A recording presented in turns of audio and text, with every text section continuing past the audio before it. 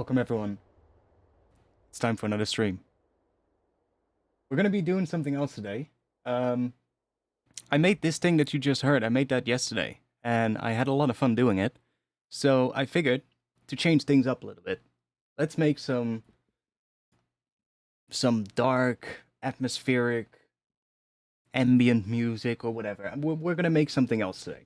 But the great thing about that is that those kind of sounds can always be used in drum and bass as well. So it's not like we're doing something that is, well, worth nothing for me. It's actually something that I can use. So yeah, I made it yesterday and I had a lot of fun doing it. So let's just do that today. Welcome all. The value of this show is priceless. Well, that's always good to hear. Thanks a lot. I do my best. I do my best.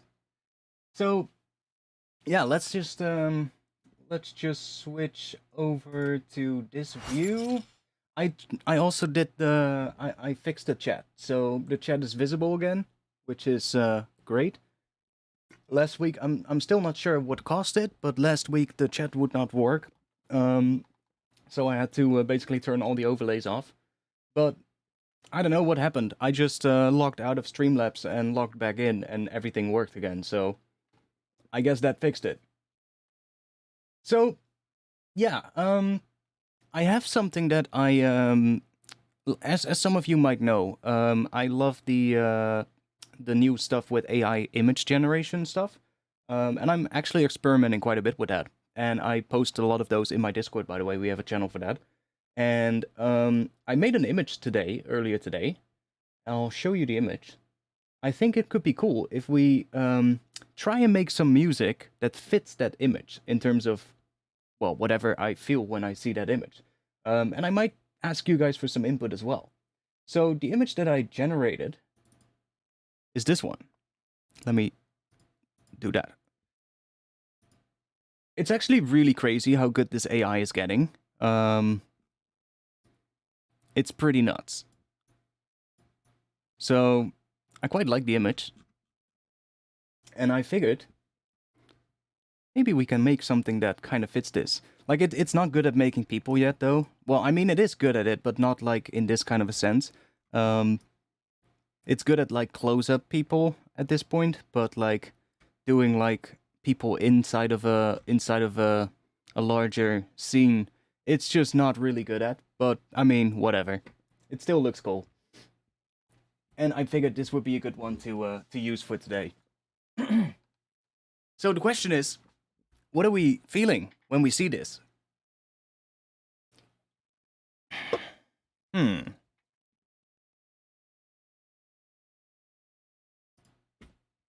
What do we feel like? For some reason, I'm getting choir vibes when I see this. Like, I want to have some kind of a choir in it. Probably heavily processed, though. And we'll see what we can end up with. If any of you have any suggestions or ideas, then definitely put them in the chat. Yeah, I think choir could be cool.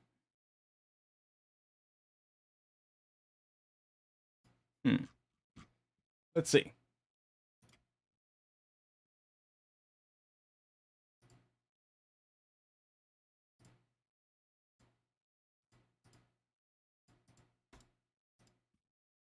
Let's just get started, I guess. Let's see if we have if I have a bit of a nice choir to begin with.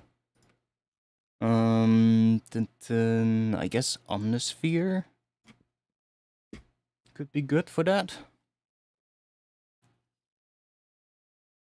It doesn't need to be that realistic of a choir. It just needs to have, like, oh, god damn it, come on. Just needs to be I guess a bit of a men's choir. So human voices. We could also do boys choir. Let's check those out, actually. What key are we gonna do?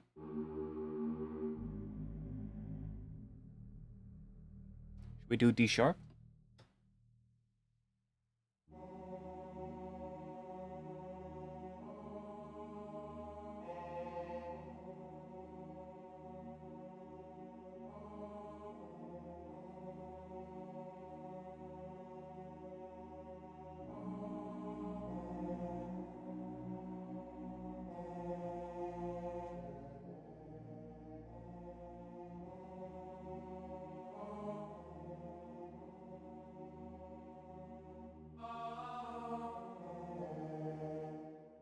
Let's see, we also have the... I think there's also men's choir. Yeah, right here. Let's see what that one sounds like. Yeah, it's a bit more...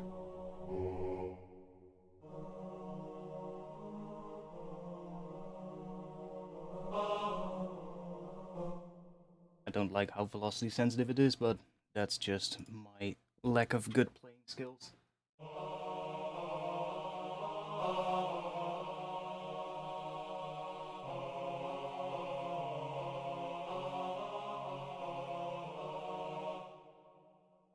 Then we have this one.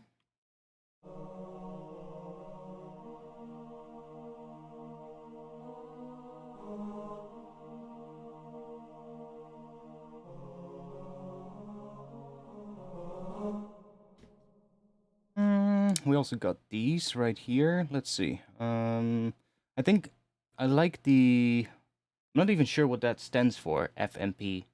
I guess F is full. What is P?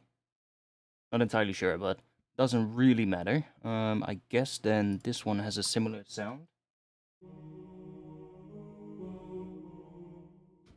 Then we have that one.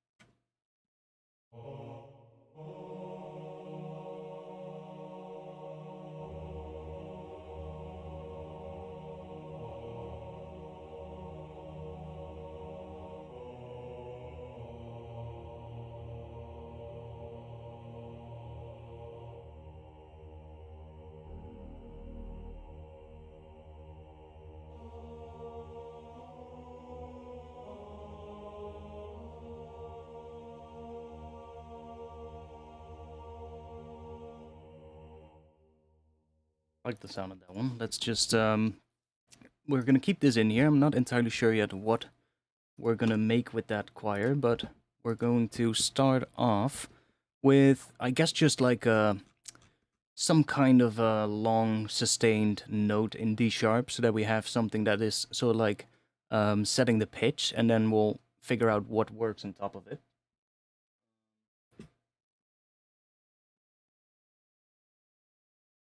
Yeah, okay, so let's just start with... We can do that in a whole bunch of different ways. You know, like it's a good way to start with something that is pretty like pretty consistent in terms of the pitch and stuff like that. So maybe like some strings or even a synth.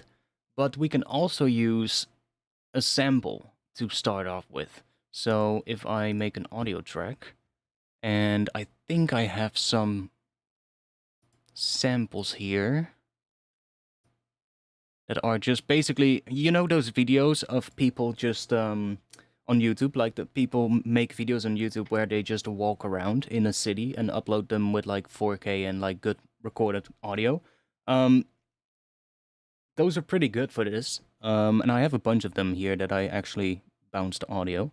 So, rainy backstreets at night of Japan, maybe. Although I'm not sure if the if I see this image that I think of rain. I don't think so. So maybe we need to start with someone with one that is not rain. Let me quickly do this so that when it opens up next time, it opens up like that. That might be better, so that I don't have to unpin that one every time.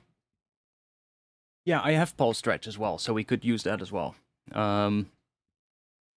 I think I do, actually. Sonosaurus, pulse stretch, yeah. So we do have pulse stretch here. Which means that we can literally take, for instance, this thing. It's a bit long, so I'm not gonna use this one, but like as an example, like take something like that and just drop it in there, and that would definitely work. So we can just... It's way too long though. This is a really long file to begin with. It's like an hour long. So the length of the output is going to be like 2 hours, and that is only set to a stretch amount of 2. So if we do something like 8, which is, what is that, 8 times the length or 4 times the length? I'm not even sure. 8, of course. I'm stupid. But then this file would be 8 hours and 44 minutes. So we might want to find something that's a little bit smaller. But yeah, this could definitely help us.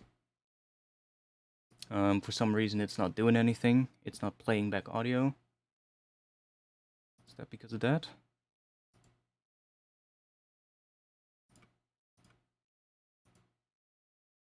No, that's record.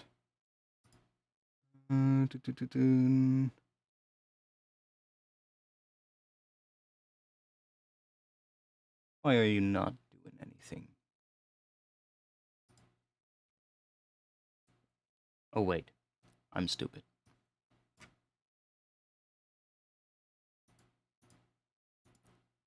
Wait, where did I throw? Oh, you can throw it on an audio track. Interesting. That's interesting. So it's kind of like more like a VST effect. It's not like taking any audio and running, but it's not like an instrument. Oh, okay. Never knew.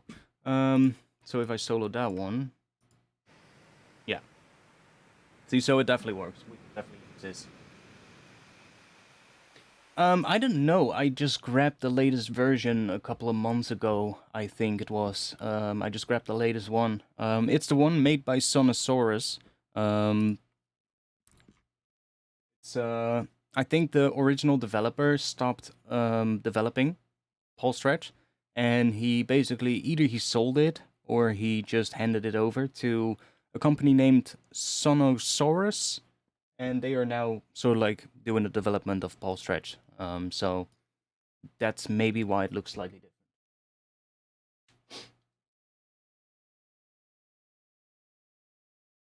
Anyways, that's not what we're doing right now. Let's just get started with some ambient stuff, and let's just get us started. So which sample do I have? One that is not...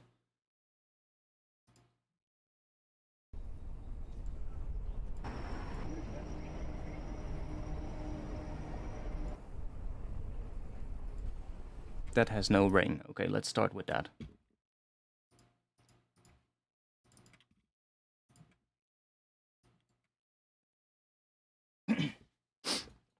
Yeah, it's one of those things that, you know, it's one of those really old plugins, but it's just so good. It's so good for atmospheric stuff. So yeah, definitely glad that he didn't just abandon the project, but he just handed it over to a different company, because it's too good to not keep, if you get what I mean.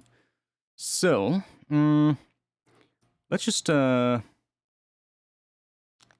pitch it down. Or, instead of pitching it down, let's take... Oh yes, actually I'm going to pitch it down, so it gets a little longer. And then let's take... Spec Ops. And let's see if we can mess it up a little. See if we can do something weird to it. Probably want to get rid of some of the low end in this one, which we can actually do with this. So we can, for instance, say slope high pass.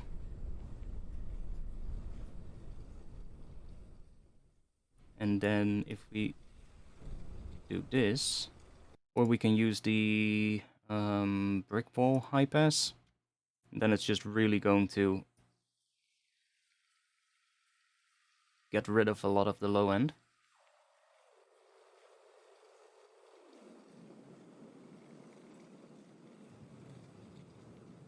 Because we'll replace that with something else. We'll add low end. So just like that, I'm looking at the frequency analyzer here. So look at the top there. You see that low rumble there? You know, I'll add my own low rumble so we can get rid of that. And just bringing this up a little bit kind of takes care of that. So it removes it. And we can mess with this a bit more. Let's see what else we can do to it. So maybe one of these. Let's try expand.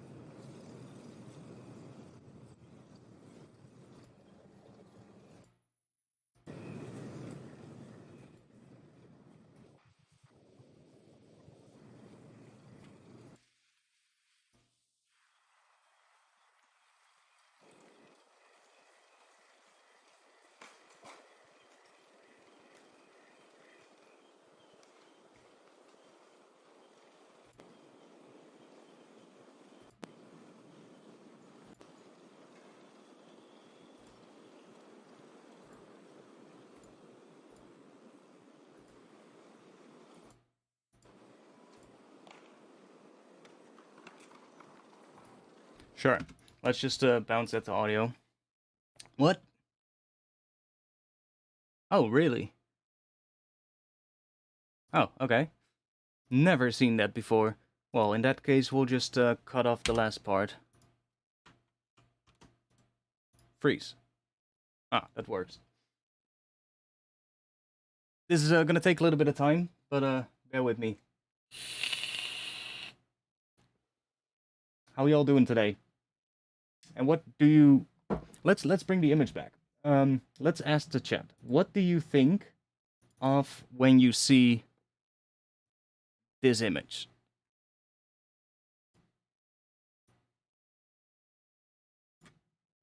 What do you hear when you see this image?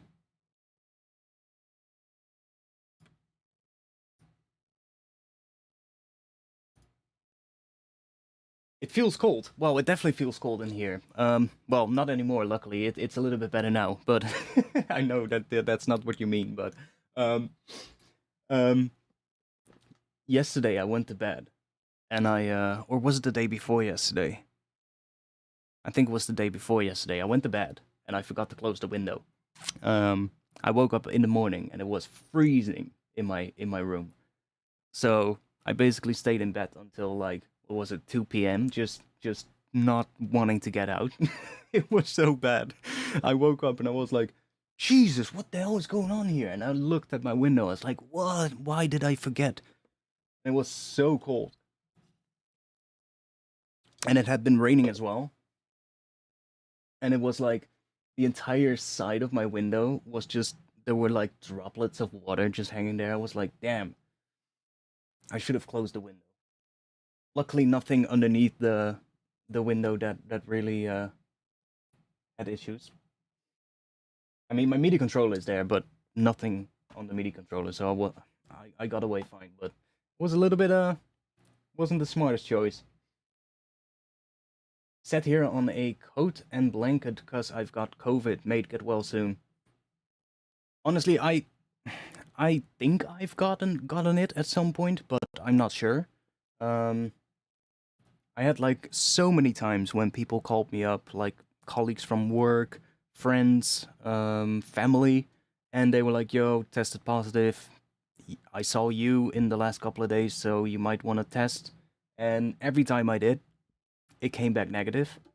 And then I think one time when I was completely home alone and everybody was on holiday except for me, I was still here. Um, I felt shit for like a couple of days, and it was right after one of my colleagues had also gotten COVID, but she hadn't called me, so I didn't know. Because I was also free from work, right? So she was like, whatever, it's probably fine. And when I came back from my holiday, from my vacation, basically from work, she told me, and I was like, oh, really? Well, I did feel shit the first couple of days. Maybe I did had it, but whatever, I'm not I'm not even I'm not even gonna worry about it anymore at this point.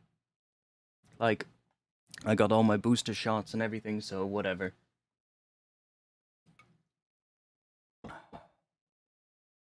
Don't know why, but I hear dissonant, slowly bending tremolo strings. That's specific, but I mean we can check. Yeah, I can see hear that too. I get the sound of falling backwards into water, but the sound is kind of backwards water drops. Interesting. Maybe some broken piano tones as well. Incoming light could be a high frequency stringy sound coming up every now and then. Yeah, I think it just needs to be quite dark in general. Um, and then I do want to have like I am hearing some kind of a really reverbed choir in the background that just comes in every now and then, or like only in one section. Maybe on like the what is it, the climax of the tune. Um, but that's the only thing I really instantly got right. I was like, that could be cool. Labs Frozen Piano. I should have that because I updated my labs and I downloaded all the new stuff, so I should have that. Not sure if I have the Project Sem choir. Is it part of the Symphobia library? Because then I might have it. Free. Oh. I don't think I have that one, but if it's free, I might want to pick it up someday.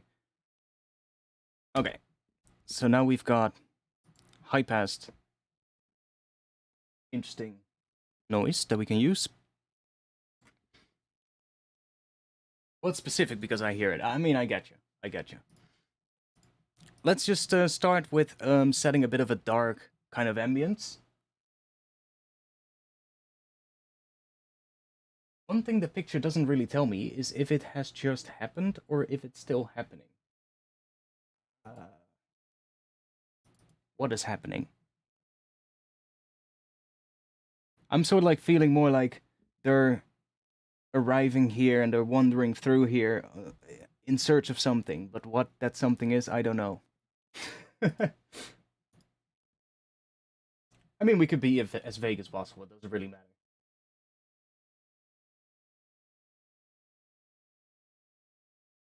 The destruction disaster. Yeah, it does look like the thing is destroyed quite a bit. There's a lot of destruction here. So, yeah, I get you.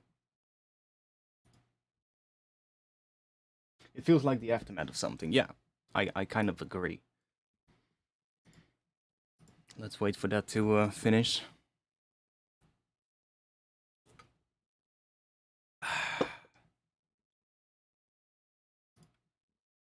While that is loading, let me just open up some...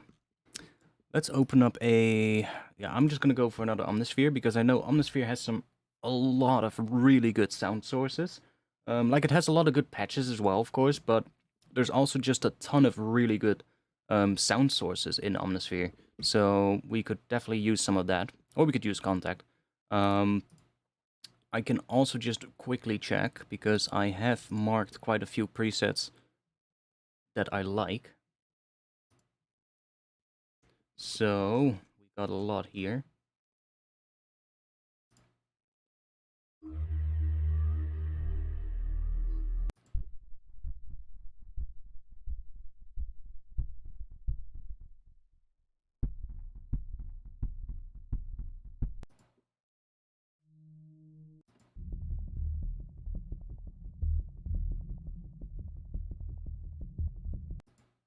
I mean, that could actually work somewhere. Something like that.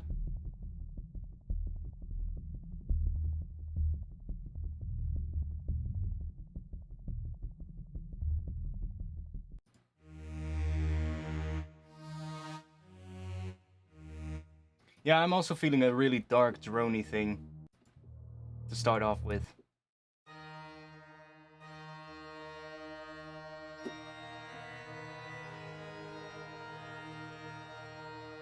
Dang, I should use that patch someday. That's a really good patch. Ambient pipe organ.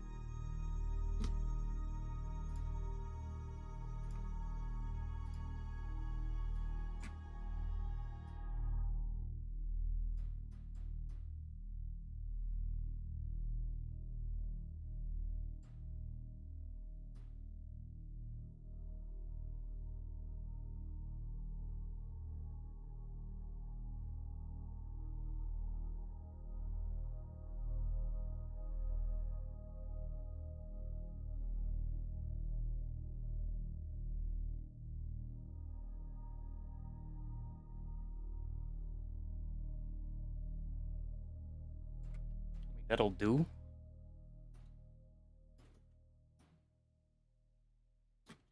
At least to get us started. Let's start from here, so it actually lines up with the grid. How long is that? That's already 64 bars, okay. I think that should be good enough to start with. I have tried Synthplant a really long time ago. That synth is absolutely ancient. I remember using that synth, fuck, it must have been like 15 years ago. So no, I haven't recently used it. But I know it, definitely.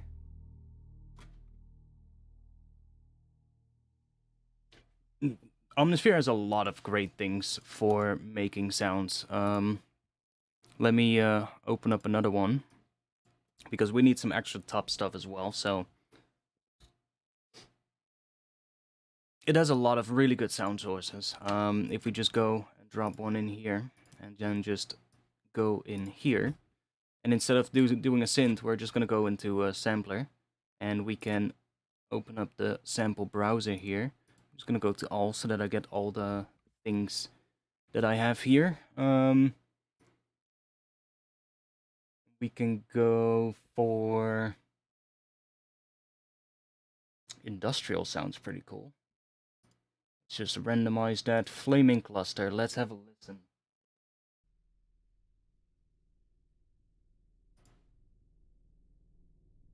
Let's make this one a little bit higher pitched.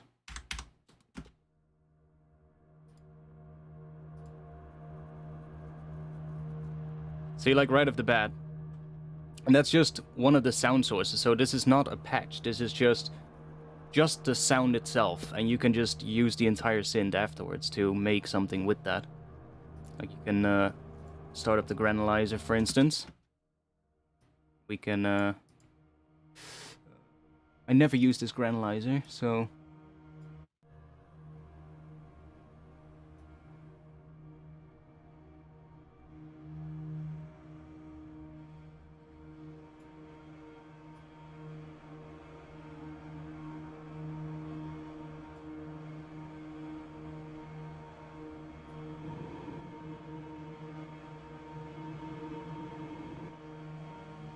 Okay, so that seems to be the length.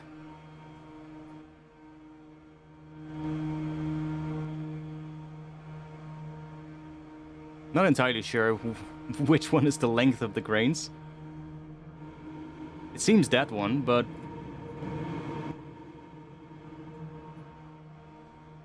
Like, it's not pigments, that's for sure.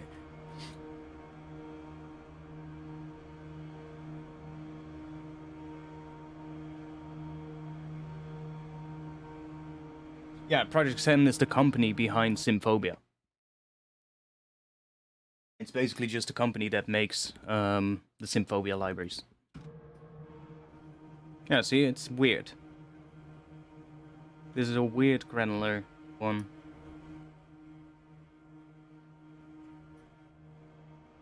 Let's just not do granular, because I don't like this one. It's fucking weird. Let's go and have a little listen what we have in here, because there's so many good stuff in here. Thank you.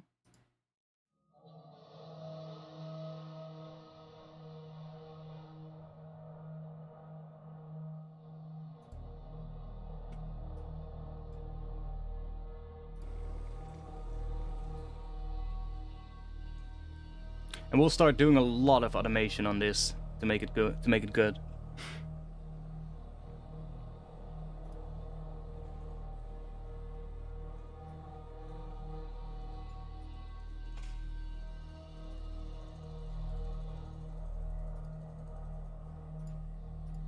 I do like that one.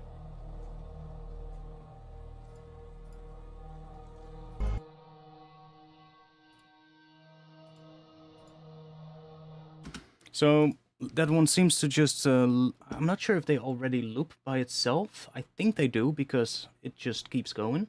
And I don't see a loop thing in here, maybe in here. Tracking. I guess it just loops then.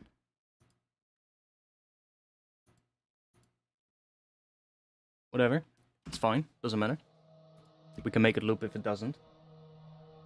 Omnisphere is just really good, but it's a little bit outdated, I would say. At least some of the things. Like I just said, like how that granular engine works, it's a bit weird.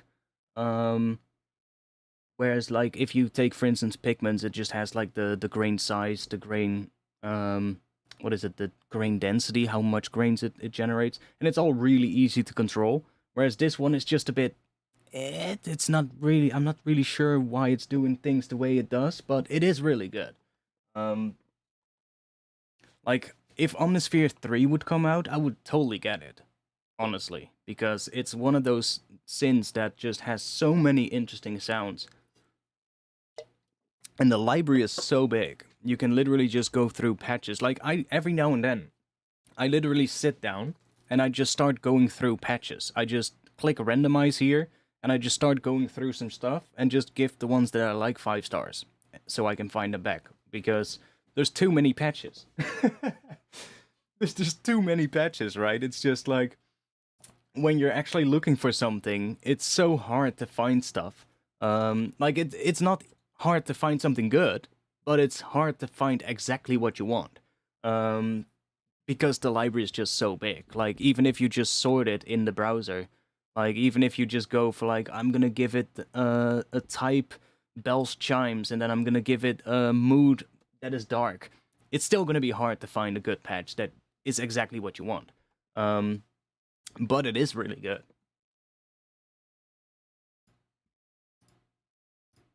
Okay, let's see. How are we gonna start this off? Not like that. I want the lower layer to come in, maybe a little bit later. So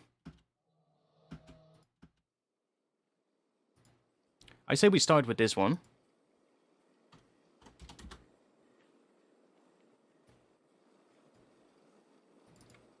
Let me boost the level of this a bit so we can actually see the audio.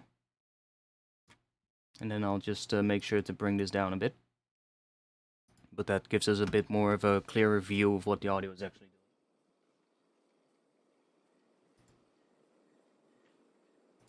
doing. And I'm gonna put some effects on this because we want to have, I guess, a good amount of reverb on this one.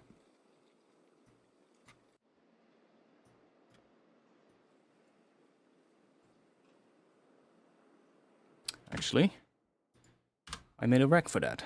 I made a rack, where is it? User library, presets, audio effects, audio effect rack, dry wet rack. There we go. I'm going to be posting an update to the Ableton racks on my Patreon soon. I've been making a couple of new racks that I will give you guys. And one of them is this one. It's just a very simple dry wet rack, but instead of having it mapped to the volume, it's mapped to the chain selector, which is much better because I'm not sure if you've ever noticed. If you map a macro knob to the volume, it doesn't scale linearly. So if you have, let's say, if you have 2 layers and you want to crossfade between them, there will be a dip in volume, sort of like halfway of like 3 dB, something like that, 3 decibels. And then that is basically just because the volume slider here is slightly exponential in the way of how it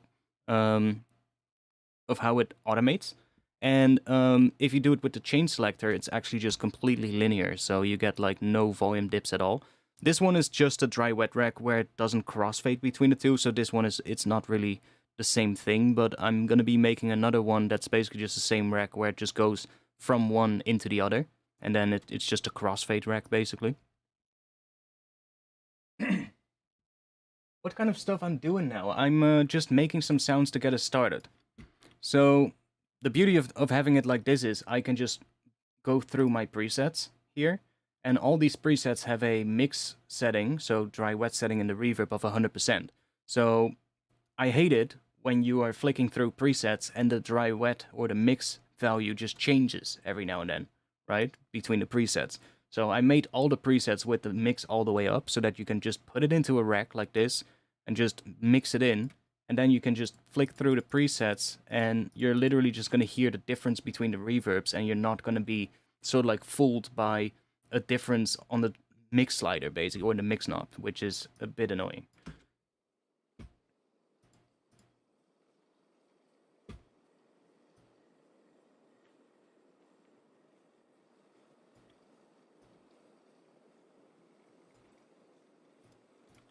Okay. Let's yeah, we're gonna bring the low layer in, but we're gonna bring that in slowly. So I guess the low layer could come in during this section, which is about 22 seconds. So let's start with the low drone, and we're just gonna add a utility to it so that we can automate the volume.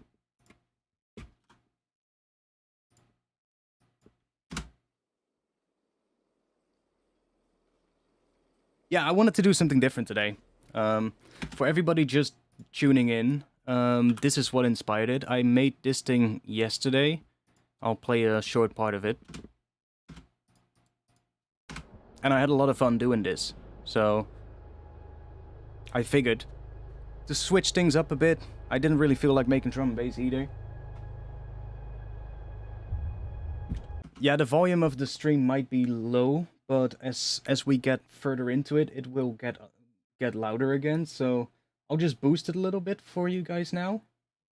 If it gets too loud, just let me know, and I'll turn it down again.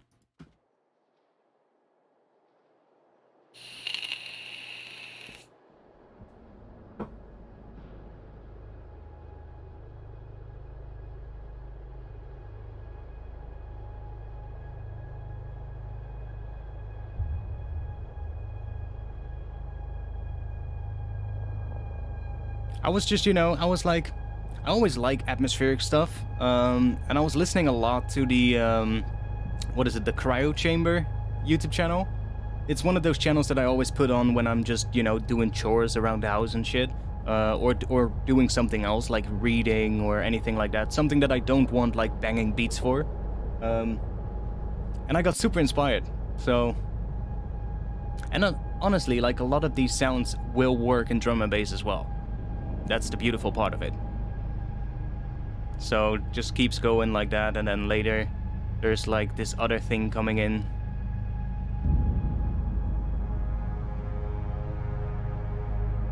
And somewhere around here there's like another thing coming in.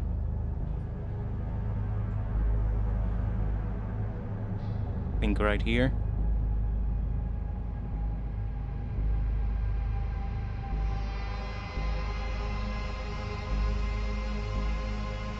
And honestly, I still want to make this one better. I still want to make it longer as well. I think I want to make it like at least 6 minutes or something. It's about 2.5 minutes or something now, so definitely a lot of room to make it longer. Well, this one was made at 172, and the tempo is currently set to 172 as well. I'm just going to leave it at 172 for today, because then I can always use these sounds really easily in drum and bass as well. But I might want to, do some other tempos as well if I want to do more of this.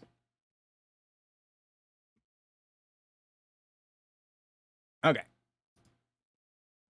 Do you want drums with it? Well, we'll see, I guess. We'll see. I'm not sure yet.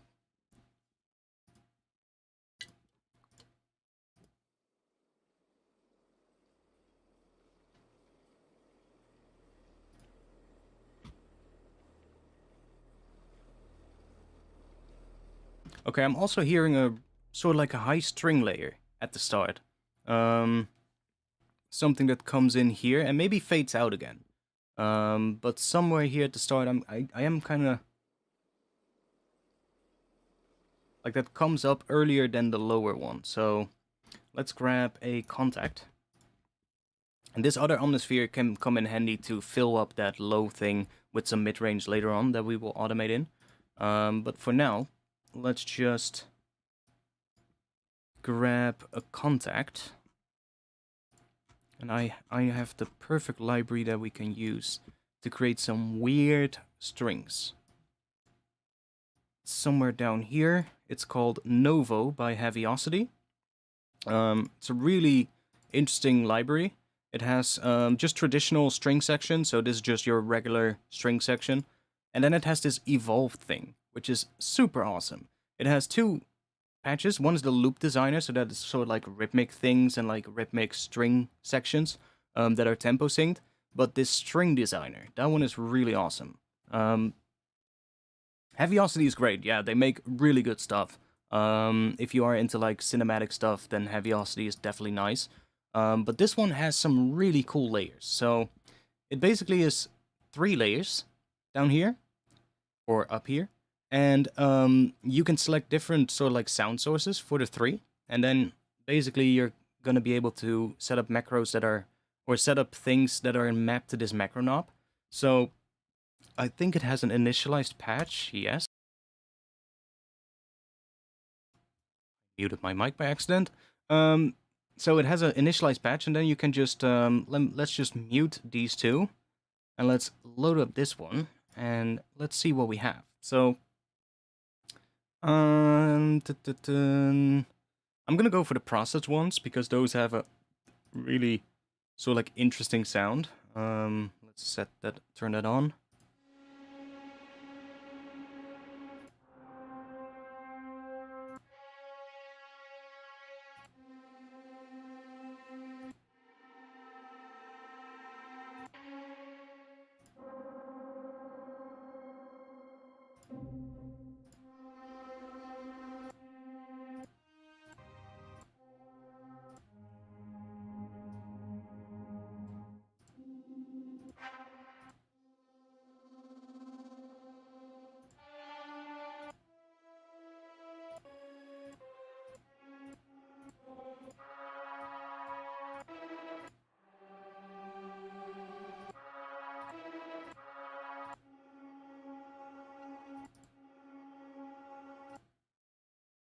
Let's just put in a note.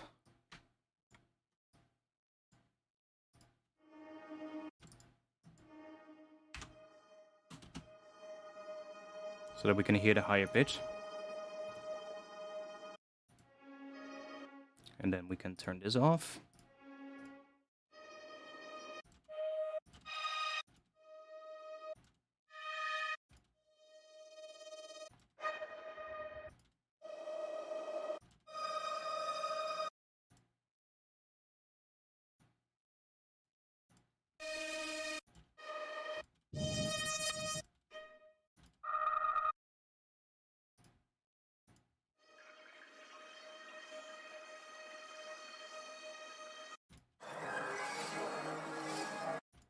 It's a bit crazy. Let's see in the clean section here. So I think that is just... Oh, well, you want a tremolo strings? We got tremolo strings. High textures. What do we have there?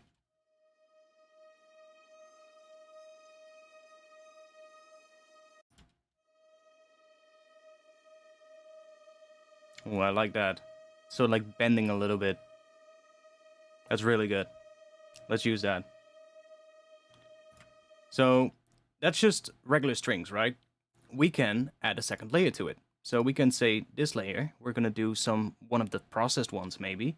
Maybe one of the textures. Let's see what we have.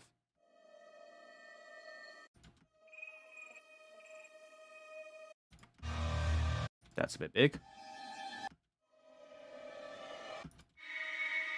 Hey, outer limits.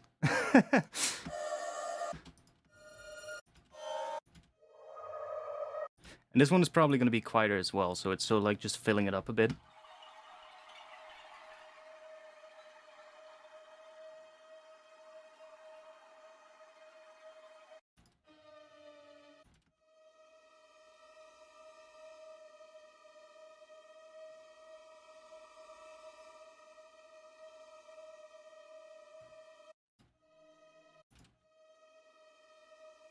Sure, kind of like that. And then what do we do here? Should we do a third layer? I mean, we can always try.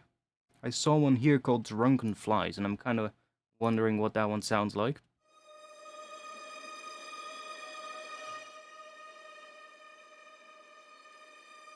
That one is actually really good as well.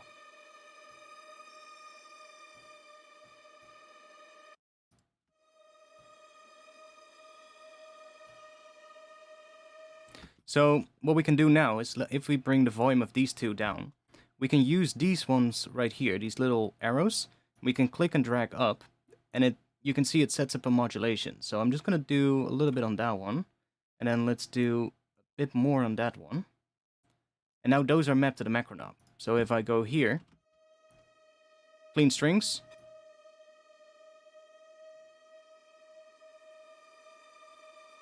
And then we get the secondary layers coming in as well.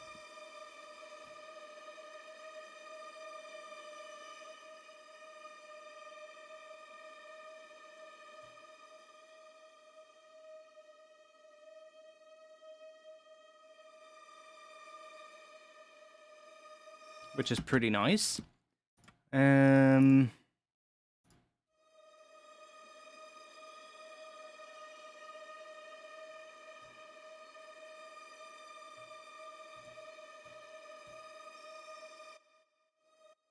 Not that we're really gonna hear that, but whatever. A little bit of reverb never hurts, and a bit of delay also doesn't.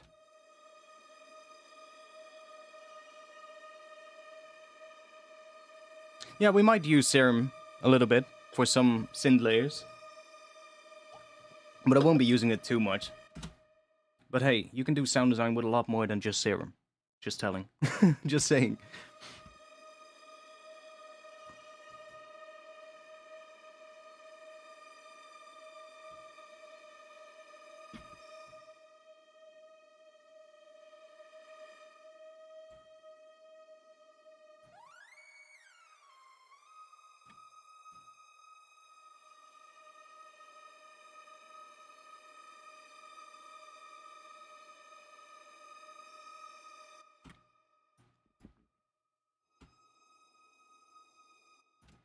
Now we can also put this one on A sharp maybe, which is the 5th above D sharp. So if we have that low one, that's really high pitch, so maybe there.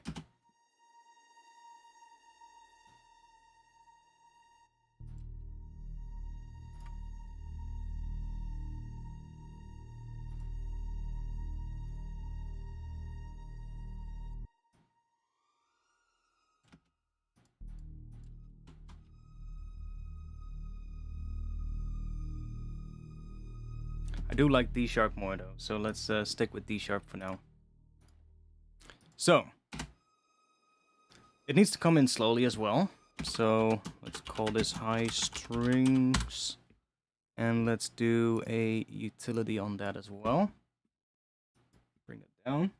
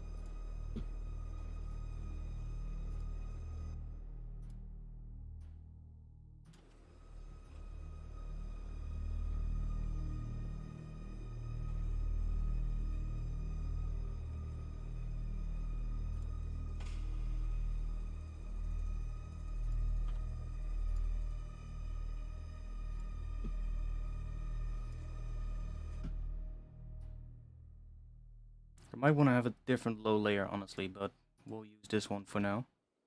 Let's open it up a bit over time.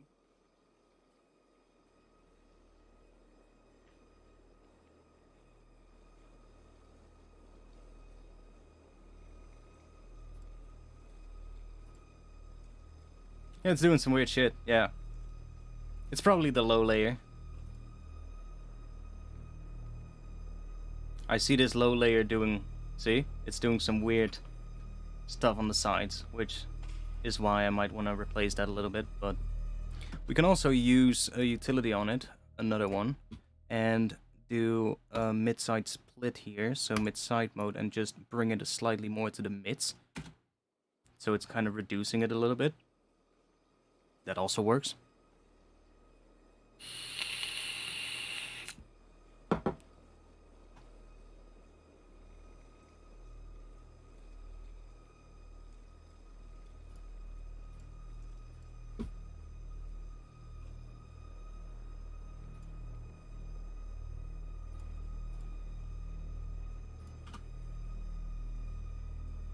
Okay, so this one, let's go and maybe do...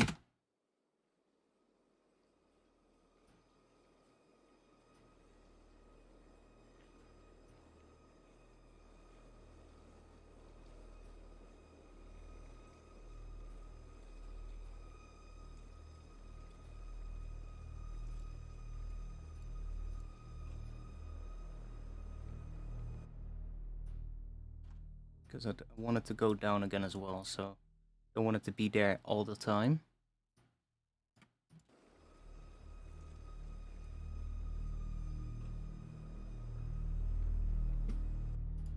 So then we have this one. I say we automate that in over time.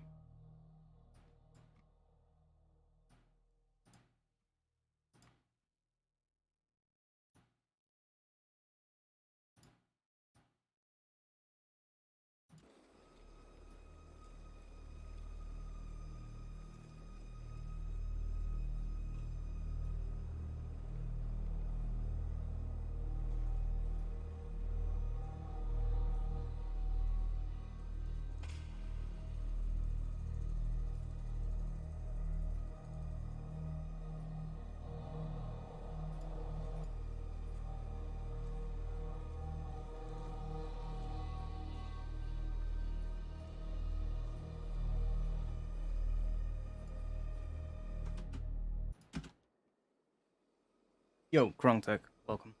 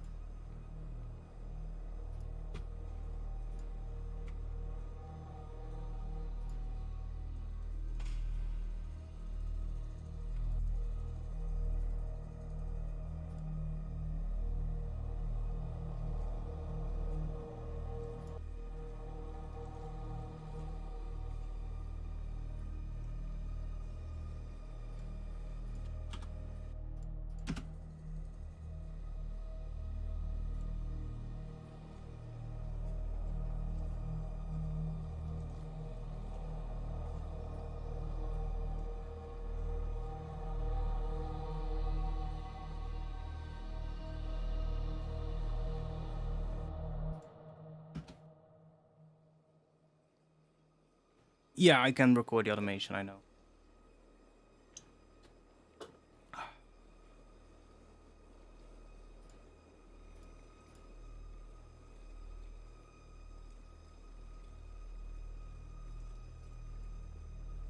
Yo, why are you lagging?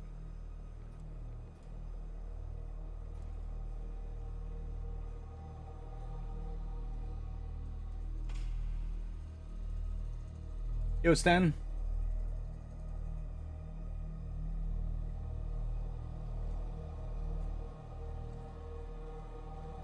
I mean, so far it kind of fits, I think. So I have this one thing here. Do we want to leave that in there? I mean, it sounds fine. But maybe we want to put that somewhere right on the grid.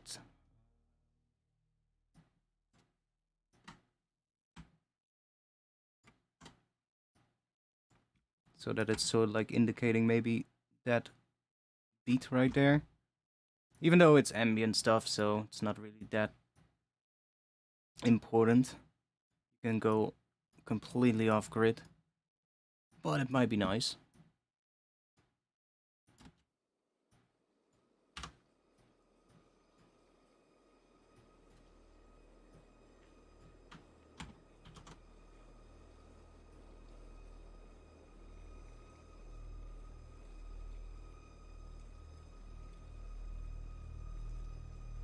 No, that was earlier. I had to check if the chat was working again. Because last week the chat didn't work. For some reason. I think I'm just gonna take it out. Honestly.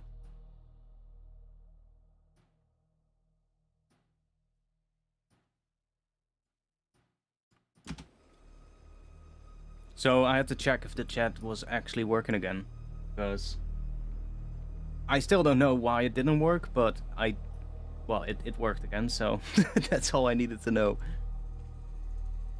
But I had to check because I didn't want to go live with the stream and then have the same thing again, if you get what I mean.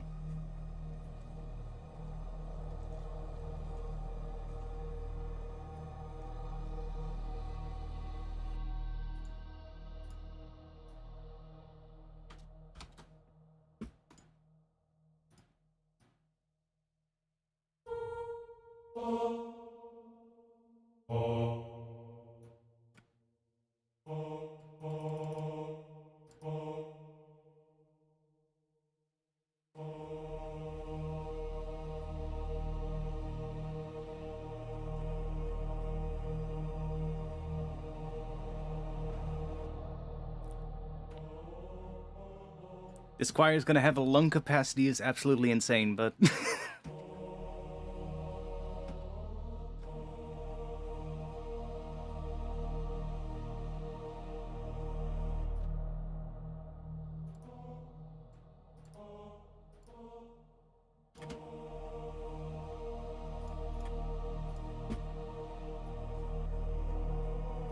actually, let me copy.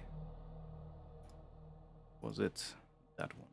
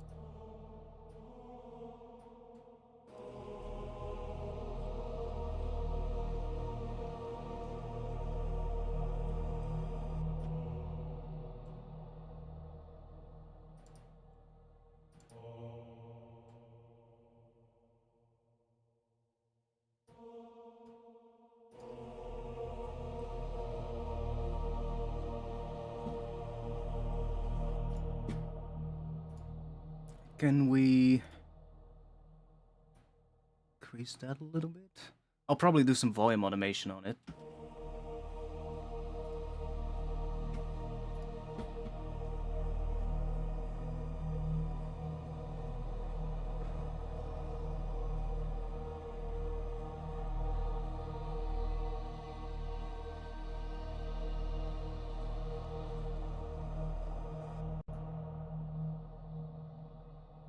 Like if we take utility, let's put it before the reverb, and then we can basically just bring it in a little bit slower. So you can say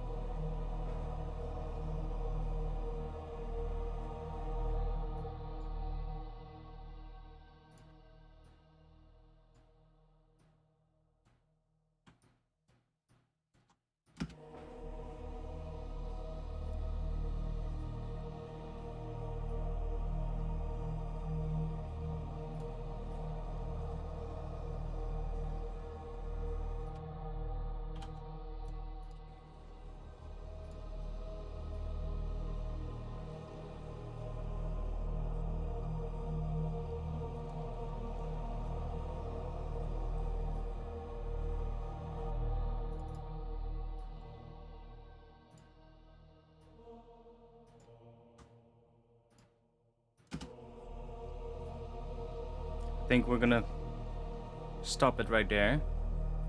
Have something else coming in, sort of like building up here towards this final section. Towards here. Bum, bum, bum. We need some extra interesting things happening there. But let's give this a little record and see what we have so far. Not sure if I have... Well, I guess Omnisphere has maybe some soprano stuff, but I'm not sure if that's going to be the right choice, honestly.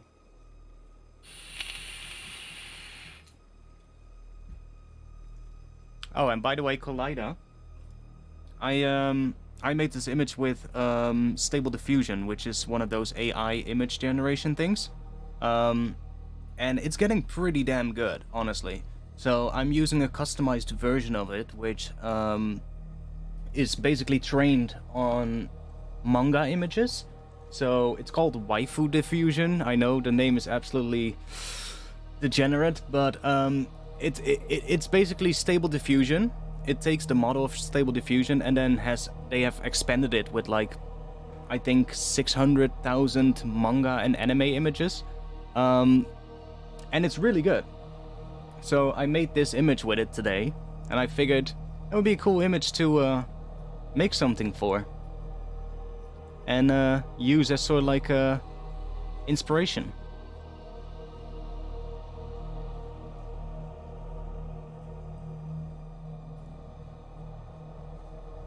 Now we also need some impact sounds, some dark impact sounds.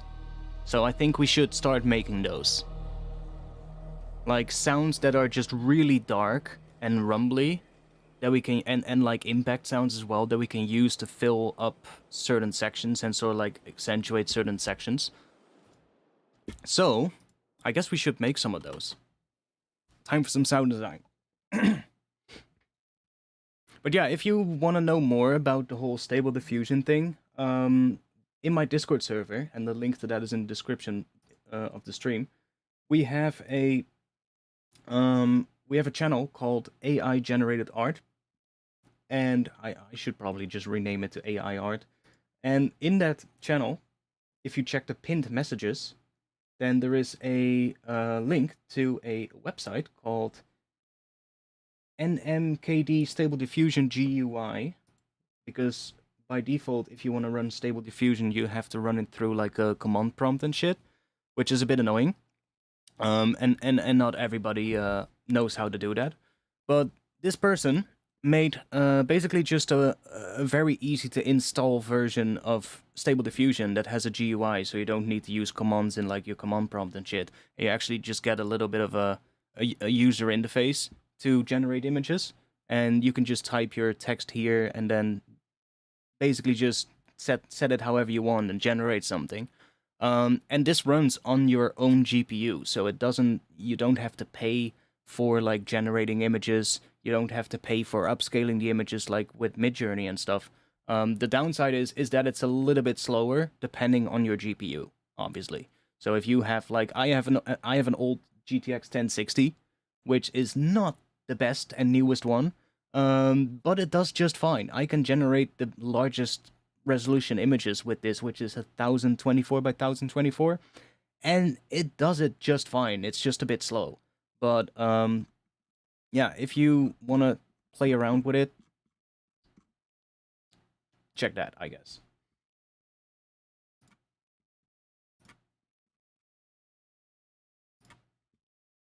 Or if you just want to see you know, the things that me and other people in the Discord have been making with it, you know, check it out as well.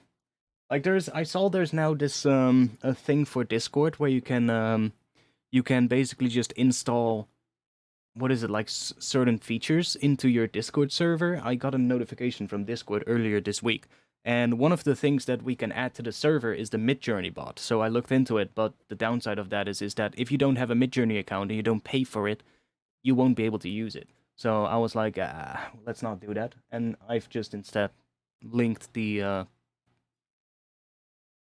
one that I just showed you, because it's just a lot easier.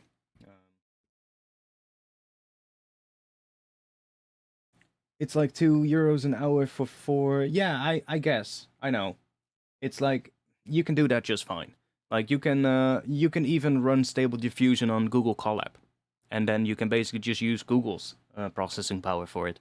So there's plenty of ways to run it, and there's a ton of people that have made like already basically set up that for you. So all you have to do is just open the Google Colab page, and you can use it straight away. But it's still a bit annoying, you know. It's just nice having it on my own computer and just not having to. Well, I mean, it's slower, but it's still fine. It's like generating an image is not that slow. So, but yeah, you could use Google Colab or something like that. Some other servers that allows you to do stuff like that. But yeah, whatever.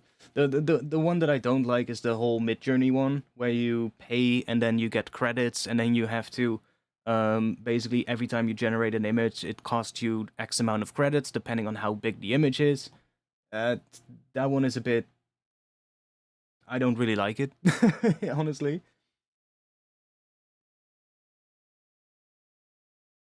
Let me know in the Discord. Let me know in the Discord, and maybe I'll check it out. But yeah, the one with Midjourney, it's a bit. And the other thing that I have is like a lot of the stuff that Midjourney bot generates just looks like Midjourney. Like I'm not entirely sure with the newer one. I saw that they released a new version, which is supposedly a lot better. But with the previous one that I tested out on the one that they had running in the Discord, um, I don't know what it was, but like almost everything that it would generate just had this specific look to it. Whereas with Stable Diffusion, it seems to be a lot more capable of a wild variety of different styles. I've tried some pretty crazy stuff. Like I've tried some really obscure, especially with the model that I use. I tried some really obscure like manga stuff that I actually own. I have the mangas here in my bookshelf, and I tried some really obscure ones, like ones that are old as fuck or really not that known, like some weird horror manga and shit. And it nailed the style pretty damn well. Like the one that I just showed you, that image. I used the mangaka Tsutome Nihei for that from the manga Blem, which isn't really that well known. Like I guess in the manga community it is, but like um maybe since Netflix did the adaptation it's become a bit more known, but it's not that well known for like mangas. Um and the artist as well, like his works aren't that known. Um but it nails the style really well. So that's pretty cool. Yeah, Stable Diffusion is also really improving very fast. Like I've been getting new versions almost monthly, basically.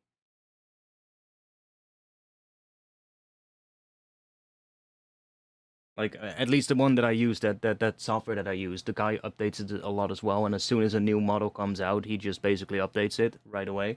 So that's pretty nice as well. Yeah, I know you can also train stuff with like well, I mean there's also the website Hugging Face where you can download like a ton of different models, and there's people that basically have just made models for all kinds of stuff. So you can just go there and just see what it has. And if you don't know how to do that stuff yourself, you can just grab one that has like I don't know, that is better for making Disney style images or something like that. You know, it's there's a ton of them of there. But you can do it yourself as well. I know you can train something yourself as well. I think it's actually also in the one that I use, or it just allows you to load a custom model that you've trained or something. But honestly, I haven't really played around with that. I just want to make some images, you know. But it's really cool. Like especially when I compare the first version that I had to what I have now, which is what, like only 4 months ago, I think, maybe 3 months even. It hasn't been that long, and it has already improved so much that I'm really curious where it's gonna end up in like 2 years or something like that. Have you tried out DDSP VST? No. What is that? Company? plugin. What we're gonna do? Oh yeah, we're gonna make weird impact sounds and weird things that we can use. Let's see what we have. I think I have a folder called freesound.org here. Yeah. And I should have Foley sounds.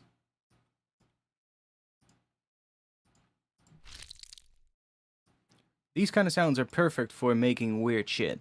So if you have that, for instance, just pitch it way down.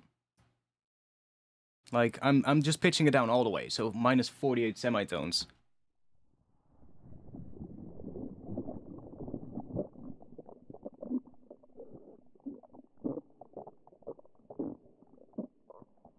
You get really weird shit. This one sounds a bit like a fart. I don't think water is the vibe that I'm hearing when I see the image. Like, when I see this, I'm not hearing water. There's a lot of stone and rubble, but I'm not hearing water. I also don't see any rain or shit, so I'm like, I'm not hearing that. So, let's see what we have. Breaking crates.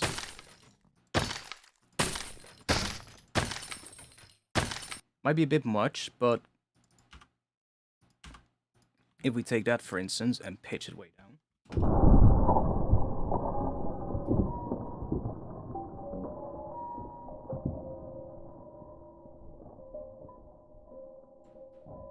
Like, stuff like that, right here in the tail, is pretty cool. Let's, put a little bit of OTT on it, just to kind of squash it across the frequency range. So just blend that in a little bit.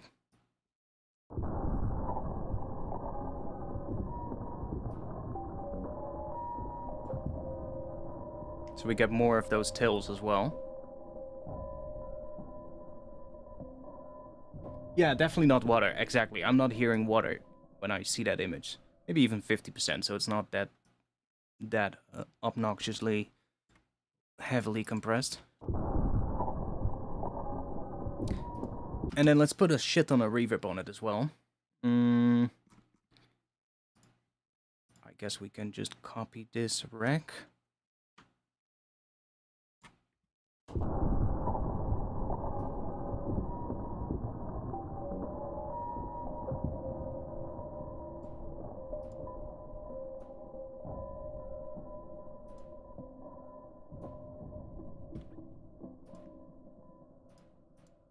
Let's put an EQ on it as well, in front of the reverb.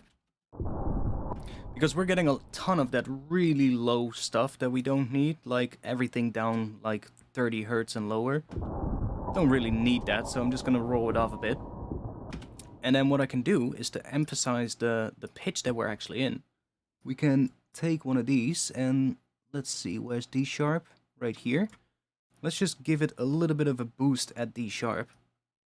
Like right around there, maybe a bit wider. So we're gonna get more of that frequency to begin with in all of these sounds. Which will definitely help to make it a bit more... It will make it sound a bit more bassy as well, so that's good. We can even try doing another one down here somewhere. So we have another D sharp right down there. Just give that a bit of a boost as well. Now we get some really nice low sort of like hits here, but we're not getting any, well, we're not getting that much down here, right? Which is, if we take this one off, you can see how loud that gets here.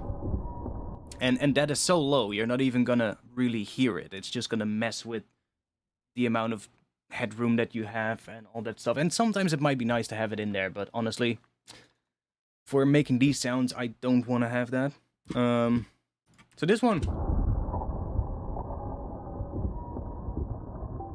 is cool. Now the thing with this is we can literally just take, let's say, for instance, this part here. Let's say I like that one. If I just cut this out, because of the reverb, it's always going to sort of like get a tail anyway, so we can just take a really short section from that sample and we will just get a nice impact, or a nice sort of like percussive sound. A bit longer maybe. And you get some pretty cool sounds.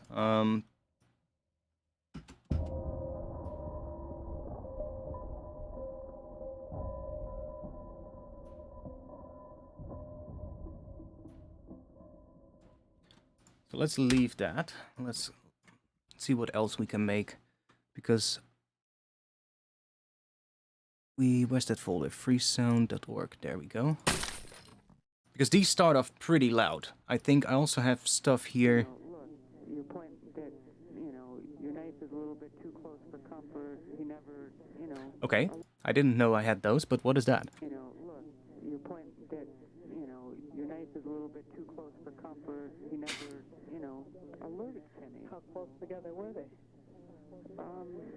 What the fuck is this? 6 minutes. Found tape. Because if he's showing him the knife to see if he can sharpen. Maybe somebody's watching and it's like, hey, that's me. I recorded that 25 years ago. That would be so cool.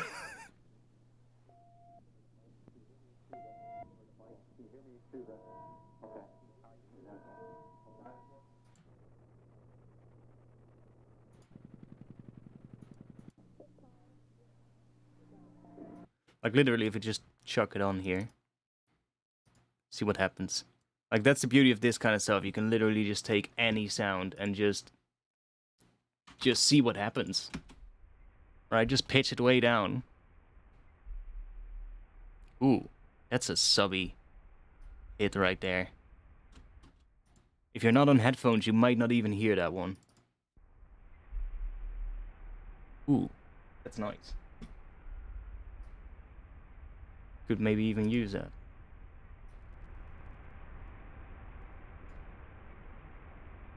But I'm really curious to hear what these parts are gonna sound like.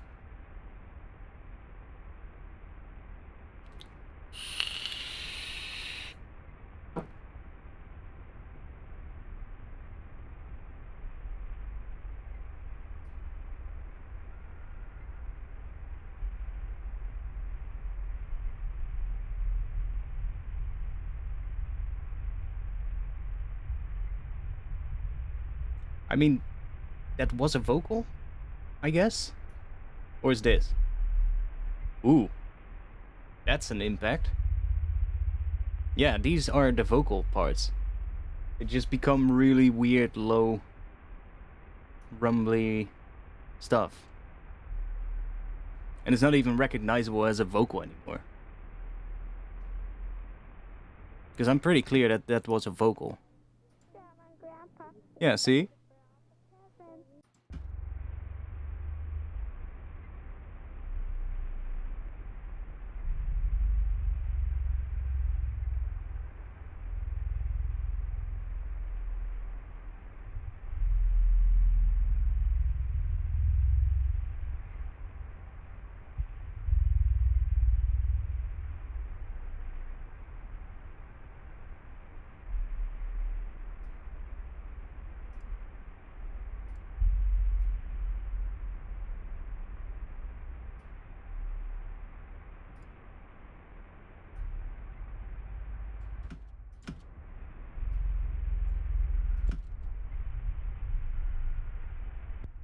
Now we can also, I can also just record some sounds.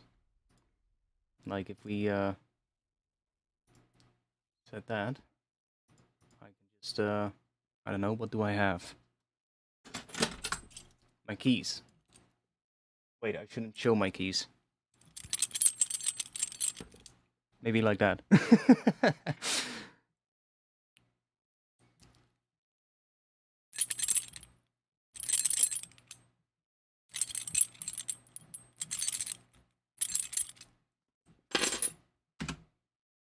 Even before somebody copies my key, you know?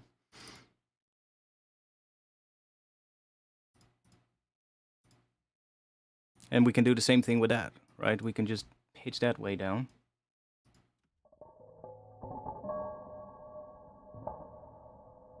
No, I haven't tested them yet. Sorry, I should actually still download them. Actually completely forgot. So good thing that you say it.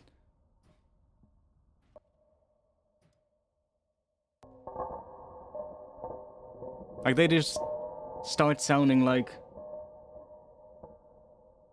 big metallic kind of things or something.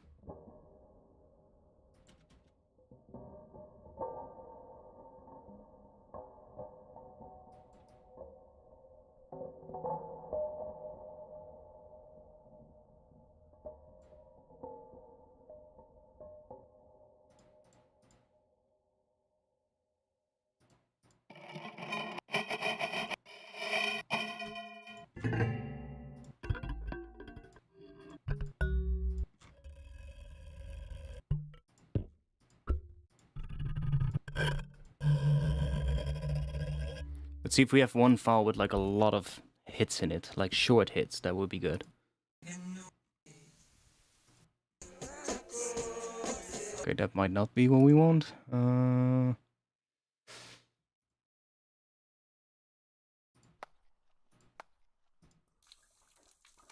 That's water. We don't want water.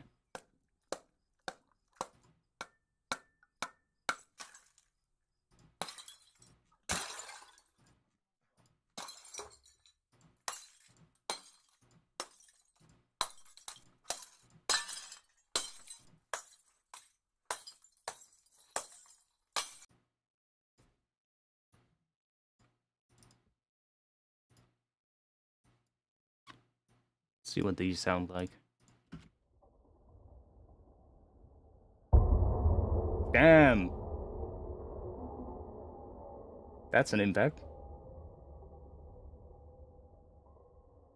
Oh, I like those.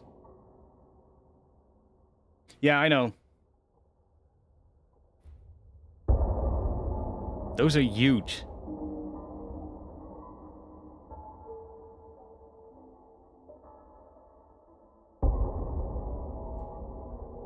But I think these could fit pretty well.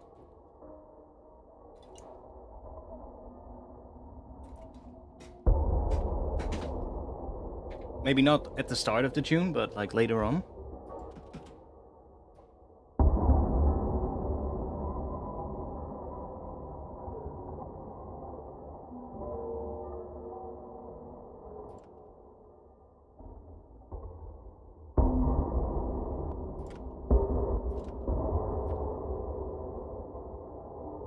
It's some pretty big impact sounds now, and it's literally just... I guess somebody's smashing some glass with a hammer. So all those sort of like metallic parts in the tail, that's basically the breaking glass that you're hearing, but then way lower in pitch. Like all those things, it's basically just a breaking glass.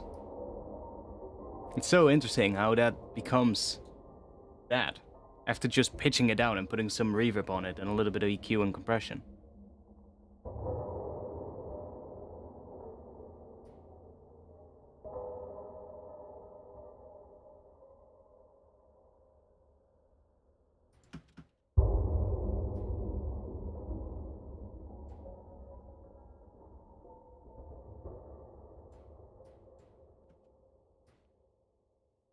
So let's see, if we take, let's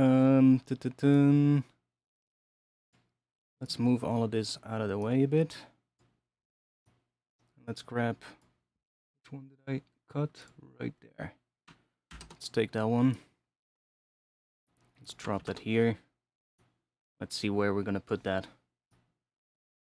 So I say somewhere right around here, maybe when the choir comes in, we could use something. This one might be too big, but let's just see how that fits.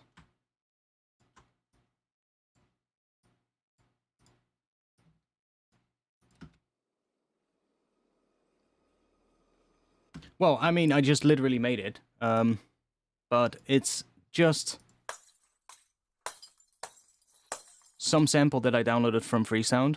So the website freesound.org. It's basically just a Foley sound of a guy smashing glass with a hammer. dropped it in an audio track, pitch it down, 48 semitones. So like basically just take the pitch and just whack it all down, all the way as far as it can. And then just put on like a little bit of OTT, just to kind of squash everything a bit, you know, and get like the frequency up a bit. Just so that you also get like all the tills up a bit, right? So that it really brings out those details in the tills. But not too aggressive, right? So just 50% of the amount and bring the time up a little bit so it's not getting too noisy. A little bit of EQ, and I'm emphasizing the D sharp 1 and D sharp 0, which I think is actually D sharp 2 and D sharp 1 in most people's music terms, but Ableton, for some reason, uses different numbers for that. There's no standard for that, I believe. It's like it differs per program. I think the D sharp 0 in Ableton, I think in FL Studio is D sharp 1, if I remember correctly. So it's a little bit weird, but whatever. So just emphasizing those because this tune is in D sharp, and then a bit of reverb. So just a bit of reverb on it, and that's literally it. And then suddenly, that glass-breaking sound, like we can even see which one this is. So if I just drop it on a new track and remove all of this and bring the pitch back up, this is the sound. See, it's literally just a very tiny hit. It's not even that big to begin with. But then by pitching it so far down, and you have to EQ it a little bit like this, so you have to sort of like roll off the really low frequencies, because basically it's taking the entire sound and it's just shifting it all the way down, right? So a lot of the frequencies are probably going down further than what would be 0 hertz, right? So you're not even going to hear them anymore, but it's all going to clutter up down there, so you want to high pass a little so that you get rid of some of those. And suddenly you got a beautiful impact sound.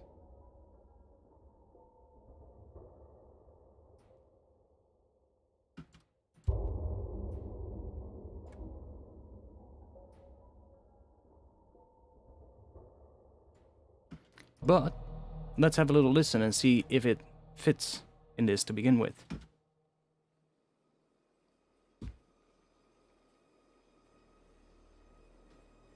We're actually at 172, so just drum and bass tempo.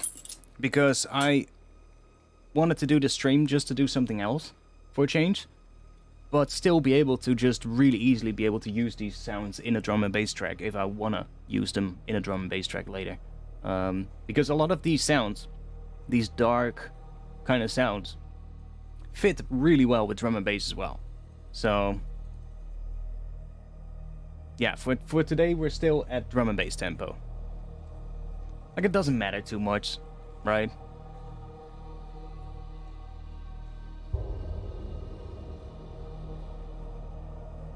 I mean, it fits pretty well, actually. I need to piss, so I'm gonna take a really short break. I'll be back in like under a minute. So I'll let you guys listen to the bit that I made yesterday, and then when I'm back, we will continue. I'll be back in just a tiny little bit.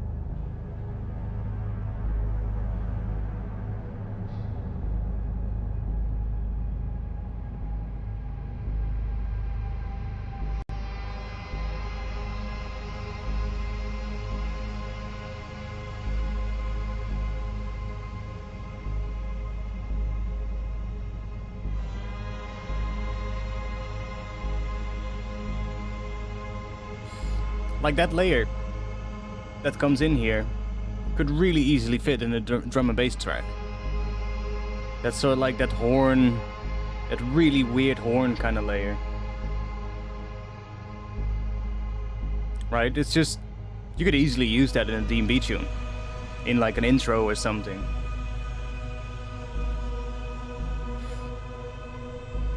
So yeah, I guess I'm just combining two of the things that I like. Sound design, while still being, well, I do like ambient music a lot. I actually listen to ambient music quite a bit. I just never really made it on stream.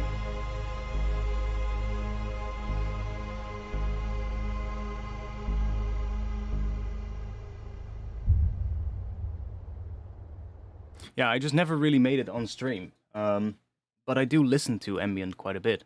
Like I said earlier, when I'm reading, or when I'm reading manga, for instance, I usually just put on the Cryo Chamber music YouTube channel, which is like basically just unlimited amounts of ambient music, and really good stuff as well. So it's great. I love it. This brings back previously long lost memories. That's good. I hope they're good memories. And that horn, I actually just sampled that. It's actually sampled from a traditional Japanese track. I think I might be able to find it. It was called, what was it called again? Gakaku, I think. Gakaku? No. Oh wait, I need to search in all my folders. Yeah. There you have it.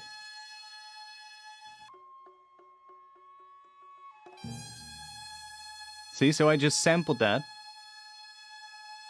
I completely warped it around and changed the pitches of it. I pitched it down an octave, and then I put a layer underneath there, which was down 2 octaves, and then another layer underneath that, which was down 3 octaves. And then I stretched it quite a bit to get like longer notes. I only took like a short section of it, and then I basically just made all the different notes from that. But yeah, it sounds pretty cool. So, you can kind of still hear it.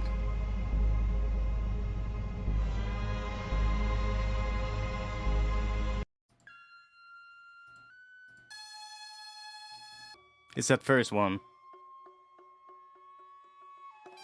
That one. So you can hear that moment where it's sort of like, what is it? It gets louder for a little bit. And you can still hear that moment in here as well. It's just that later on there comes all those percussion hits that are coming in, like the percussion sounds, which were kind of cluttering things up. So I only could really take the first section where there was like no percussion, except for that one single hit at the first beat. But it fit really well. I had to pitch it as well though, because it wasn't exactly right. Oh wait, comes in later.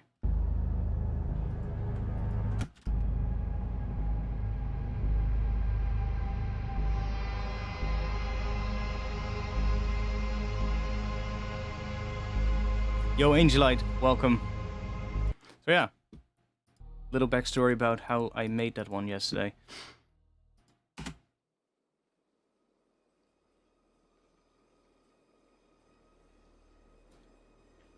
Let's recap. Let's bring the image back. Let's see. Angelite, we're making sound to this image. I wanted to do something else today.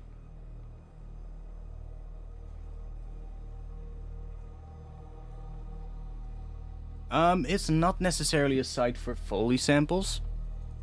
It is, it's just a website where anybody can upload sounds, basically. So, it's freesound.org, and it's literally one of the best websites for just finding sounds. freesound.org.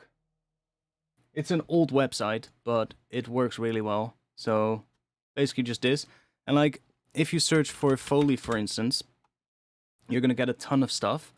but a lot of things will also be part of like a pack. So if you, for instance, go to one of these, so let's just pick one, and then scroll down, see, you're gonna see it comes from this pack. So somebody uploaded a pack called Foley. If you click that, you get the entire pack.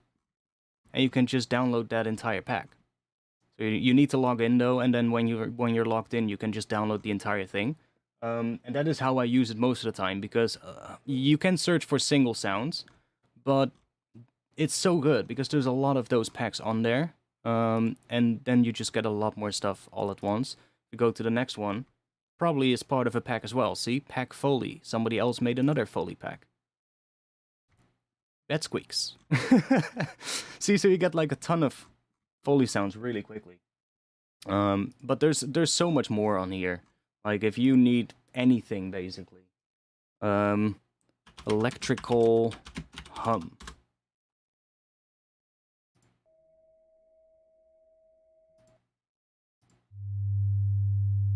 See, so you get. Let's say you like that one. Okay, see if is that part of a pack? Hey, it is. Pack City Streets. And you got a ton of some ambient sounds already there from like recorded somewhere. And it's free. Yeah, it's free. It's called free sound for it's not called free sound for nothing. There's a similar site called Mugend. Mugend. I never heard of that one. Okay, so yeah, that's just a similar thing. So if you search for Foley, for instance, here. I never knew about this one, though. No results found. Hey. Well done, mate.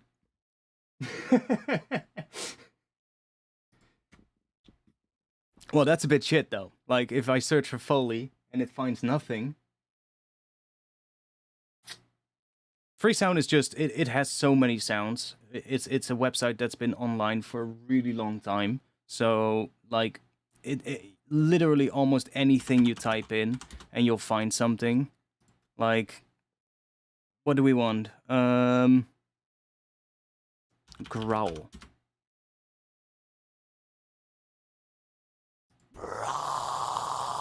See, and you're just gonna get what you want.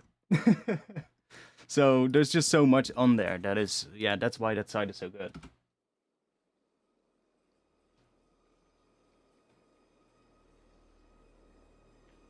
There's also a lot of crap on it though, like stuff that is absolutely poorly recorded. But with a bit of searching, you can find some good stuff.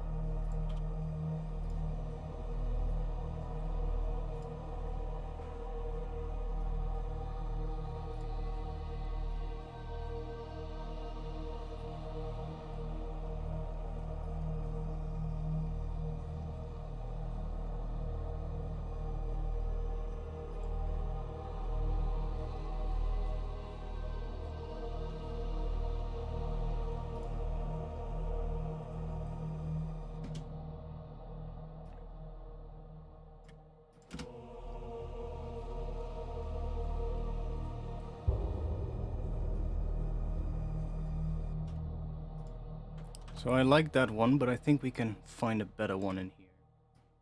So we had all of these here. We need one that is a bit...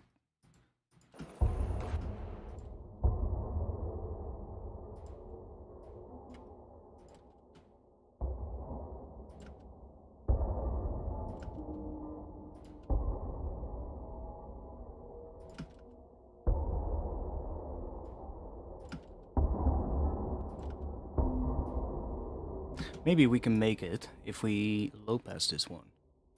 So if we just... Where are you? I should probably put that on a new track. and remove this one so that we don't mess up the other one. Let's just do that. So let's low pass this one a bit. I'm just gonna add an auto filter at the end here. So I'm gonna low pass the reverb as well. See, then we get something a bit darker.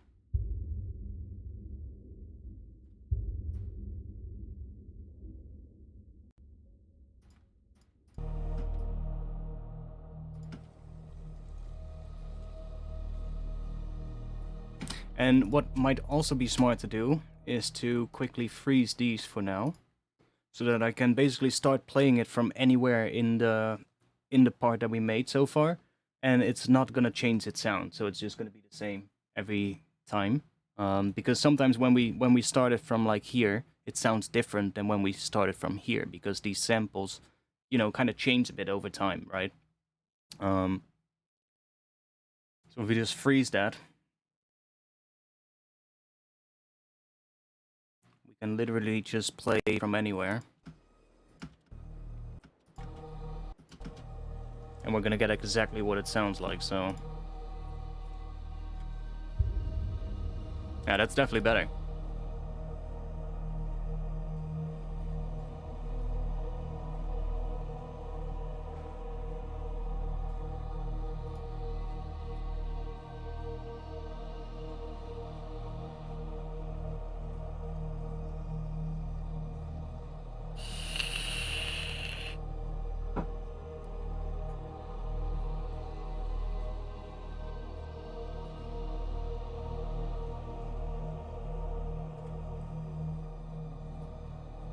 Now, want something here, so like building up towards this end section here.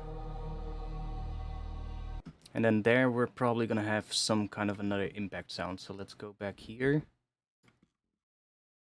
Let's see what else we have. One that is a bit bigger, maybe.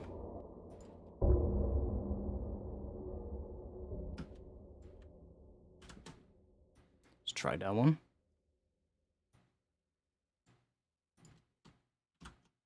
I said right here.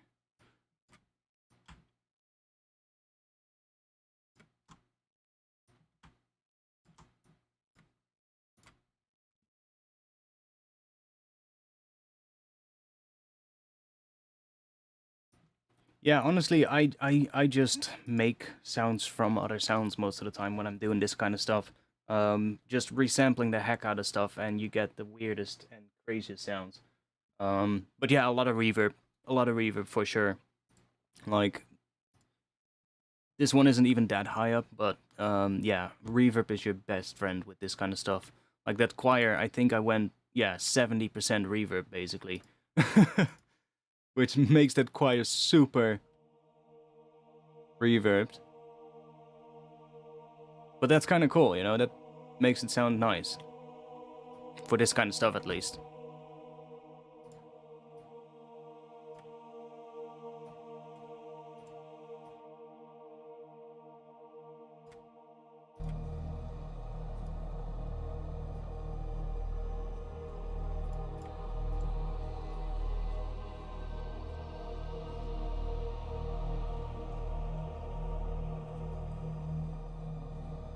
And we can maybe have another sound here. So let's see. Wait, this one needs to go there. So something right there. Something a bit smaller, not too big. I see some smaller things down here.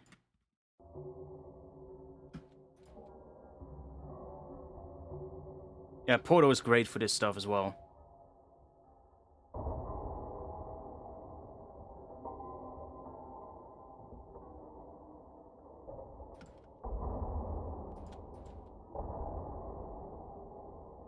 And the beautiful part of this is that we can literally just grab another sample and do the same thing to it as what we did with the other ones. And immediately we're gonna have other sounds, so...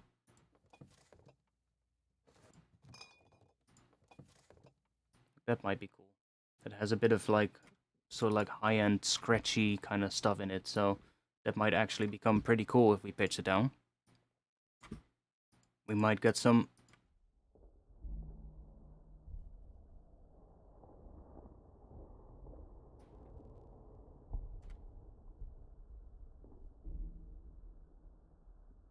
Like if we turn that up quite a bit.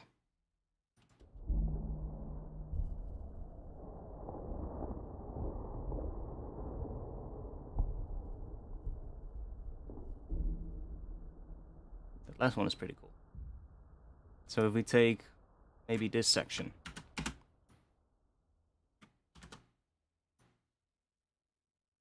Go back here. And then right around here. Dropped it in. And then we want to align it so that this hit is sort of like right there, maybe. Doesn't have to be precise, but it's ambient music, so it doesn't really matter if it's not exactly on grid. But this one, you know, it sort of like needs to be slightly on grid so that it hits right after that one, I guess.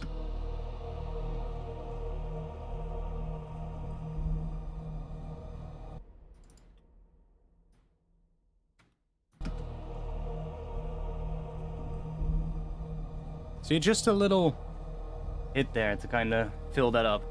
Now, let's see. So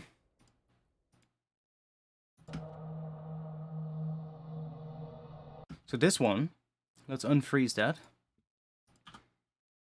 And I think I'm going to bring the gain down of that one. Right there, so...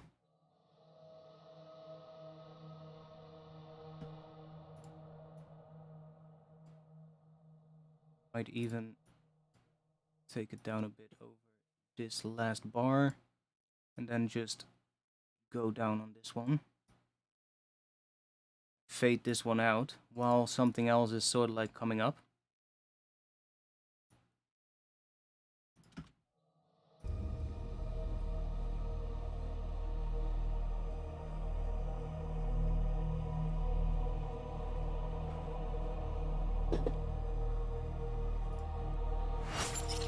Not sure why I went to the other view, but we're back here.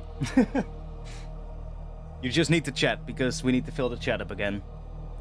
That's the one thing I still haven't been able to figure out, why it empties the chat when I switch to a different scene. I still have no clue. The weirdest thing is I have another view set up, another scene set up in my OBS, which has the exact same settings for the chat box, and that one is not empty when I switch between scenes. But the one on this view is, and I tried copying the other one, and then moving it to this scene, and then suddenly it does get empty. I'm completely baffled. I have no clue. I've literally been trying to fix that one for so long, but I just don't get it.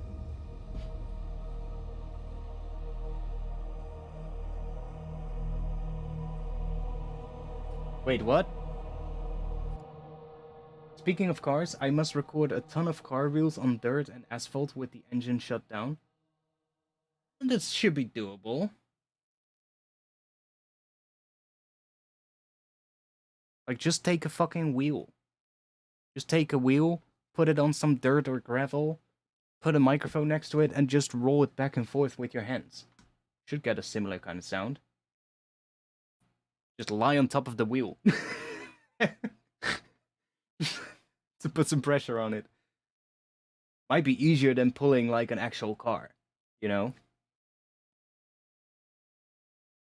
Because otherwise you're gonna have to take a car, which you're gonna have to pull, but you cannot pull it with something that has an engine running, because then you're gonna hear that. Unless you're gonna take like a really long rope and put that other vehicle like very far away, which is probably not really easy to do. So I would literally just grab a fucking tire.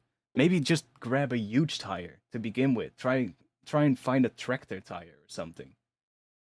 Like, it's already going to be much bigger, so it's going to have more weight to it. And the sound should still be pretty similar, I guess. I guess that's what I would try out.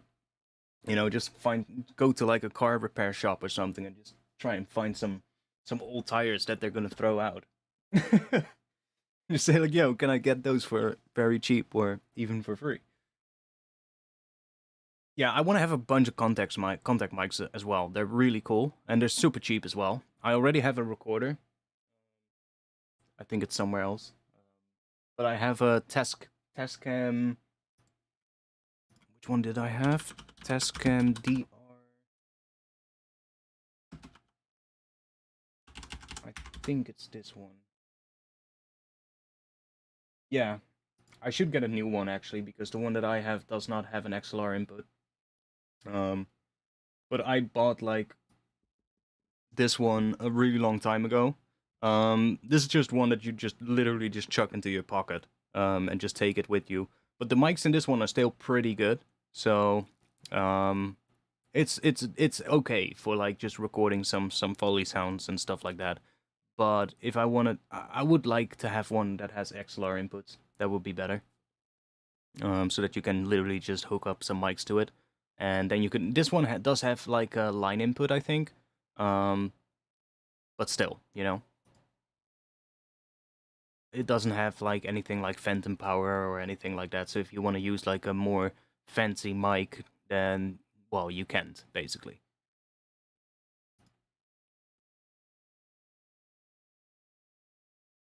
Drive a car and record audio, push in the clutch and shut off the engine. It sounds like a recipe for an accident. It's gonna be a hassle to move that wheel, it's heavy as fuck. Yeah, tractor tires are huge. They're heavy as fuck, I know. Like, get a strongman. Do you have any strongmen in your country? You must have. Some big ass buff dude. Yo, you wanna train for like a strongman event? Come and help me out, push this tractor tire. I mean, that's what they do already, right? They flip tractor tires for a living, so... Pretty sure he can roll it as well. But yeah, contact mics are really cool, and they're really cheap, I think. I haven't checked, but...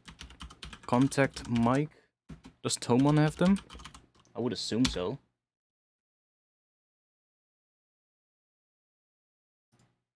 Yeah. Holy shit, that's not cheap. Wait. I thought these were way cheaper.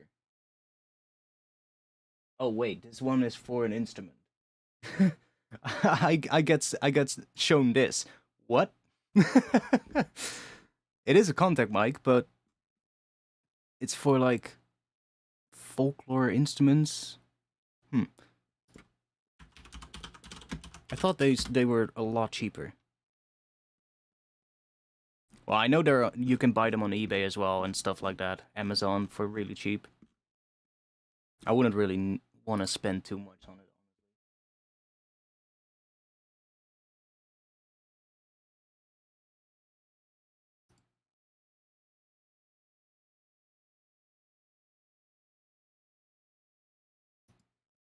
Yeah, I would assume that recording those sounds with like a biggest tire shouldn't be that hard. Like the biggest part of it is probably gonna be finding the tire that you can actually take, you know? Unless maybe you know some farmers. That would be great. But then you might have an issue with like if they have farm animals, that you're gonna have animal sounds in your recording, so you might need to take the tire away from the farm, which could also be an issue. But it's always fun to think about like how to record sounds. I love watching those videos where they basically break down the sound design behind movies and shit. And sometimes it's so funny to see like how certain sounds were made, and it's like nothing you would have expected. Sometimes you have this crazy sound out of like a movie, and it's like this crazy creature that has this really low, big ass sound, and then they show you the actual sound that they made it from, and it's like this tiny little sound, and you're like, what? Wait, what? Is that the sound? They're like, yeah, we just took that and pitched it down a lot, and then just compressed the shit out of it. And you're like, oh, really? Kind of similar to these impact sounds that I made, right? It's just like, it's actually a tiny sound, but because of the low pitch that we've turned it into, and then the reverb and the compression and the EQ, it became huge. But the sound itself is really tiny, and it's so cool. Like the same thing. Well, the classic example would be the sound of breaking bones, right? It's always like celery or something that they just snap, and it just sounds like it. But when I watch a movie and I see somebody breaking a bone or something, I'm like, ah, it's probably some celery. But the first time I saw that, I was like, what? Wait, what? You took a piece of vegetable? But yeah, it's so cool to know about how they do that stuff. It sometimes absolutely blows your mind. The funniest ones are like creature sounds. Like big dinosaurs and shit like that, and or just big alien creatures. Those are usually pretty fun. Okay, so this one...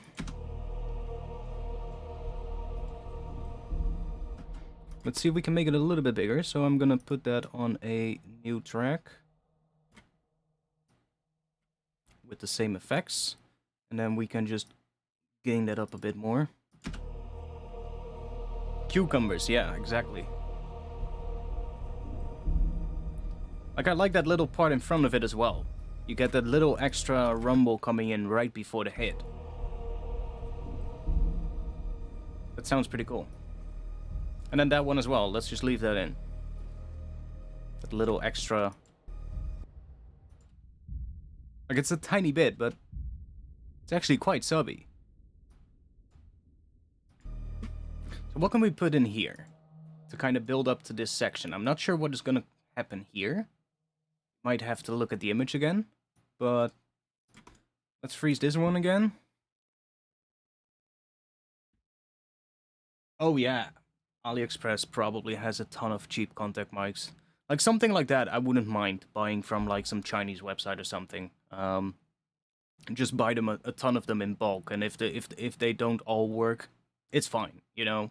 Like if you can buy like a box of 100 of them or something for, you probably can buy a. Should we check? AliExpress contact mic bulk. Pretty sure you will be able to find one. Well, I mean,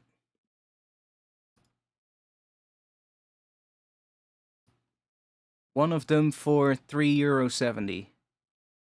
It's the first one I find, so it's probably gonna be even cheaper ones. And I'm pretty sure that you're gonna find like, what is that? Oh, that's just some ceramic disc or something. But you're probably gonna find like offers for like bulk and shit as well, where you can just buy like 50 or 30 at once. I would just get one of those, like here. What is that? 10 pieces.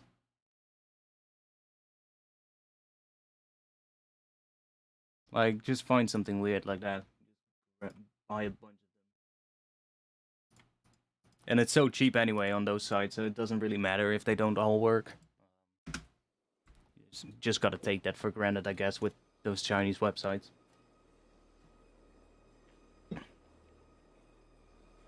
But the best part of that is, like, I also wouldn't be too scared to, you know, put them into, like, situations where they might break, you know? Like, I did a lot of exploring abandoned factories and shit a couple of years ago.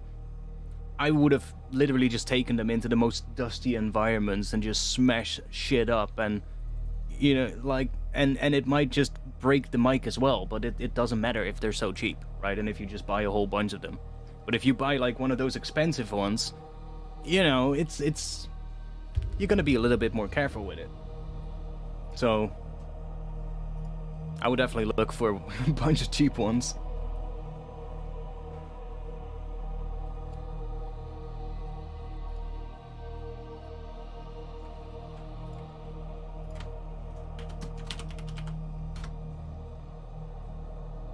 Yeah, exactly. I mean, there's probably a difference in sound quality with the more expensive ones. But if it's literally just for some sounds that you're gonna process the shit out of anyway, who cares? The only thing I would try and look at is that they can actually record like up to, well, I'm not sure how contact mics record, but like if I would like, when I look for a microphone that to record Foley sounds, you do want to look for one that records at least up to like 20K, but preferably even higher than that, right? So, especially when you're gonna pitch sounds down, the more high frequencies it actually captures, the more you will actually still have when you pitch it way down. So, if you use like a really shitty mic that records like really low quality, and I guess rolls off at like what 16K or something, the moment you're gonna pitch that down, it has like almost no high frequencies anymore. So there is a difference between certain mics. Like some mics record more high end than others. But other than that, your sampling device is what matters. Yeah, I guess. Although no, mics do have a frequency response. If you look up microphones, they do have a frequency response that they record. So that does matter as well. It's probably not that big of a deal though, but just make sure to record in like a high sample rate. That's the main thing. Like if you want to record Foley that you're going to pitch down, just record it in like 96K or something, so that you're going to have that more high end to begin with. Like that's always what I would do. If you're gonna record in like 44.1 and pitch it down, you're gonna have a lot less high frequencies than when you record in, let's say, 96K or even higher, like 192. That's typically filters built into the mic to reduce. Oh, okay, that makes sense. Like I'm not too good with that technical kind of stuff, but that does make sense. Yeah. But recording at like a higher sample rate really helps as well. Like if you're gonna go and like, if you're gonna get into like recording Foley sounds for movies, they record in really high sample rates for that specific reason, because a lot of times the actual sound designer will be pitching the sounds down a lot and having those having those extra sort of like higher frequencies present is definitely what you want for that kind of stuff. But if you're just making some sounds for your tracks, I mean, you could probably get away with a bit lower than 192 kilohertz.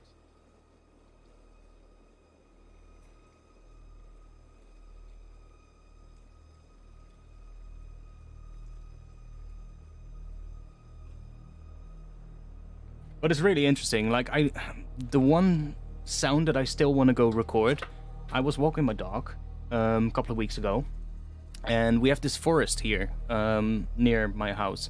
It's basically an old castle, and behind the castle there's a forest.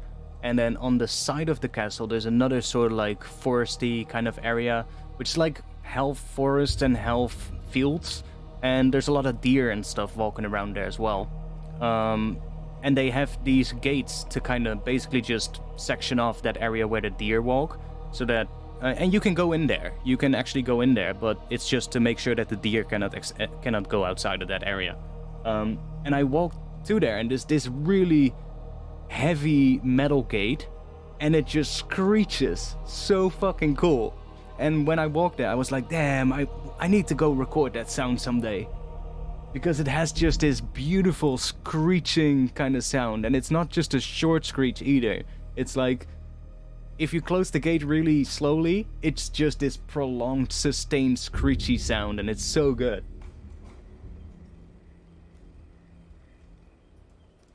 It's really good. So, what are we gonna do in that area here? Basically after this thing here.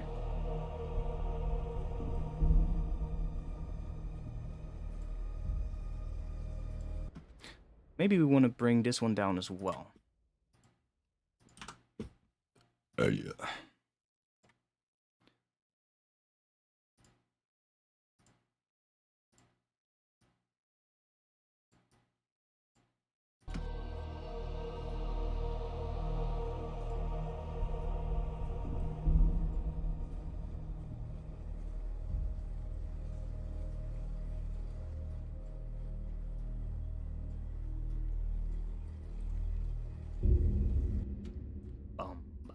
Bam.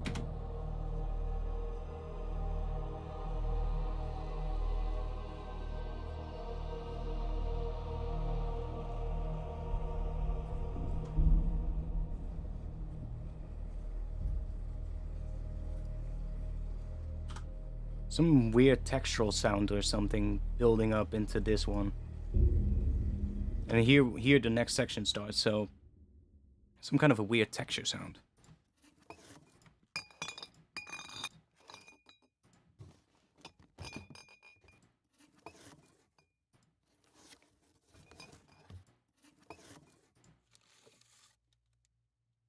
That could maybe work. Paper movement. Some paper being moved around. That could potentially be pretty cool. Let's crank the gain up a bit.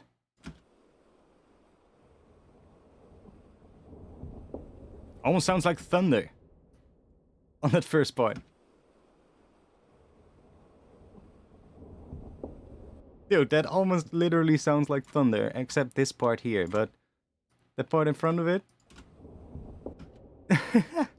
Interesting.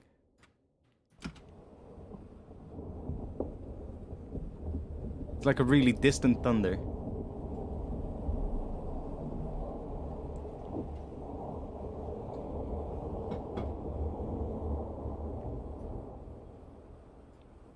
Not exactly what I want, though.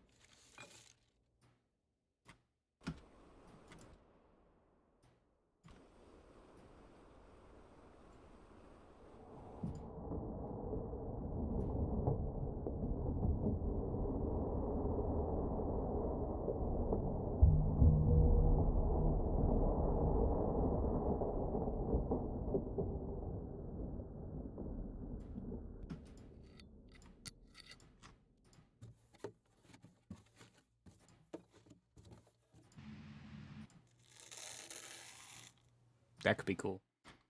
That's pretty rich in high frequencies, so let's see what happens when that gets pitched down.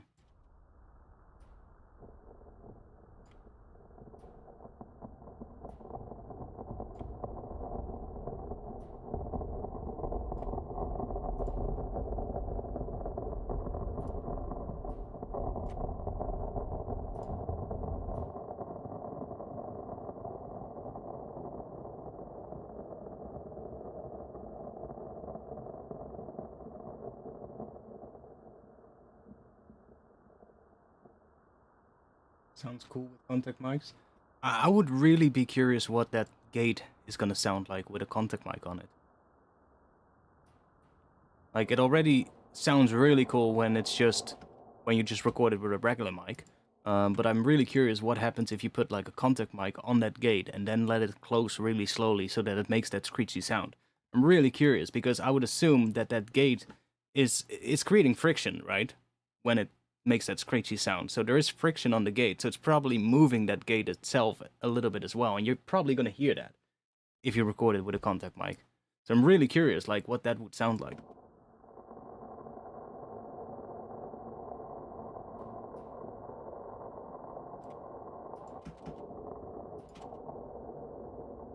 Let's just try a piece of this and see what we get.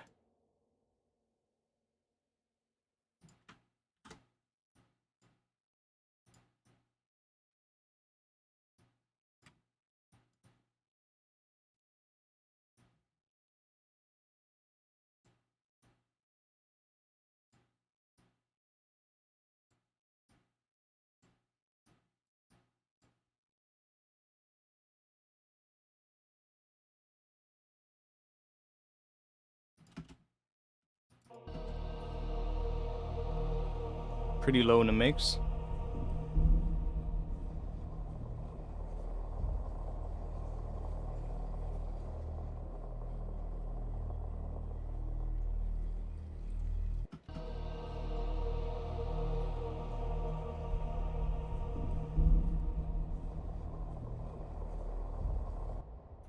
Even lower.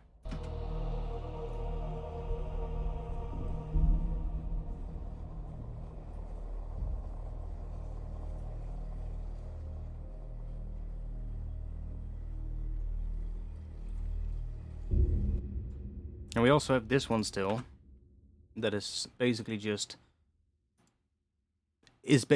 there. There's no automation on this one whatsoever, so I'm gonna take this one down a bit in this section where this one comes in, so that basically here towards the end, there's almost nothing left of that noise layer.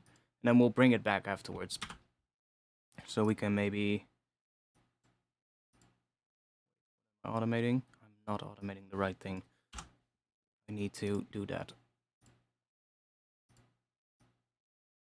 And we don't have to go down all the way.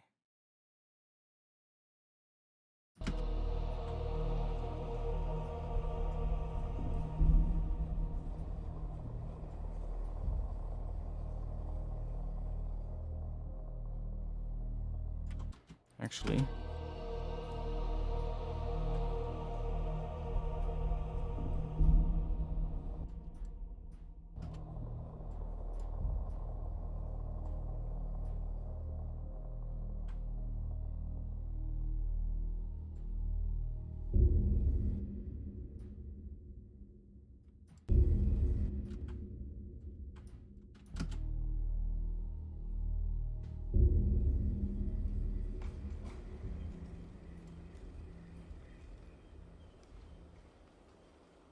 I'm getting bird sound now here.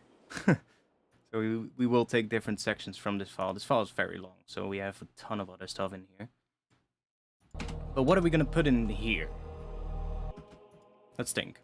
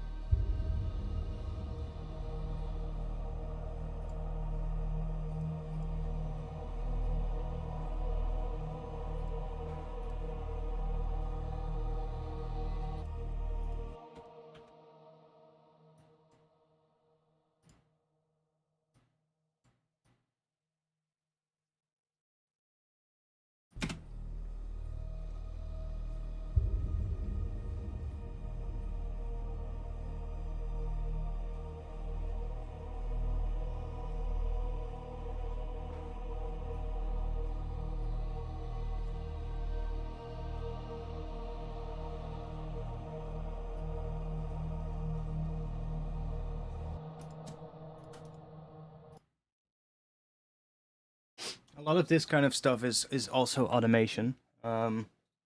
With this kind of music, you really want to automate a lot. Basically just to create movement, right? To make things sort of like evolve over time. You're just gonna have like a bunch of layers that are just there. It's not gonna get that feeling. You really want to automate the hell out of it. And most of the time it's the volume.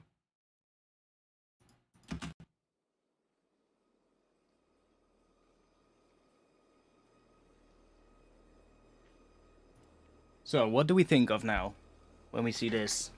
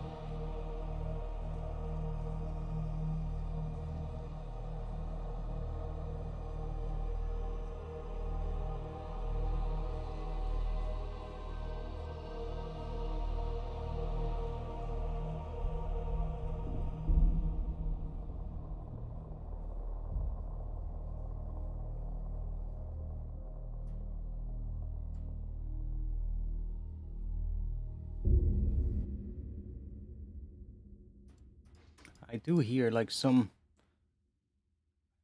not as high as this high string layer, but something lower, so like in between that and the mid drone in terms of pitch coming in here.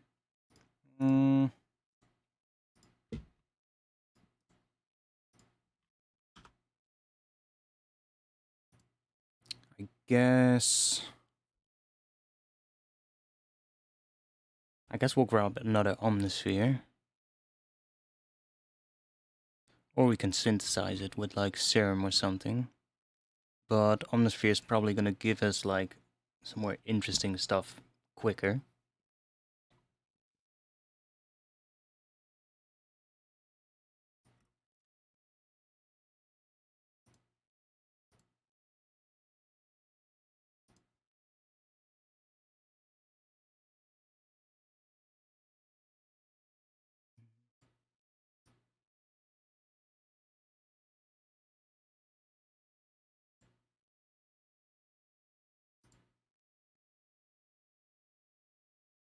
We've got both instruments, let's see.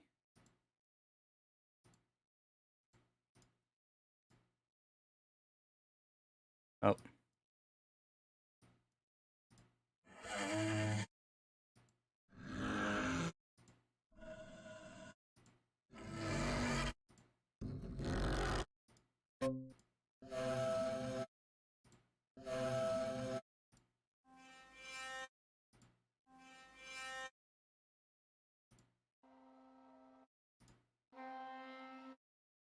That could work.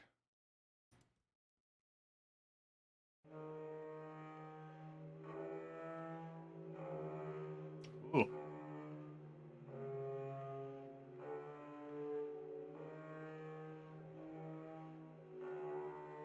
Well, that's actually a pretty nice sound.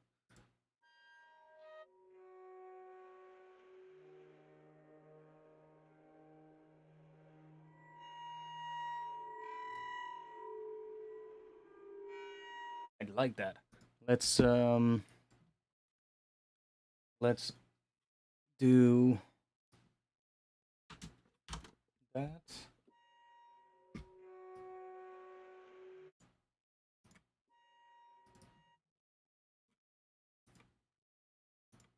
I'm going to duplicate this one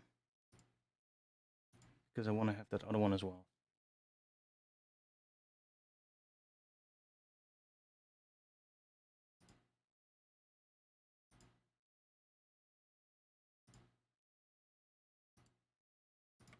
Let me just bounce these two to audio. That's fine.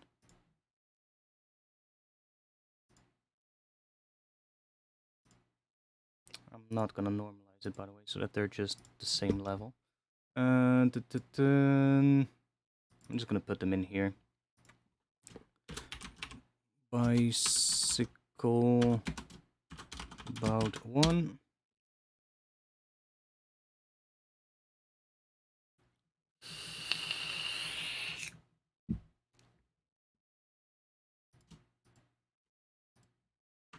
I didn't have to do that selection, but whatever. Because I want to put these in pulse stretch. See if we can extend those notes a bit longer. So now we can just delete these. Let's create another track. Let's take pulse stretch. Let's go into our folder. I'm gonna save as well. And we're just gonna chuck the first one in here. And let's set this to, what should we do? 10 times, maybe? To start off with.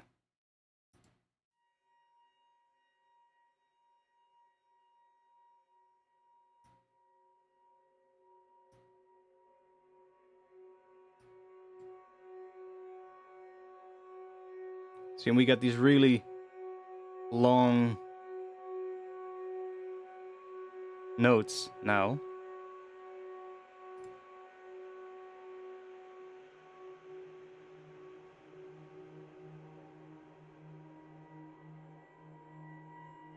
Yeah, that's really cool.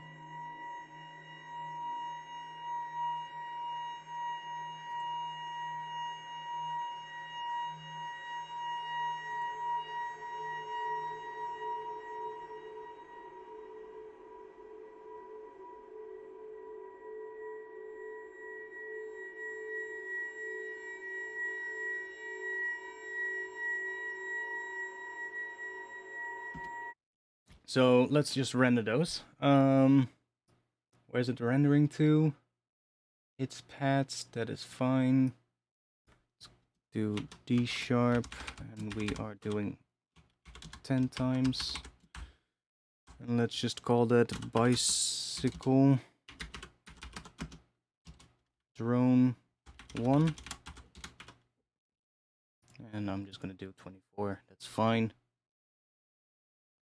Let's say render.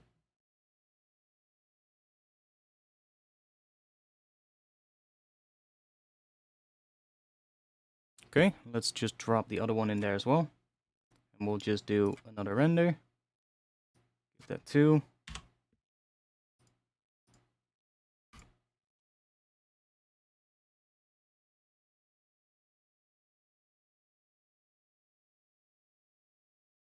Okay, so we're done with that. And now we can drop one of those in there and see if we can make it fit. So let's go to that folder, which is right here. D sharp. Wait, didn't I call it D sharp? Oh yeah, it's down here.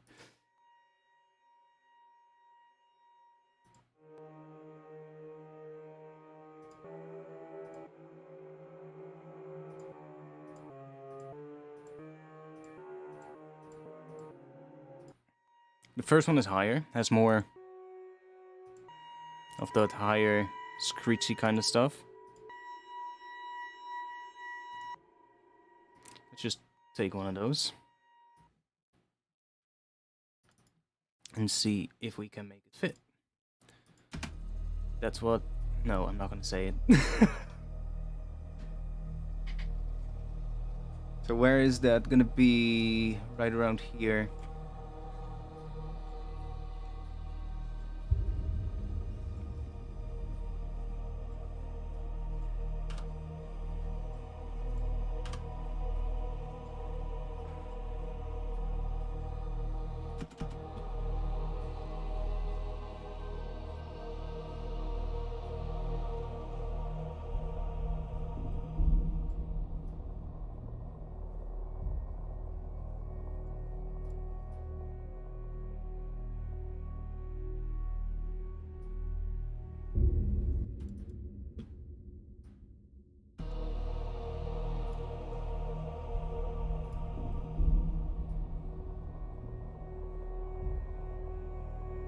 Nice, it's a minor third.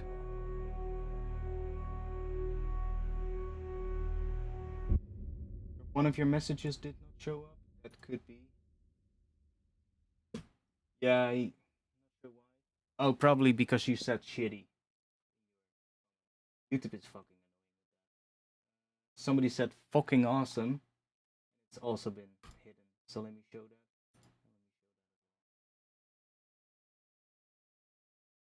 YouTube sometimes blocks stuff like that for no reason. So it is actually playing a minor third, roughly. Which is nice. So what I'm thinking of doing here is let's take a pitch shifter on this one. And we're gonna automate the fine tune. So we're gonna automate this fine tune down. So we get...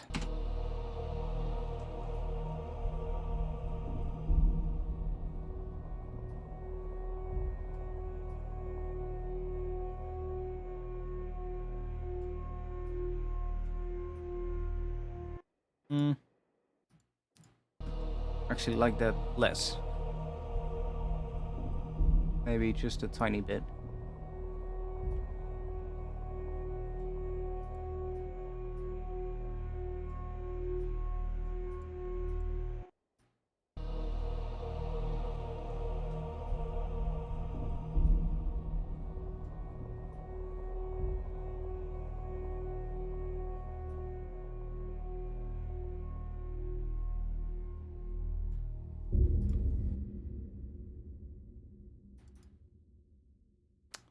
we go in here, take a different section? I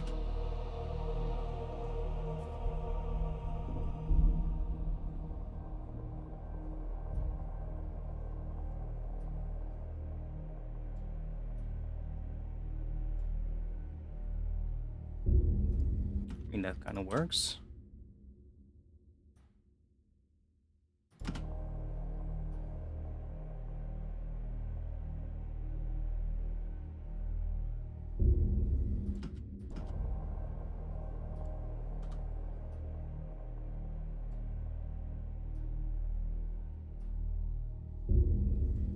So here, I'm kind of want to have something coming in here then.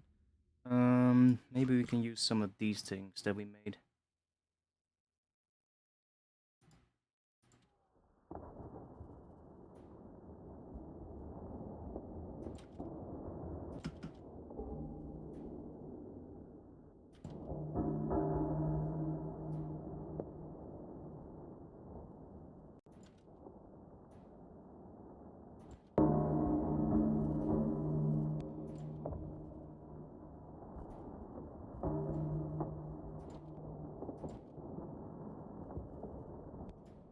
I mean, maybe that could actually work.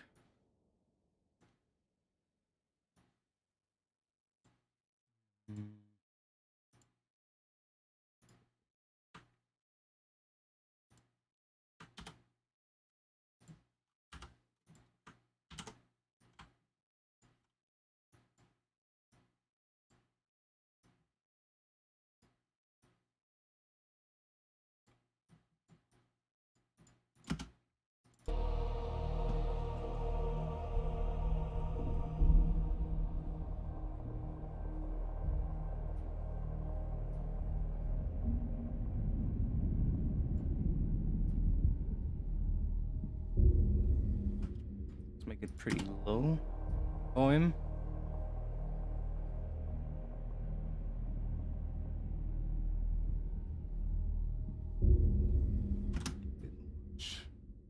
Maybe.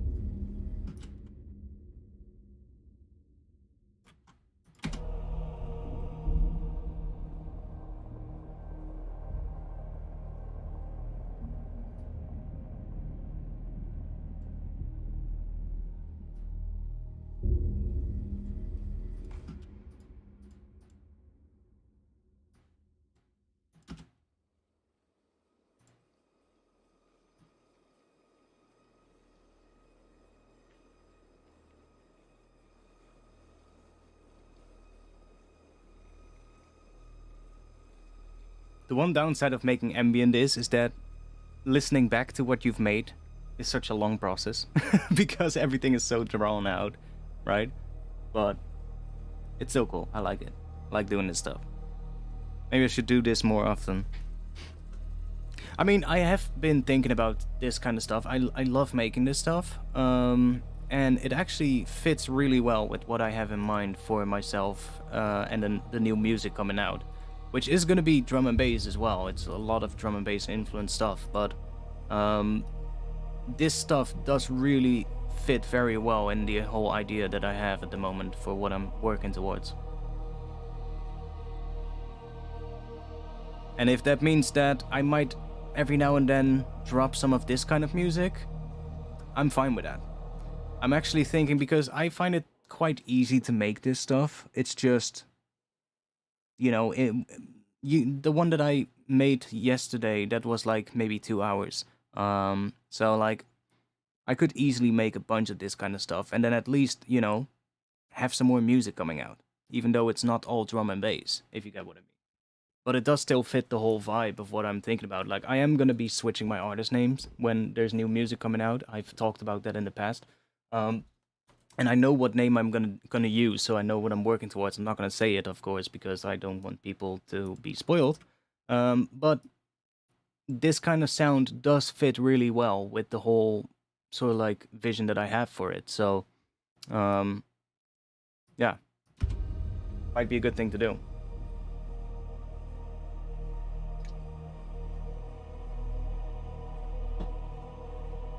And then I can also, you know, while I'm working on new drum and bass and other like electronic music stuff, it's really easy to make some stuff like this in between and get some extra music coming out while I'm working on the more, you know, harder to make music, if you get what I mean.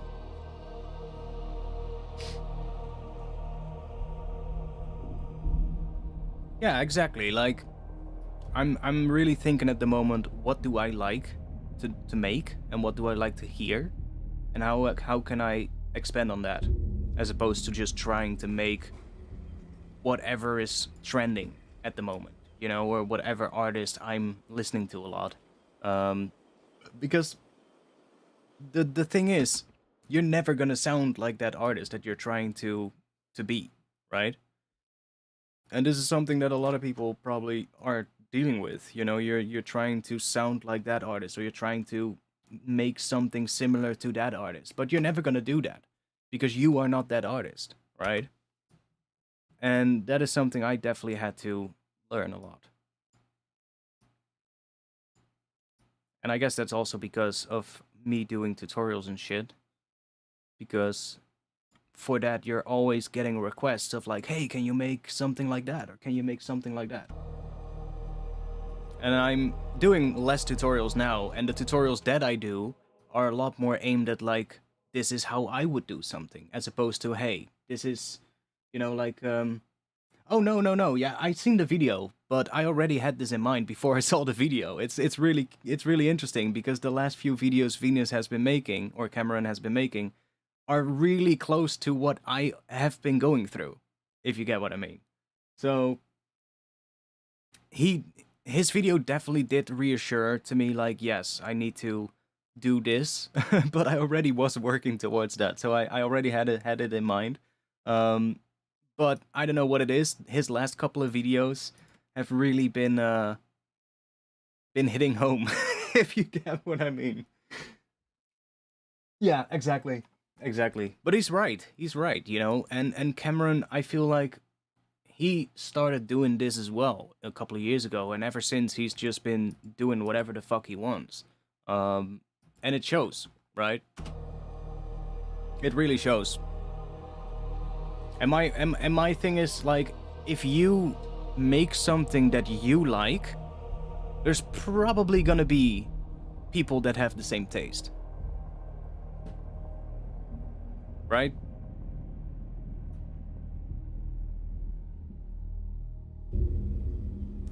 I'm feeling like maybe we can have like a really higher vocal layer coming in, like a really like female, maybe even like a female vocal that is just higher pitched, not like a full-on melody line or something, but just a single note coming in right there where we have that last section. Somebody was talking about a higher sound pitching up or bending up. I'm thinking like a vocal that does something like that there.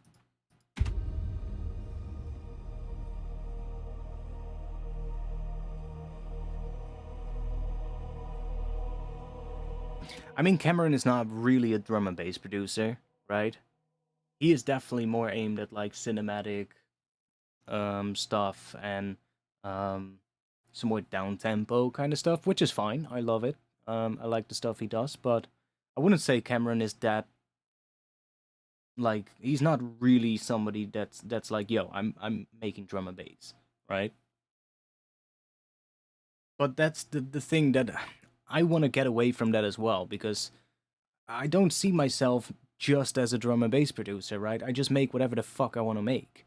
And a lot of times that is drum and bass because that is where my roots are, drum and bass and hip hop, right? So a lot, even if I'll do like cinematic stuff, there probably might still be like some techniques that I use in drum and bass that I'll use in cinematic music. And when I hear, for instance, There's a lot of drum and bass artists actually that, you know, like bigger drum and bass artists that also do like um well, do like other stuff for video and stuff like that. And a lot of times you can still hear certain sort of like inspirations from drum and bass, even though it's not drum and bass what they're making at that point. Oh, no, I get what you mean. I get what you mean. I'm definitely more aimed at drum and bass than Cameron is. That's true.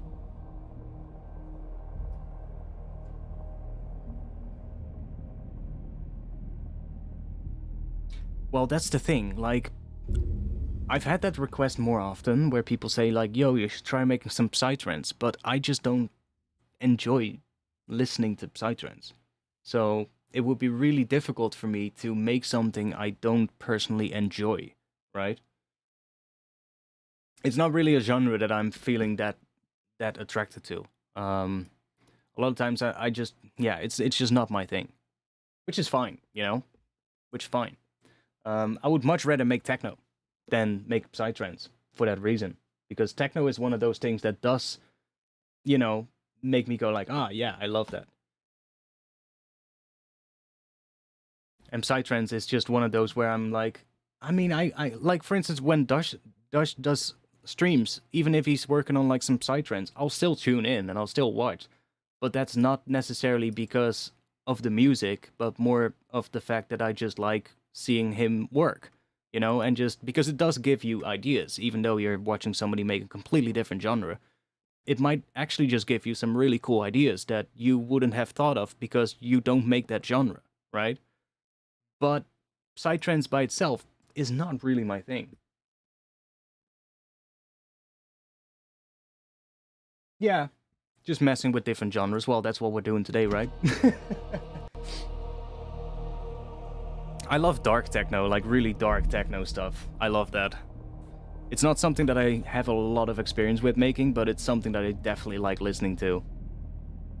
Like some really dark as fucking techno.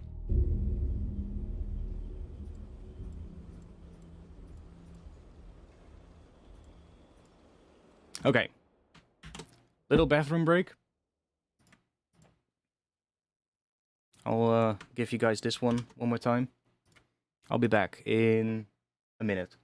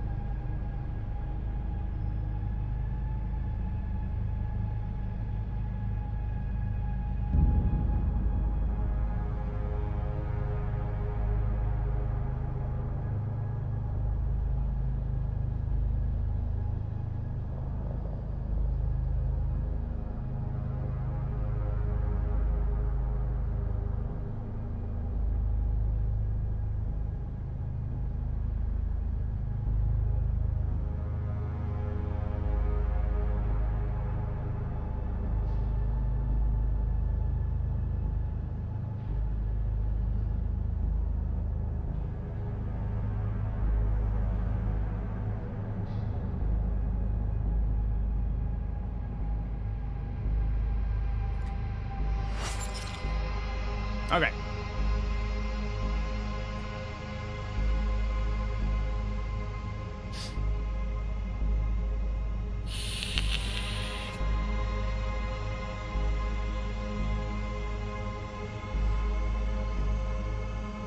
I love that horn layer, it's so good in that one. It's just slightly bending around in pitch and shit. So cool. So, I set vocal layer.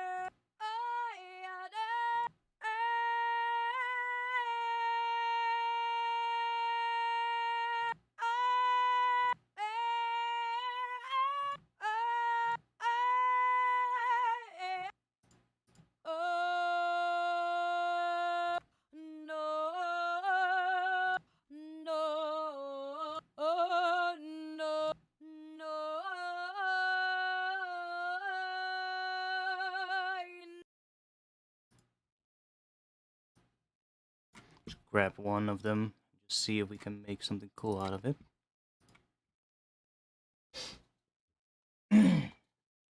I mean, yeah, we can, but hey, I'm not a singer, and the pitch that I'm thinking of is definitely not within my range.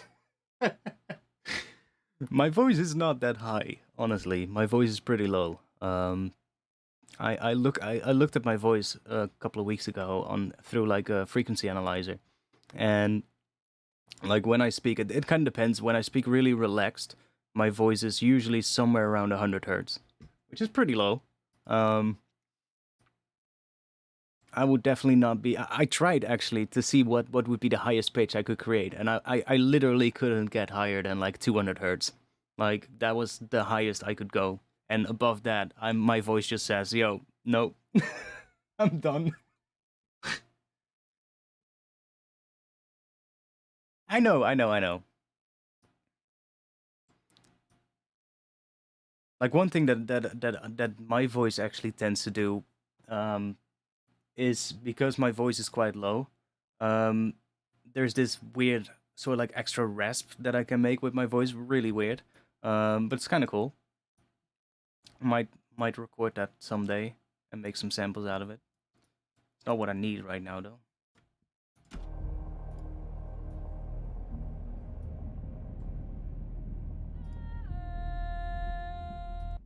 We're gonna reverb the shit out of this one.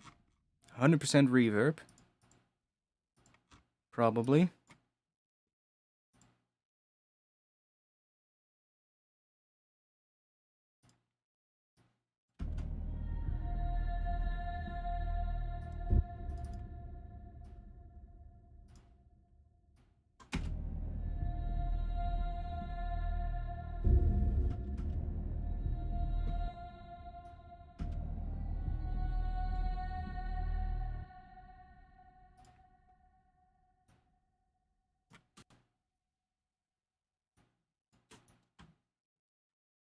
Stretch it a bit, use the texture mode maybe.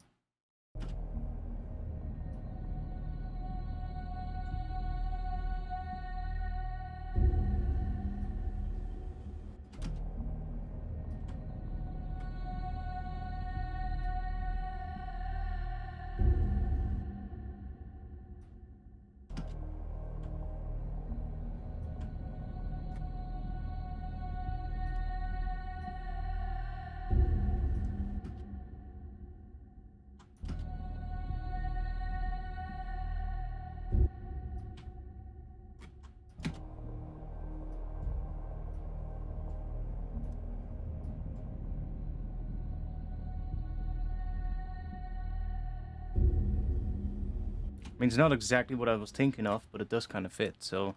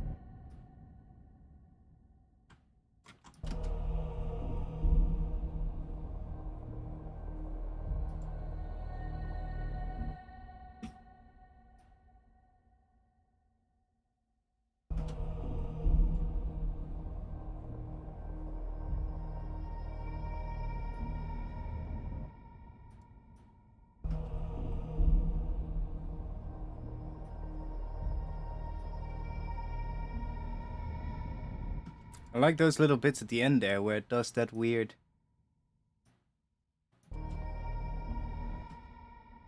What if we take this, duplicate that, and then say reverse?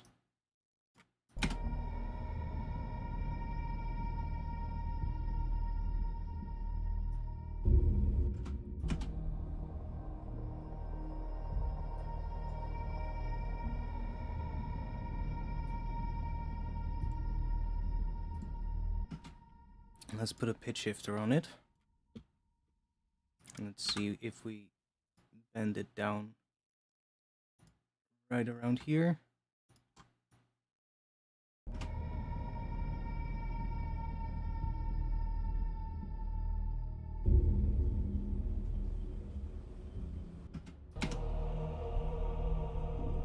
Let's try maybe adding some delay.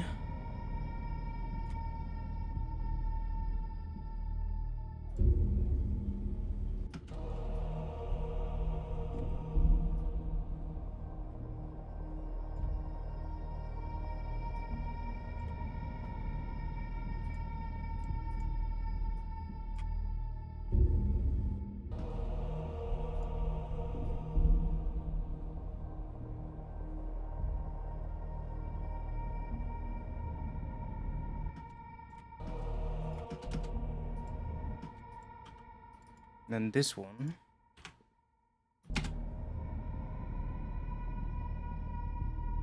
Oh yeah. Let's crossfade these two.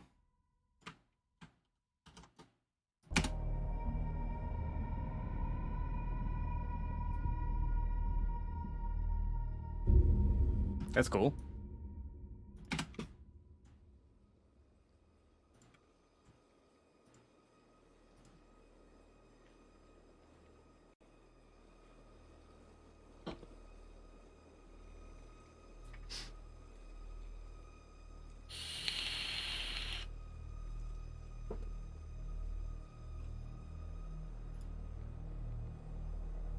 Somewhere. In a land far away. No, that's too cheesy. I want to have some kind of I'm thinking like some kind of a melodic thing coming in here. That's very reverbed. That comes in right here.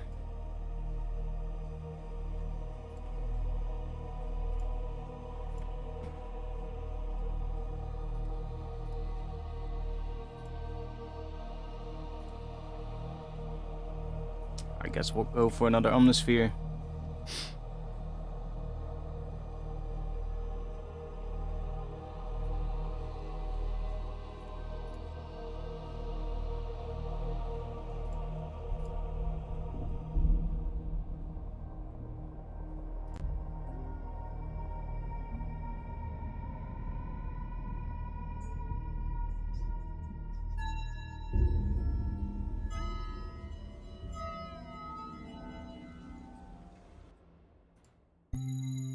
Oh, we have that turned on.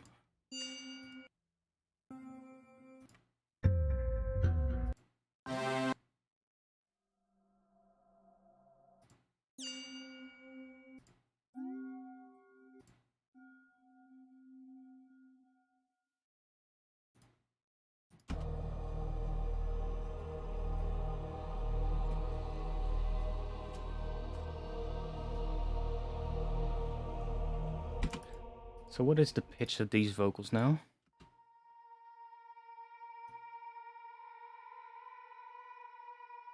A sharp to B. Perfect.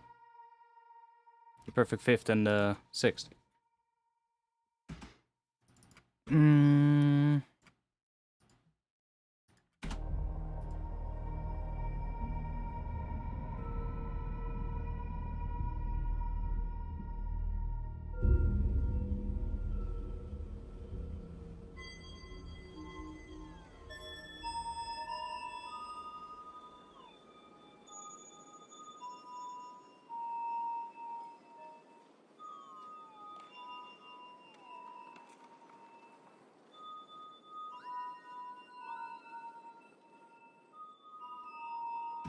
Not the right sound, but let's see what else we have.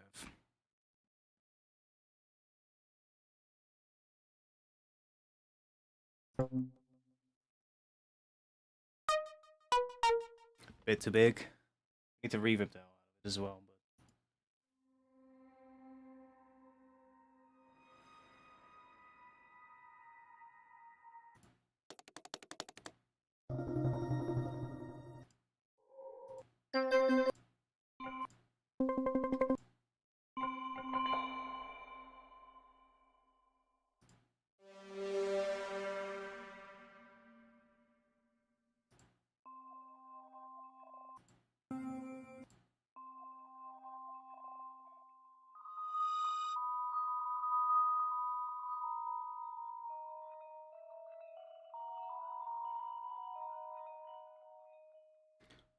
let's go in here. Let's see bells and vibes. That might be what we need.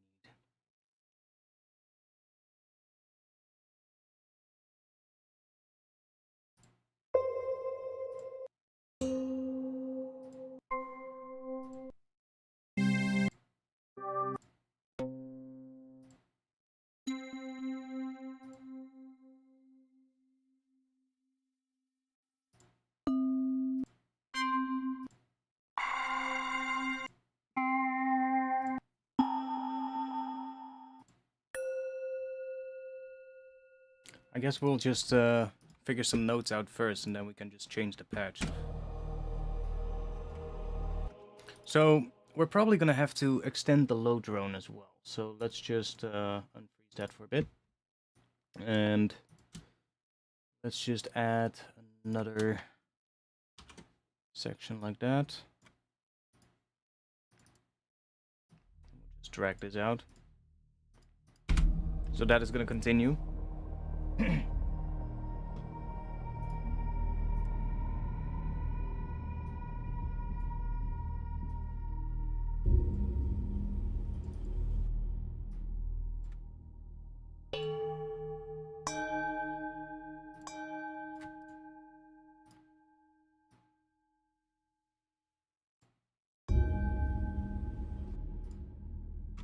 Yeah, a lot of reverb. We could try shimmer.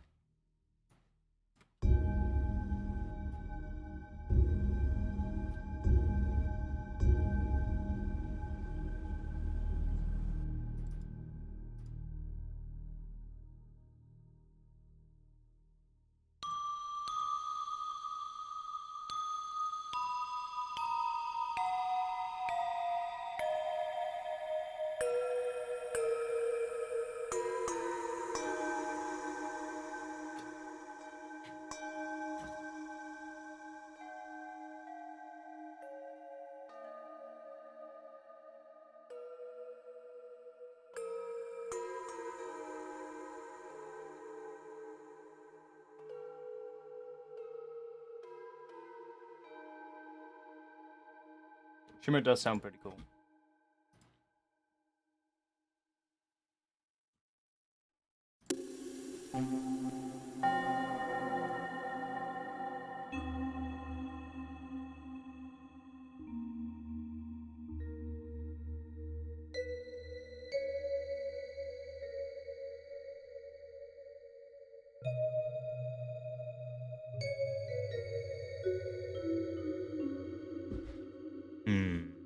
Church bells.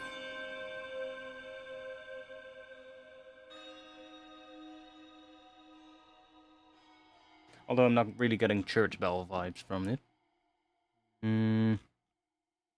From that image that we had.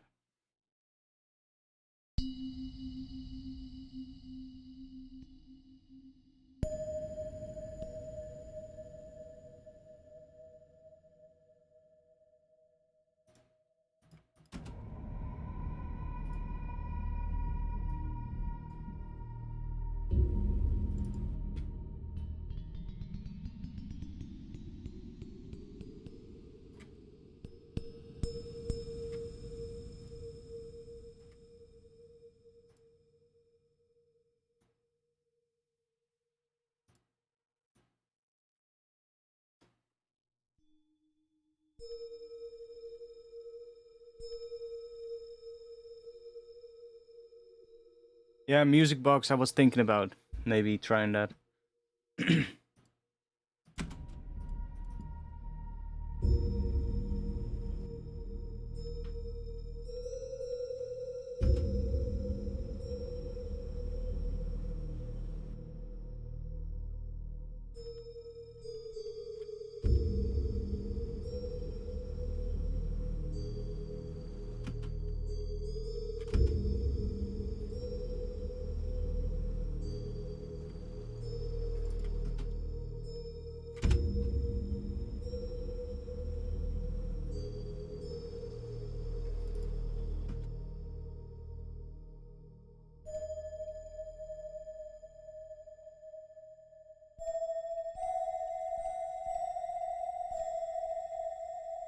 We try a music box. Let's see. There should be music boxes in here.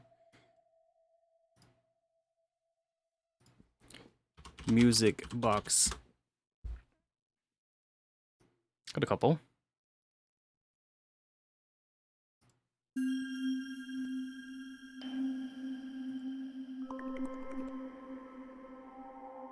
I thought there were more.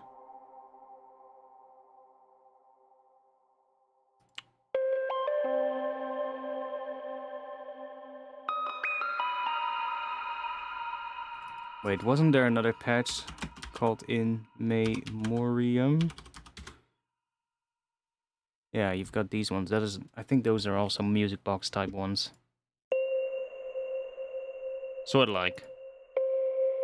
Not really, but...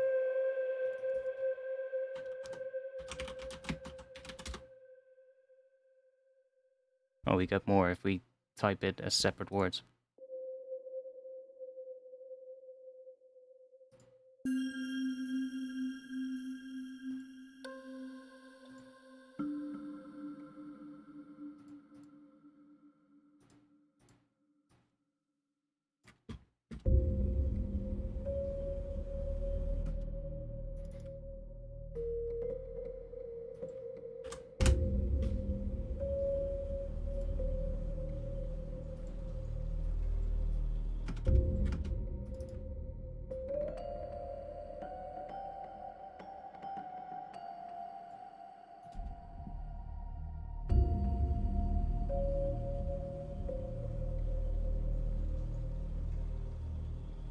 You've finally managed to get a whole track idea down from start to finish for the first time in like over a year. Hey, good job.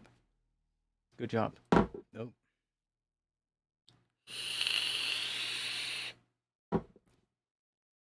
Yeah, I'm sort of like thinking about what melodic, well, what pattern I want to do here. Maybe we just have to image again.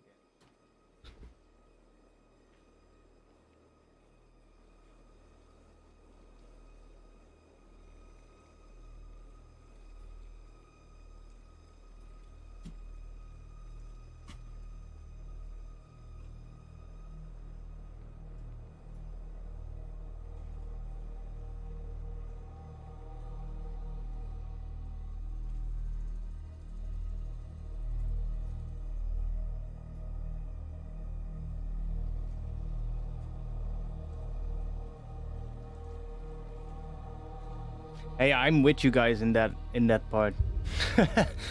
Haven't released new music for years, so I'm with you guys.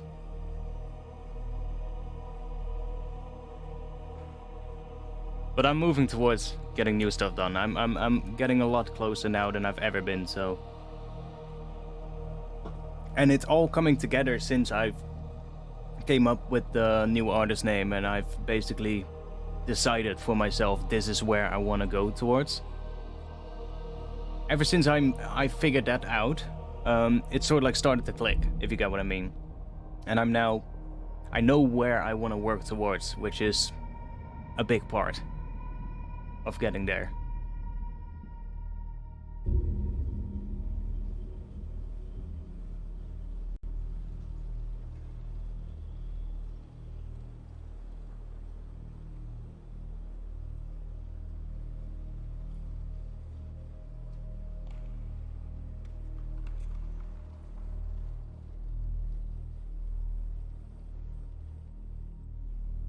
Actually, I might wait with bringing a melodic element in until right here. I actually kind of like this section, so empty. But we might want to check real quick how it looks. Also, let me give it a bit of a volume boost. Which means that the volume might suddenly be quite loud, but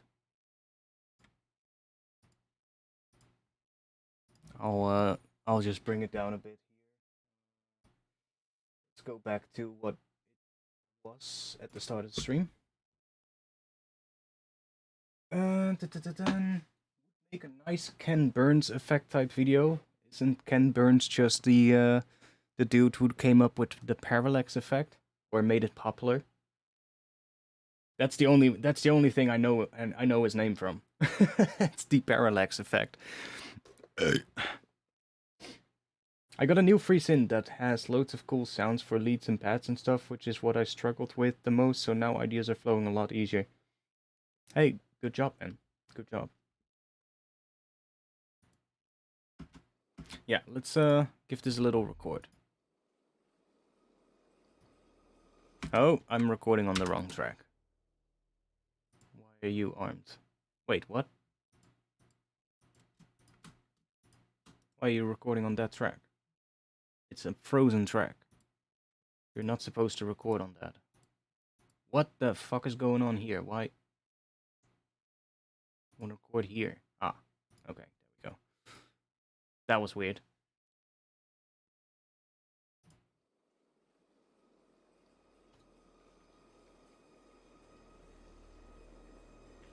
Yeah, I know the effect. It's an effect that I used as well when I did website design and stuff like that. It's a pretty common effect, actually.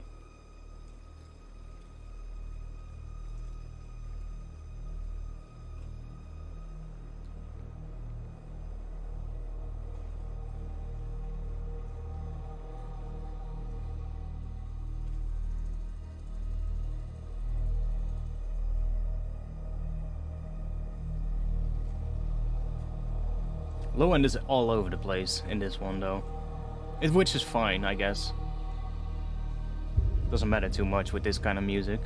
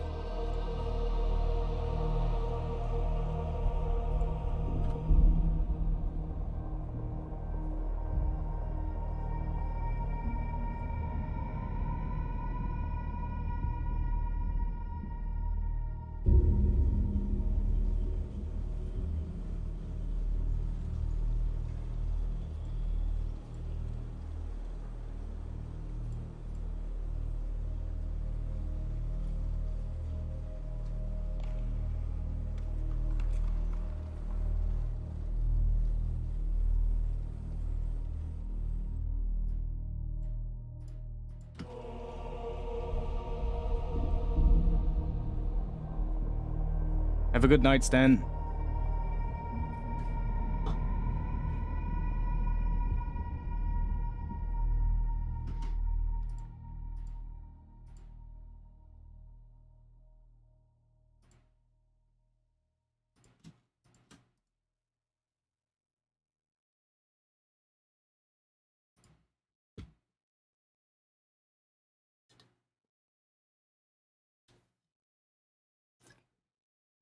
Do you think a desynchronized rate modulated ARP could work? I mean, everything could work, honestly. With this kind of music, almost anything will work. It's just how you use it, basically, and how you process it. And in this kind of music, honestly, any sound drenched in reverb will work. That's the beautiful thing about ambient music. If something doesn't sit well, just fucking slam it through a reverb and it probably will sit well after that. So, but you cannot just throw some random shit together, obviously.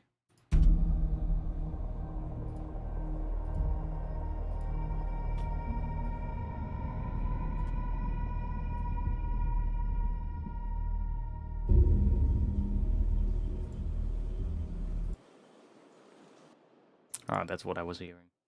That sudden change there.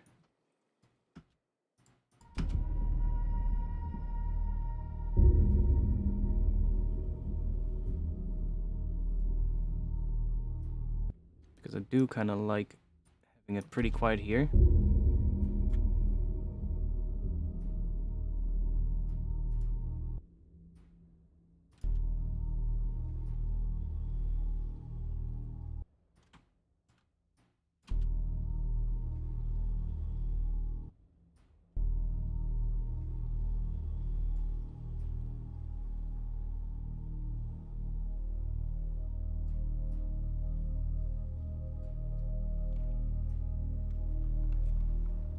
I think I'm actually going to leave those in.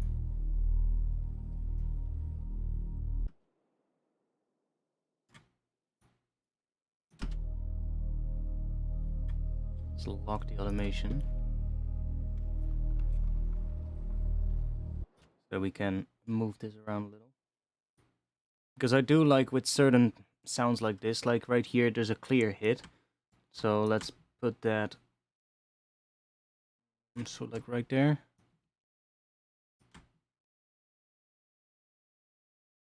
Just to give it some form of rhythmic stuff that's a little bit, well, not necessarily rhythmic, but it's just sort of like on grid a bit. Let's do fade here.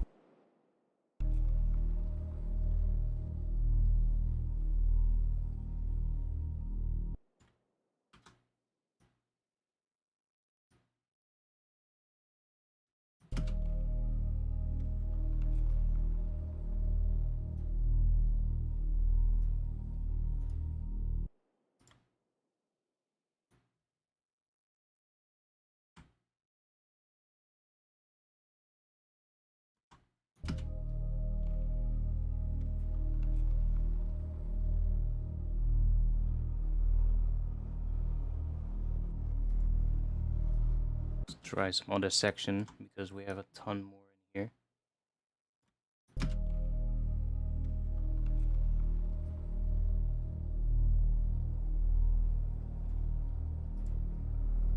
Oh, that works pretty well. Let's try maybe going down a bit here. Then we'll come back up.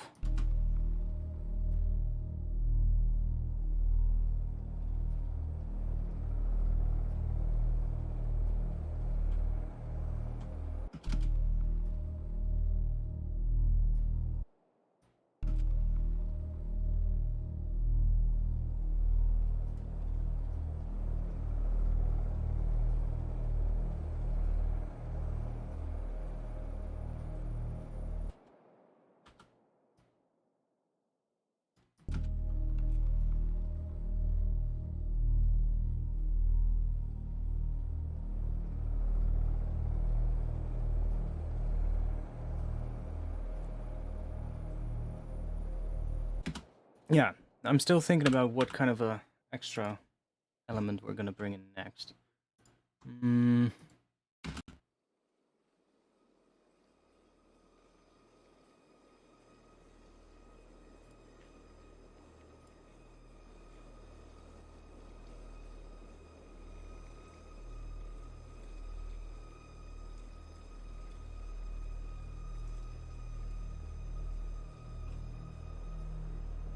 I guess we can just do it with a piano first.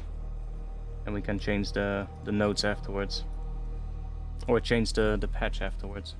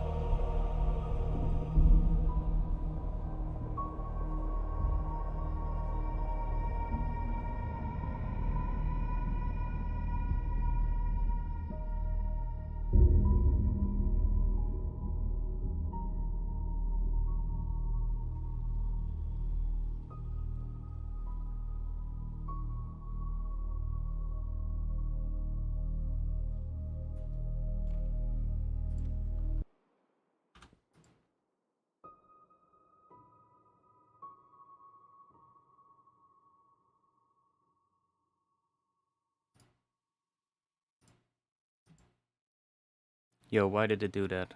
Why has it changed the tempo? That's not what I wanted.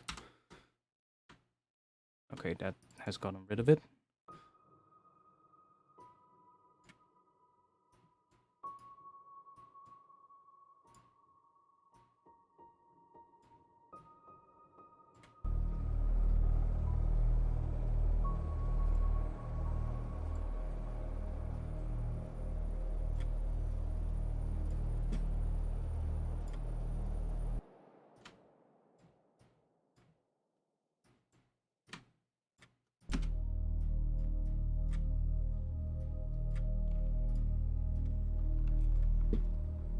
I'm gonna use different reverb, actually.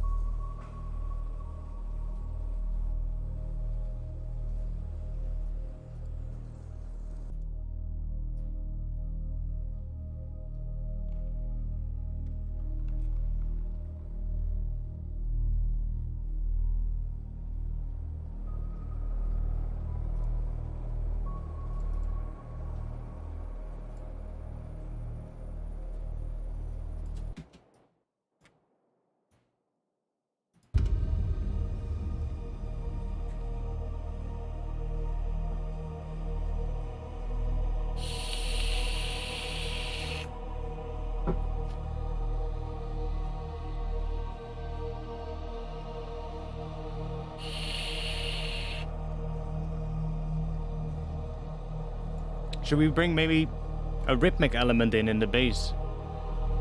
Like just a simple bass patch.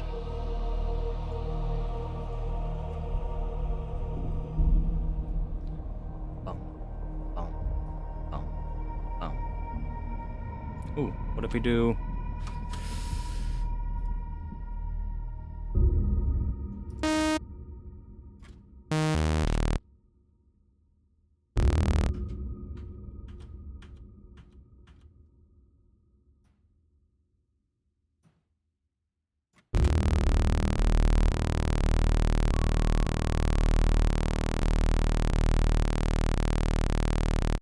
Yeah, I'm feeling that. Let's go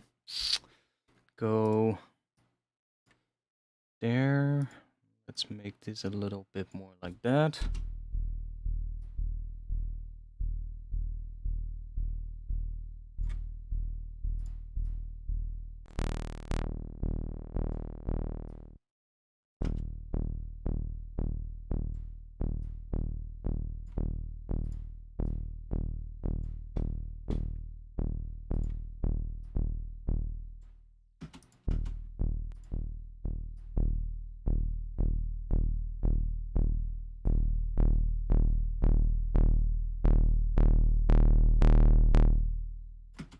maybe.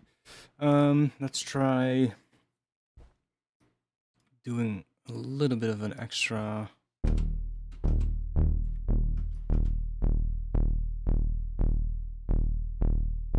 Just to give it a little bit of width.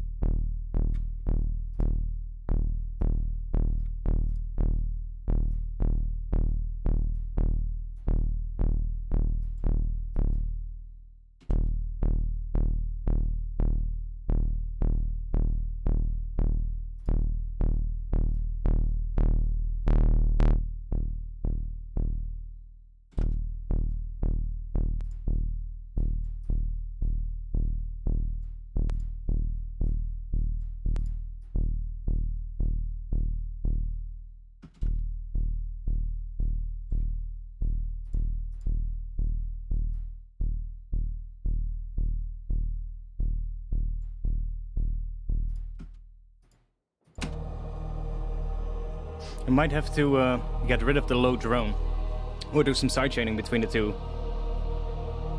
Or maybe this can take over from that drone.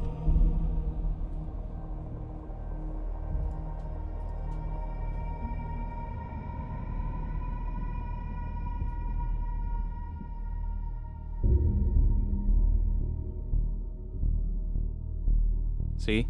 It's clashing with that drone. Which is fine. Let's unfreeze that one so that we can play around with it. I'm going to...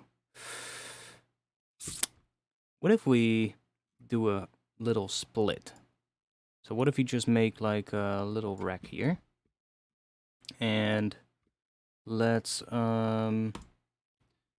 drop EQ3 in here.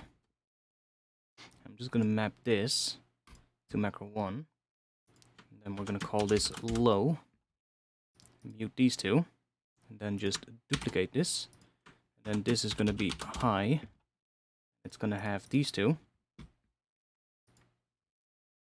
So that we can basically now change the two separate from each other, and we can control where the cutoff point sits. And then we can add like a utility on the low layer so that we can bring the gain of that part down while the rest just stays there. And then we can still automate this as well, so we can, you know, play with how much of that low end is still in there. It's slightly different than from using a... We could have also done it with a high pass filter, of course, or with an EQ, but this is just a slightly different way of doing it, which might give us a little bit of a different result.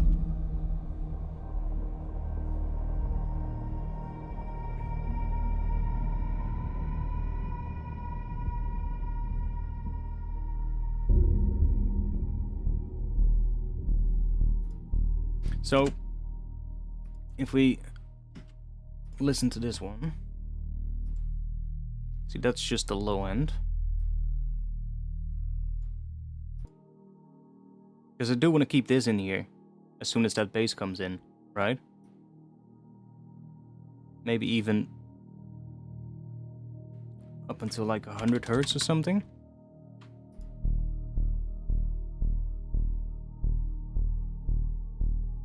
See, that works pretty well. So, if we take the low layer here, and we could maybe already start bringing it down a little bit in this section here.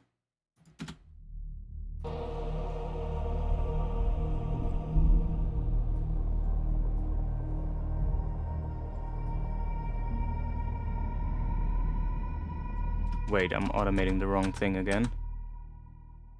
The fuck am I automating? Oh. My bad.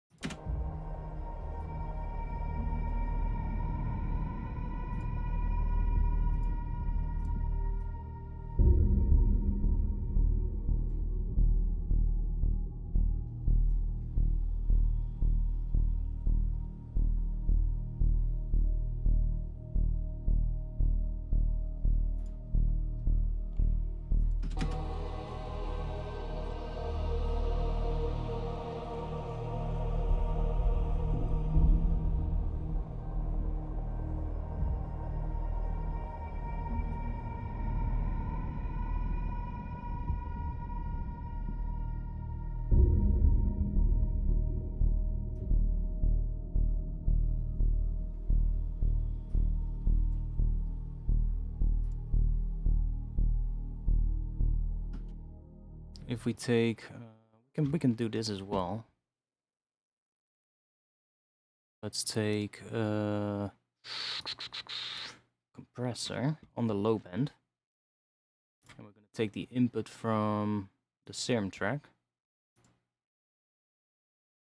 Doesn't matter what we choose.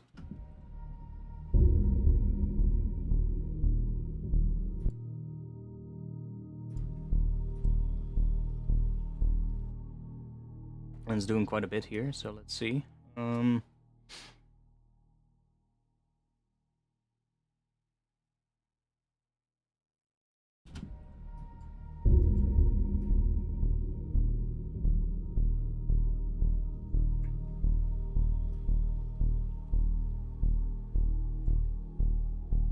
I do think I have Flare. I had it on my old computer. Oh, no, I don't have it installed. Or maybe it's in here. Maybe I only have the VST2 installed. Yeah, I have the VST2 installed.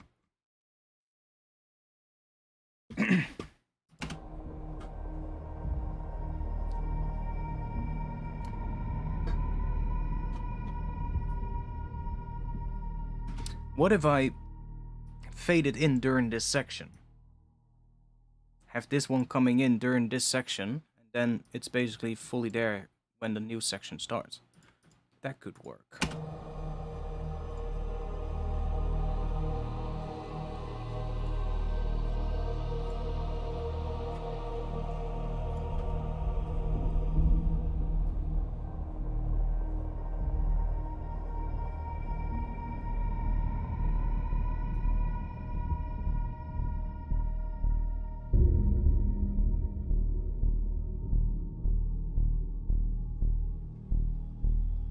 Don't like that. So it's gonna come in later.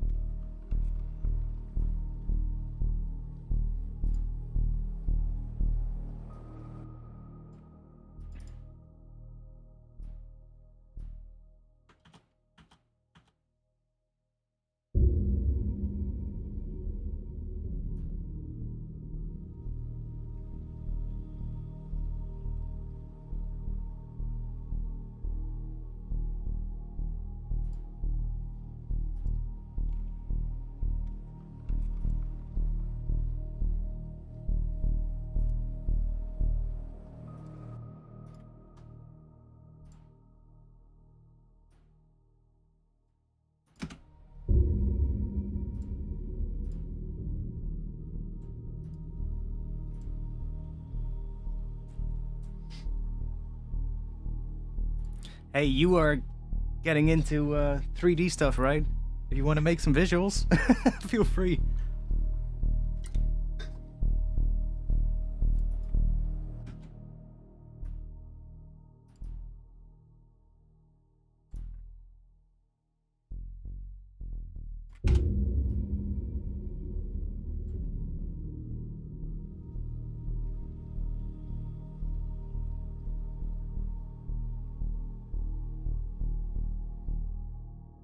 I need to hear the pattern.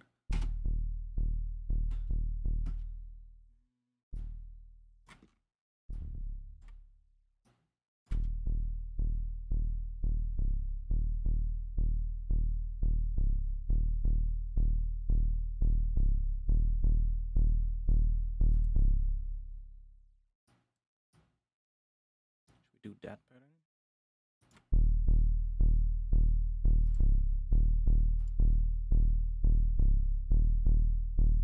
Okay, the drive might be a bit much. Let's go a little bit lower.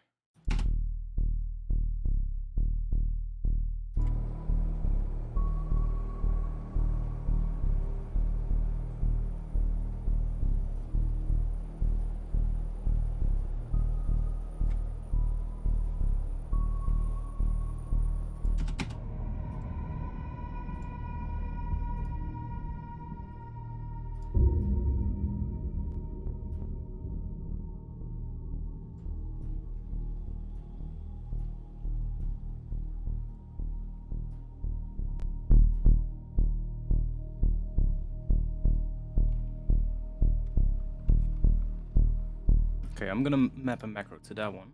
So do macro 1 on the filter drive. So we can use macro 1 to kind of increase how strong this bass is. Grow, for lack of a better term. We can basically just automate this, so it's gonna be pretty small at first.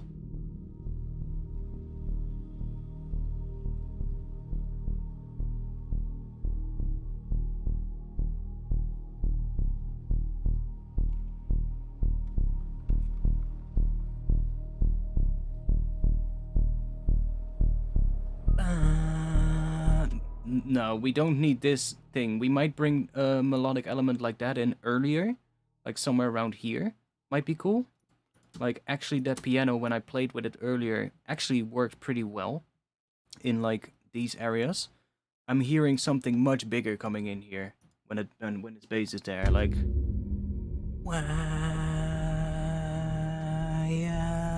yeah, something crazy. Something pretty big. More sustained.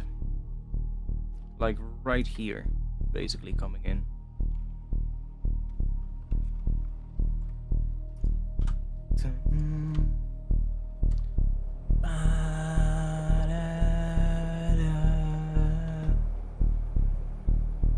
Yeah, something right there. That kind of a pattern. Which is, if we just grab, let's go to the VST3, grab ourselves a contact. Yeah, big strings, maybe. I have this one, which might be pretty cool. Jade Ethnic Orchestra has some pretty interesting, sort of like ethnic instruments, which might be cool. If I can find the right pitch.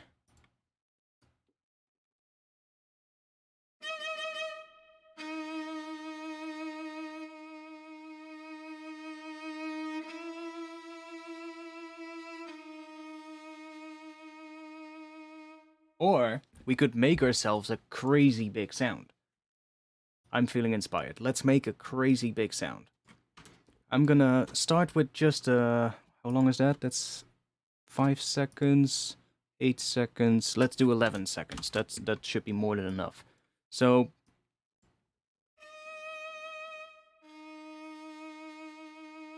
let's use one of these string sounds.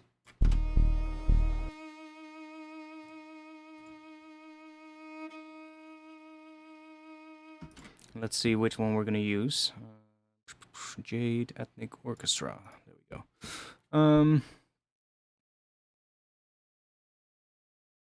Like, I have no clue what these instruments are. I only know the Morinkur, but erhu, well, erhu I know. It's like a Chinese instrument.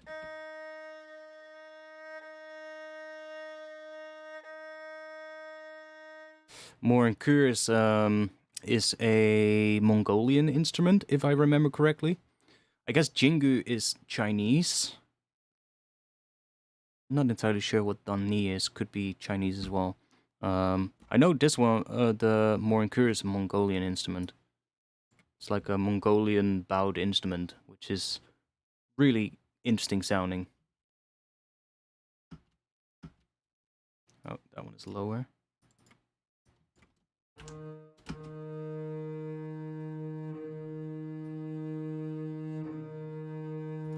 Sure, let's take that one. I'm gonna layer it with, I guess we can layer it with the other one, with that one.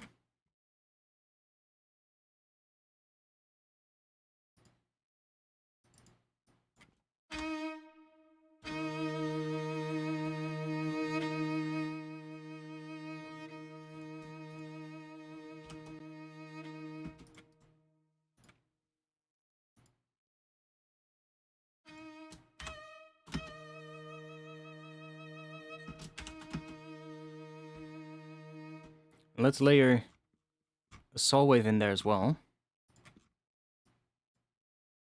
Yo. Oh, I made an audio track. My bad.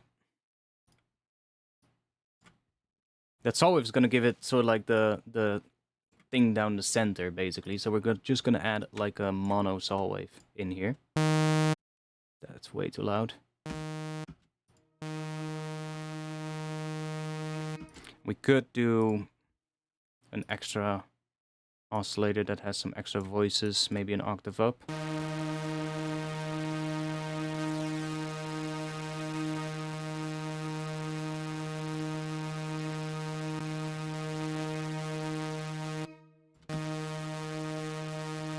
But just so like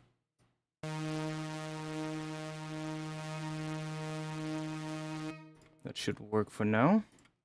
And I want to see what happens if we take, let's just take a shorter section. It's already long enough. And just bounce that. So how we're gonna call that? Sol. How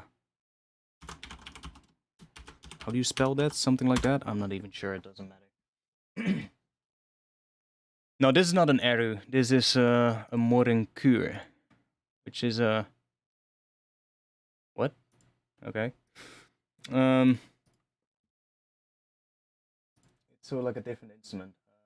I saw a video not too long ago of a guy playing it, and it was so cool. Let's see if I can find it. YouTube. I followed the guy on YouTube, so let's see if he's still in my recent.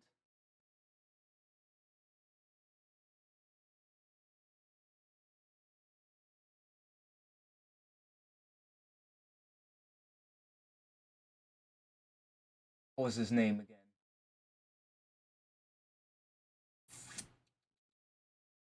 Is it that?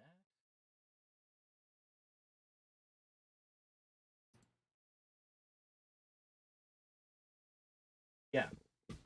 So here we have a guy called Buku Gamburget or something like that. And he plays this instrument and it's so fucking cool. So like this is the instrument. That string instrument that he has.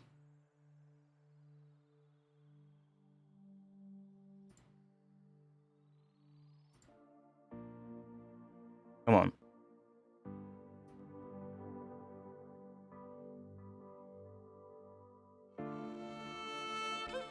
It's such a beautiful instrument.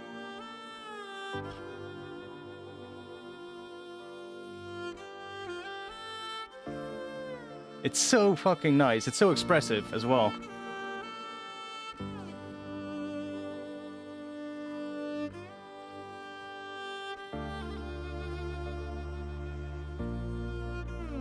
He's one hell of a player as well, that's definitely for sure. Look how raised those strings are. Look at the shadows of those strings. They're super high up from the neck. Really interesting.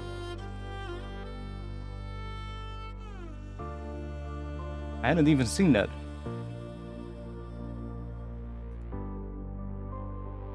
Oh, I would assume, yeah. Naruto probably used that.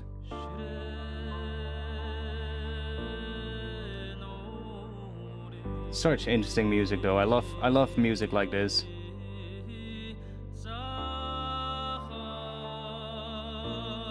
Dude is a good singer as well, by the way. Didn't he also do like throat singing shit?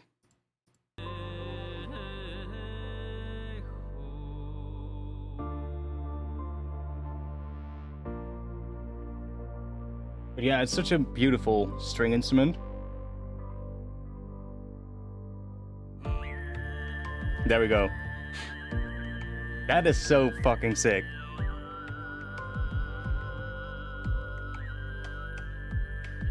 It always blows me away when people do this stuff. It's like, what?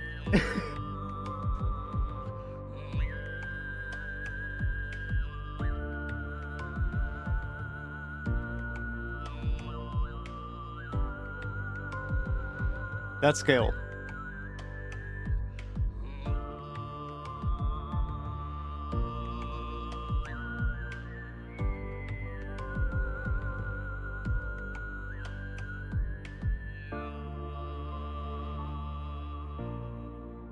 Yeah, exactly. He's literally creating overtones that form chords, which is so cool.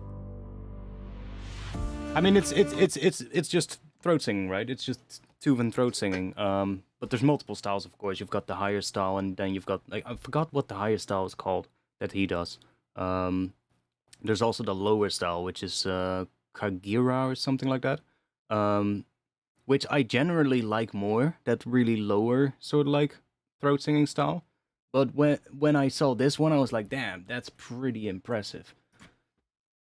But that's the instrument.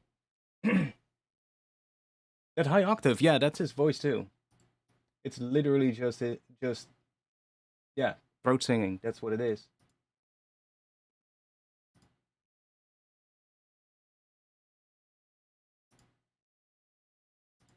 Like, that's literally just, if you look at it, like, it's literally all just his voice, what you're hearing here. Well, except the background elements and the drums, of course, but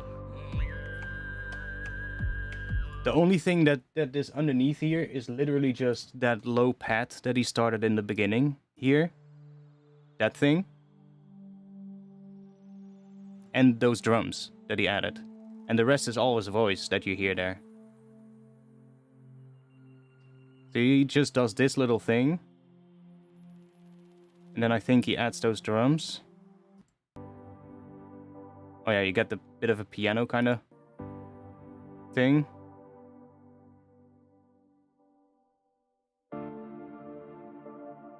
See, so that is part of the underlying music. And then you get the strings playing on top.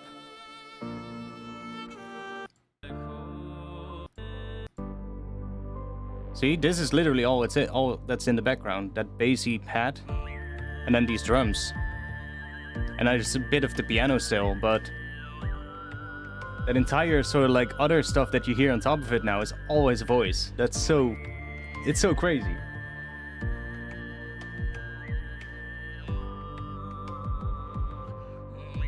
It's basically just overtone singing, which is really interesting. It's all mouth shape, basically. It's all about like creating a certain in the back of your throat. You can create an extra sort of like how do you describe it? Like, you've got your vocal cords, right? And above your vocal cords, there's like another sort of like, I forgot the actual name for it, but what they're often called is your false vocal cords.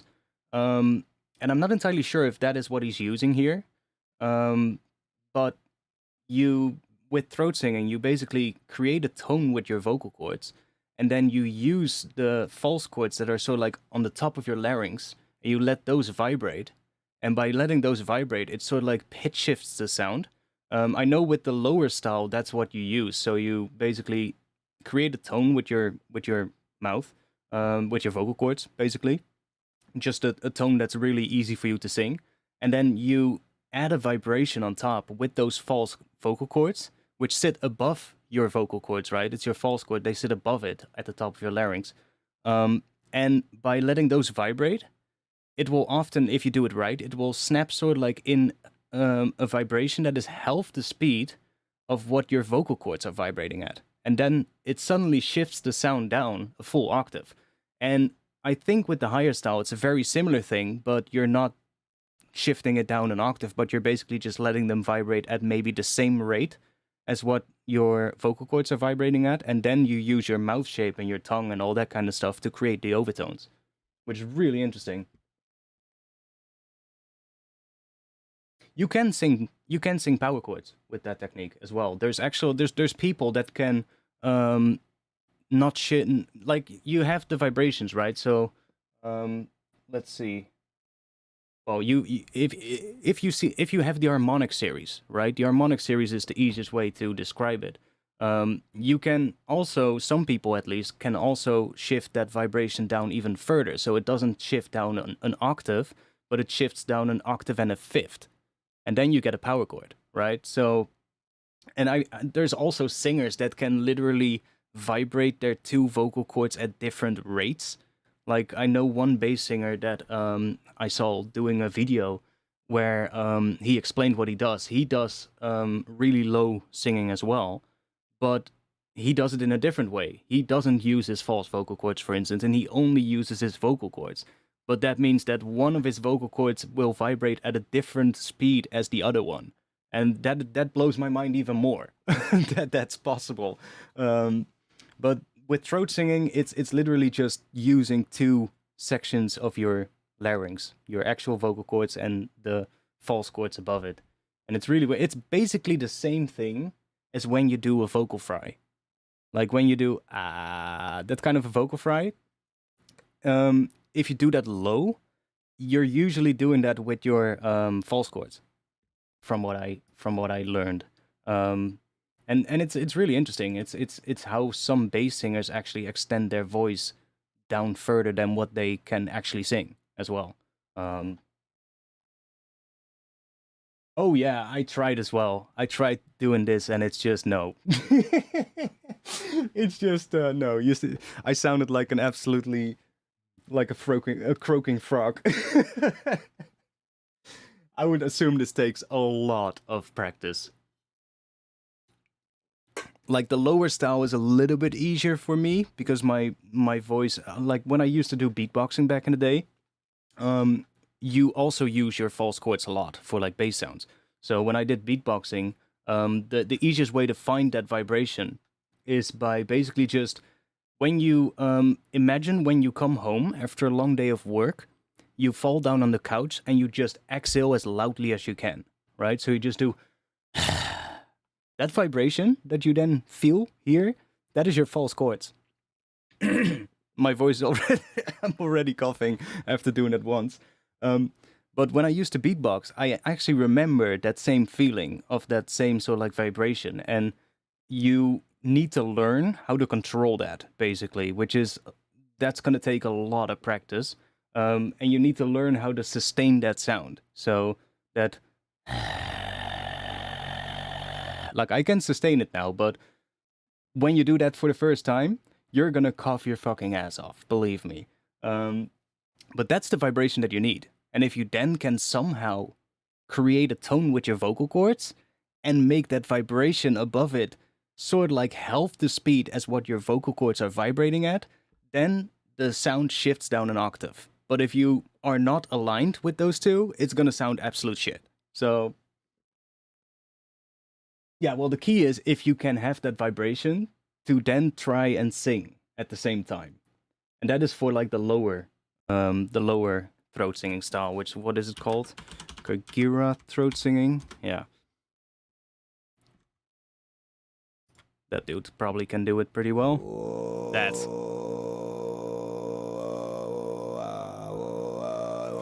is all that vibration that sits at the top of your larynx. And he's actually not singing that low. Like, he sounds like he's singing really low, right? He's actually singing, oh. That's what he's singing with his vocal cords. But that vibration above it shifts it down. It's such an interesting technique. Like, when I first learned about it, I was like, wait, do they sing that low? Like, how do they sing that low? Because a lot of times when you would hear them speak, they would just have a regular voice that isn't low at all, right? And I was like, how the hell can they sing that low if they are not talking in that pitch when they just talk relaxed, right? And it's just because they aren't singing low at all. They're literally just singing in a pitch that is as comfortable for their voice as possible. And then they're utilizing that vibration above your vocal cords to kind of pitch shift the sound in a way. It's super interesting. This style I love so much. It's so cool. But you can hear it's the... See those overtones he creates? That's the same technique as what that other guy was doing. He's just creating a lower pitch by utilizing those false chords in a different way. But the overtone stuff is exactly the same. That's just mouth shape and tongue position and shit like that. But it's so interesting.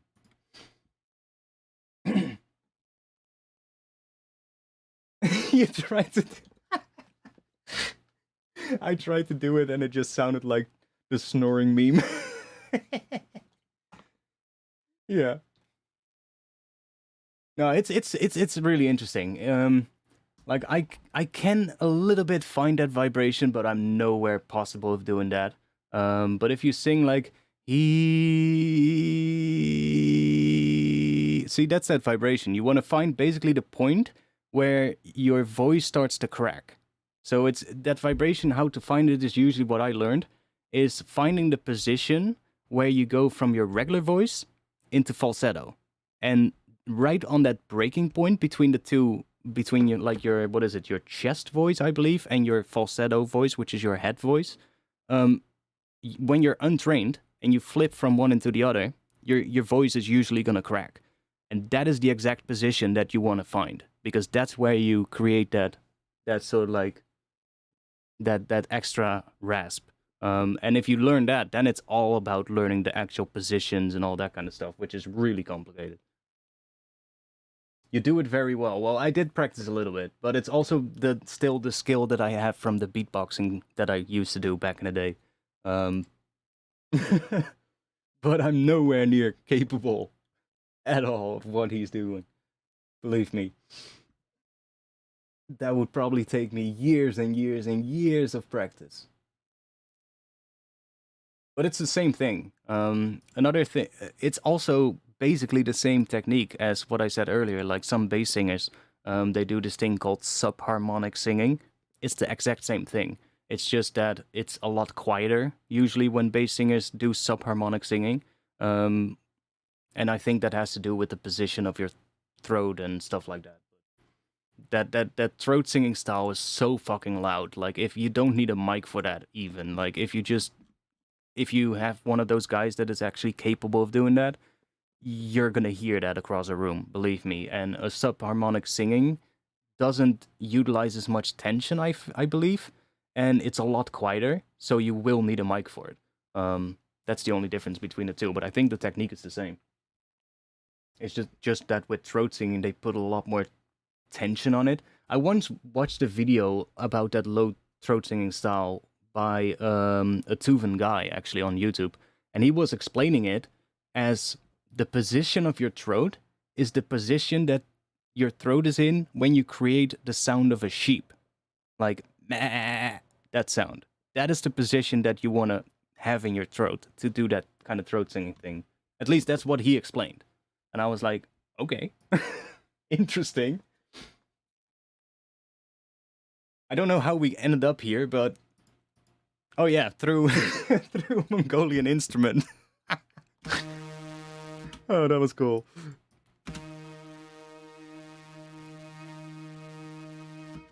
Let's put this one down, maybe?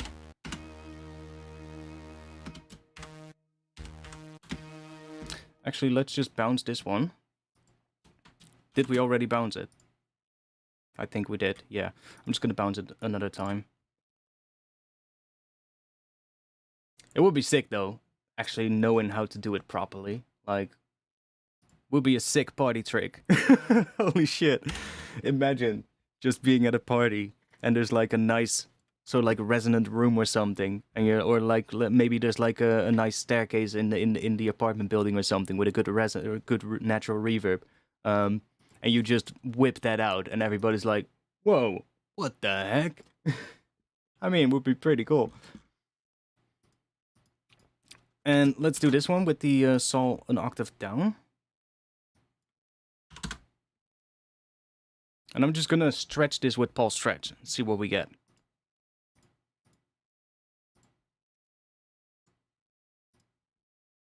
Let's do a pulse stretch. And let's chuck that sample in there.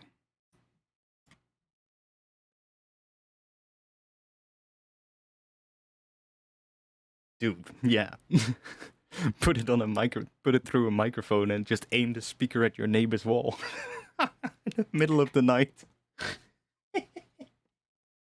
They're gonna be like, holy shit, what the fuck is that? Ancient battle cry.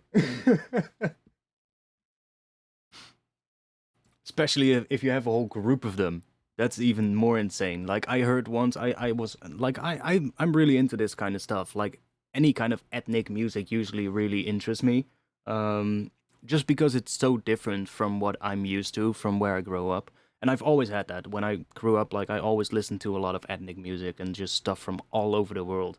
Like, I have a ton of weird-ass music on my computer, like some like, Peruvian voodoo music and all that kind of stuff, and some of that is really interesting.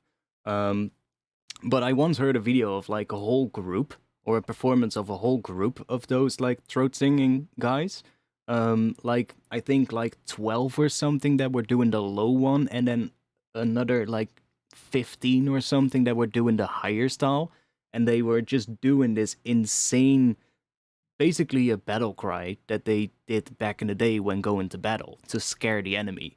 And holy shit, did that sound huge. And it's literally just a couple of voices, but it sounded so big, like a wall of sound. And I was like, damn, that's sick. Aim that at your neighbors. Holy damn. They're gonna be freaking out.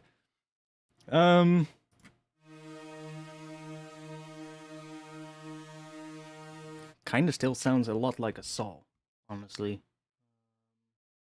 Let's try using this.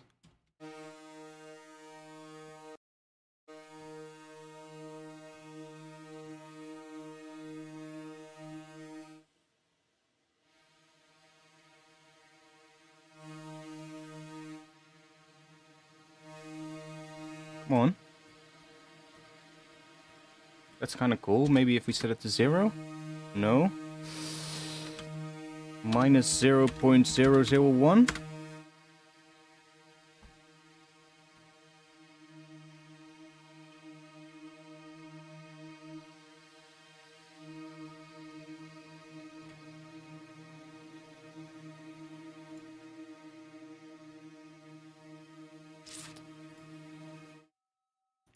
That doesn't work.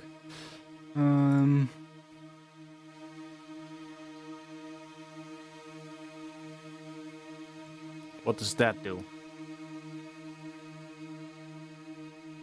Just widening it. Ah, yeah. Do a little bit of that.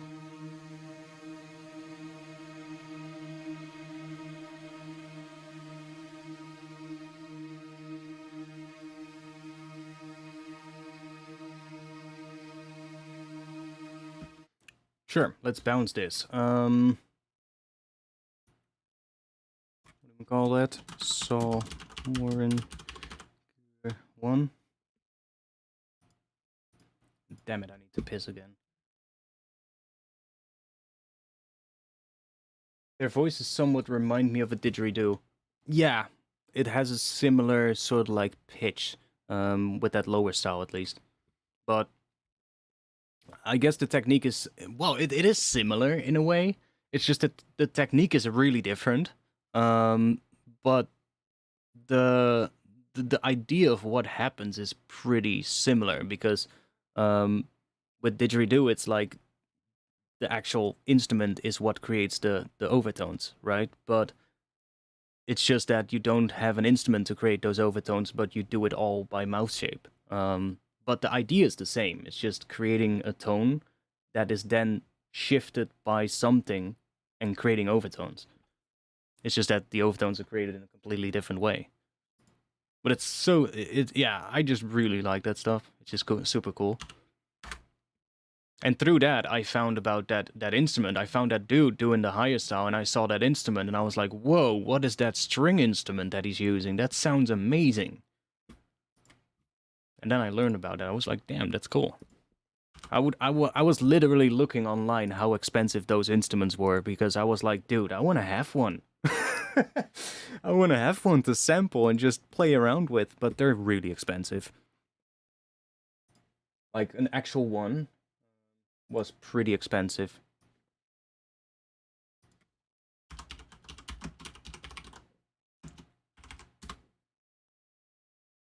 Oh. That's probably... Oh, that's from Etsy. That's just a decorative piece. Yeah, I saw you could... Oh yeah, here. There's an actual store in Mongolia making them. And it starts... A beginner one starts at like $470. But if we're gonna go to, of course, the more the ones that he is using, you know, you're gonna look at, well, at least 1,000. And he's probably not even using one of those. Like, he's probably using something more like that, right? But they're pretty cool. Like, if I ever had, like, a massive payment for a job or something, hey, maybe I'll actually, buy one, just to sample it, you know? But even one of those, for instance, like $800, something like that, that might still sound good. Like $3,500. I mean, they're not that expensive. I thought they were more expensive, honestly. Because I've seen ethnic instruments that are crazy expensive. I once looked for into buying a shamisen, and holy shit, they are expensive. Which one was it? There was a store in Japan. There was actually a guy basically in Japan making them. Was it this one? Takara. Name sort of like this seems familiar. Shamisen is another one of those instruments that is just so beautiful.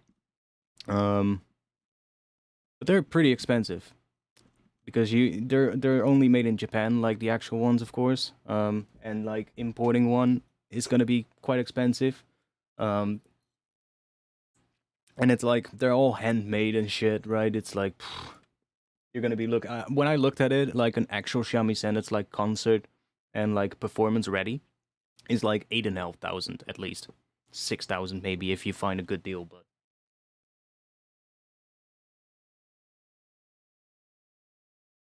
Buy your kid a didgeridoo. Yeah, that would annoy your neighbors for sure. Let's put one of those samples. Let's just take that one. See if we can make something out of it.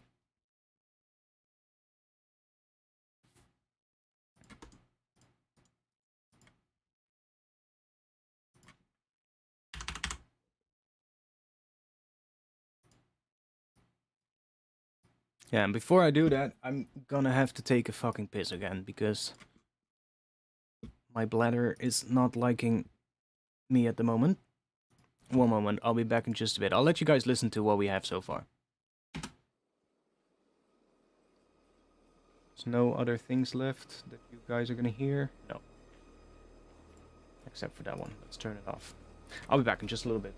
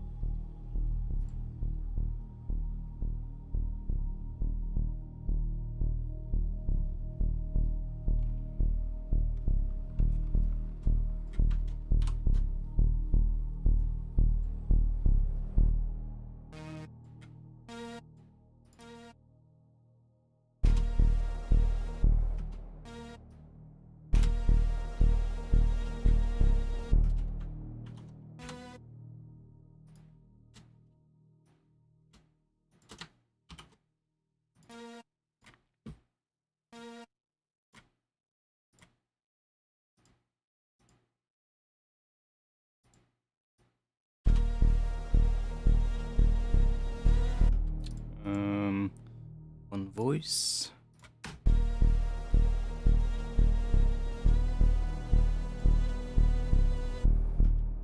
Okay, we need glide.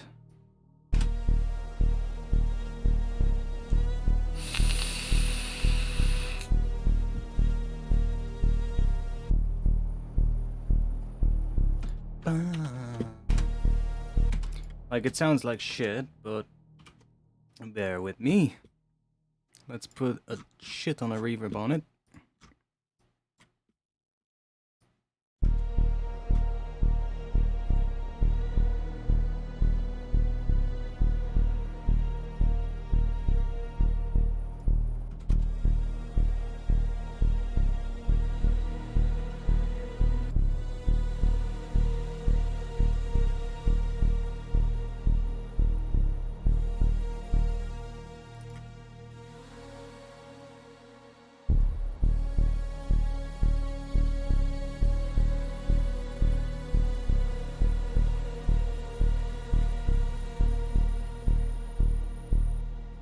Where's that high sound coming from?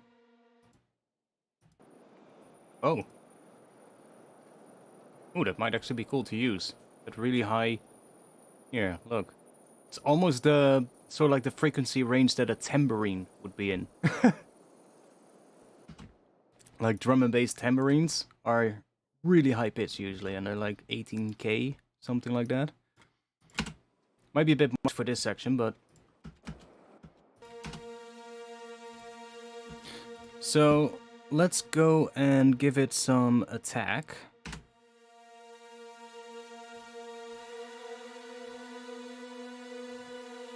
And some release. Doesn't matter, we all have that ton amount, really a lot of reverb, so...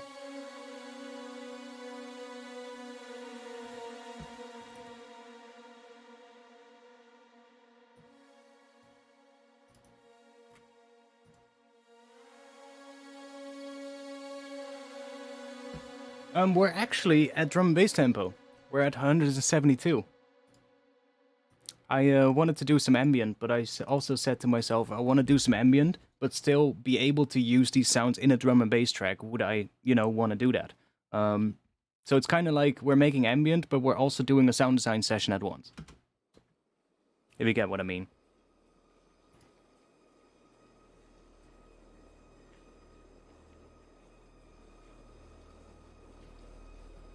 I don't feel like it's that important that the stereo field is really controlled. Well, it is important that it's controlled, but you can get away with some stereo in the low end, for instance. Because let's be honest, this type of music is not really meant to be played in a club. But if you would want to use one of those sounds in a drum and bass track, then you definitely want to make sure that it's mono compatible, of course. But I would... Most of the time, like this low drone that we have has a lot of width. So I would, for instance, just maybe put like a device on here. We already have a utility here, but maybe just make the low layer mono, for instance, just so that is really consistent and it's not sort of like doing some crazy stuff and it's not canceling or something. Like in the other one that I made, this one that I did yesterday, there's also a low layer. And that low layer is pretty mono, actually. There's a little tiny bit of width from the reverb that's on it, but most of it is pretty mono. See? Like, if we look at this view right here, the top bar is the mids, and the bottom bar is the sides. And if I go to here... let me turn the limiter off, so that we actually hear the pitch, or actually hear the loudness that I made it at. If I play just the sides, you can hear there's very little low end. I mean, there is some, but compared to the mids, there's a lot more, right? So, that's the only thing that I did, literally. And that just makes sure that in mono it still sounds pretty similar.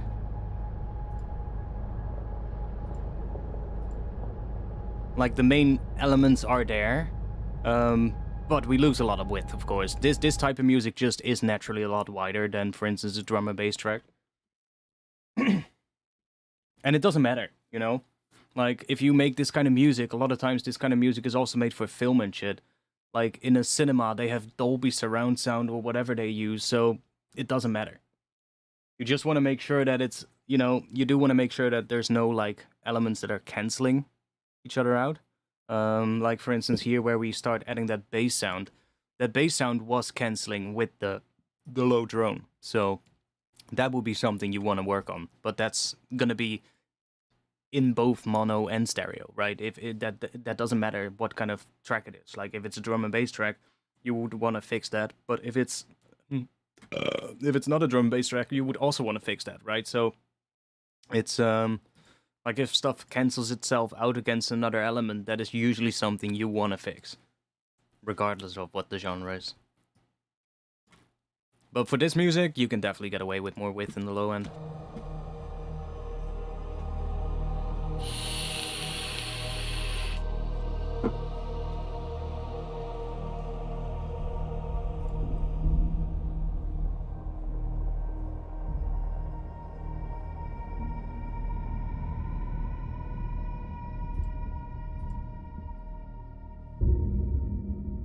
And like these impact sounds, they are made from a sound that is basically mono.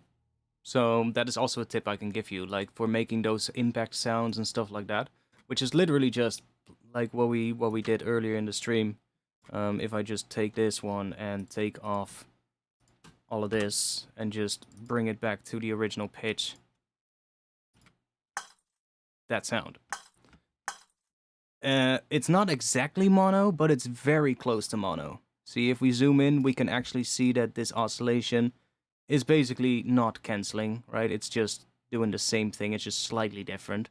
And it does get a bit more stereo here, but that's fine, right? We can see that, so like right here, see that little 2 peaks? We can see that there's 2 peaks there as well. They're not the same level, but the amount of width in the sample is pretty small. And that is kind of what you want. Or you would just take an even better, is like a mono sample, and then just use that to create those sounds. And that way, even though you run it through a lot of reverb, because the sound source is mono, that reverb is only gonna, you know, make that a little bit wider, but it's still gonna sound pretty good in mono afterwards. Whereas if you would take a sound that is very stereo, and then do this with, you're gonna get a result out of it that's even wider than what you initially started with. Because of the reverb and the processing that you do. But that sound, like, there's still a good amount of width in it. Like, if we look at this, there's a good amount of width, but if we play that just amidst from it, we can hear that it has a ton of low end still. And in the sides, it doesn't have much of that initial transient, which makes sure that in stereo, it sounds good, and in mono, it kind of sounds good still, right? So, one moment, I'll drop it in the chat for you. There we go.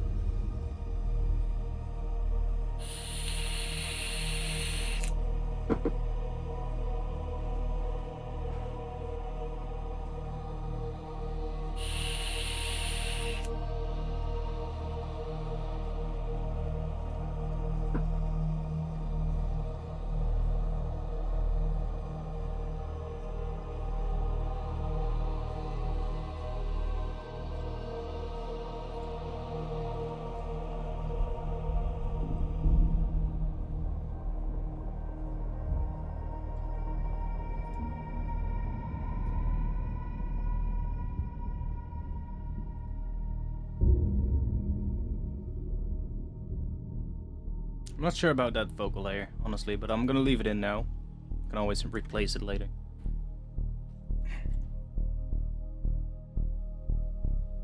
Damn it, I need to shave myself. Every time I blow out a little bit of vape, my mushrooms get wet.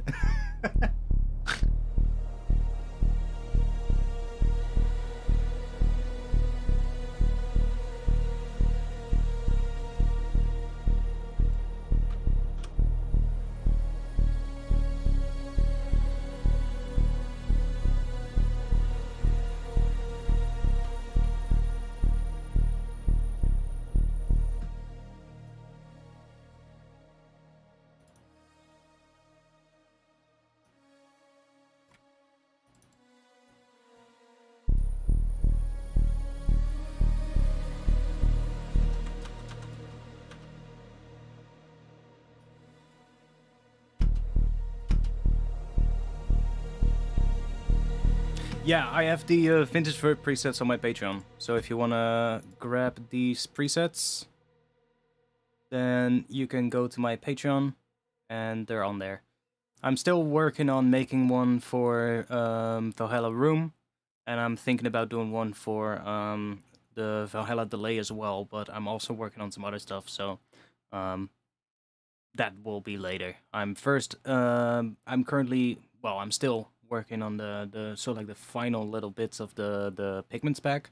As soon as I get the artwork, I can basically finish up the bank, and then I'm gonna be working on the snare drum pack, which I have been working on quite a bit already.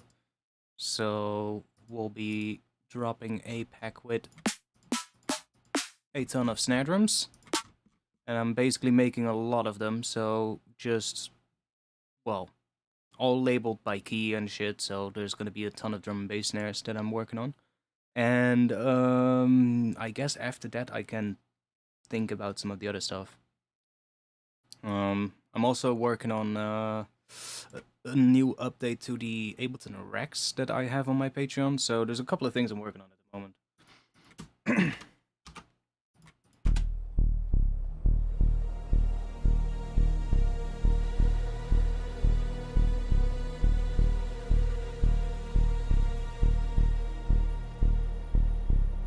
Yeah, the low sounds are literally just right here. It's literally just a sample of like some Foley that is pitched down to like -48 semitones with some compression, EQ, reverb, and some more EQ. That EQ is not really needed, but that's how we get all kinds of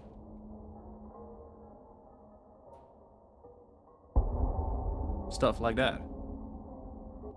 And it's really nothing more than just a tiny bit of sound. What was this? This was a guy smashing some glass bottles with a hammer.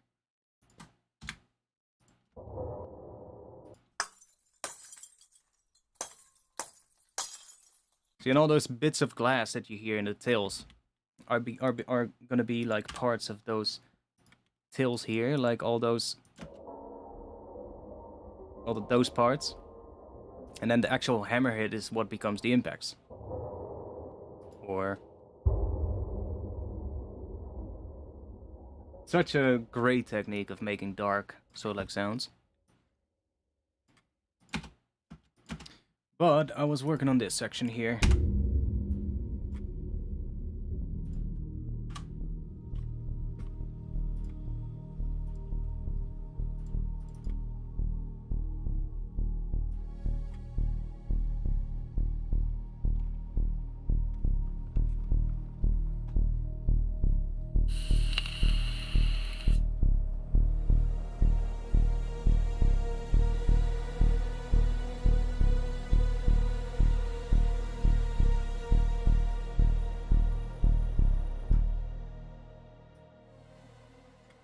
Actually,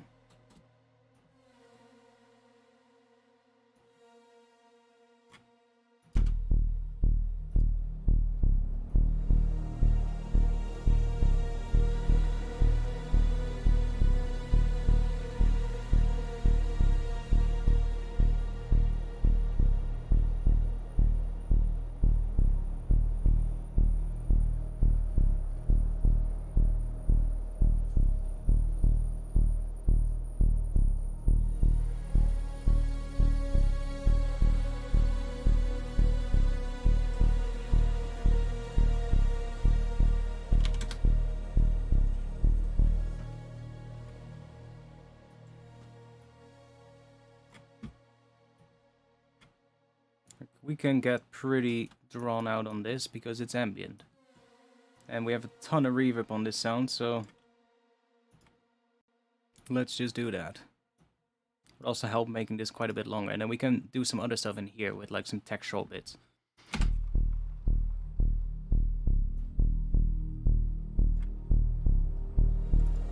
And then this sound here, we get that higher... I don't really like that high part. So let's take a different section. Wait, I do want to have first part though.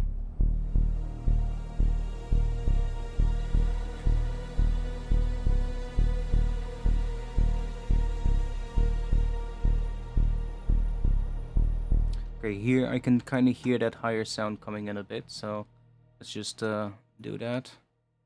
And we'll just go maybe that section.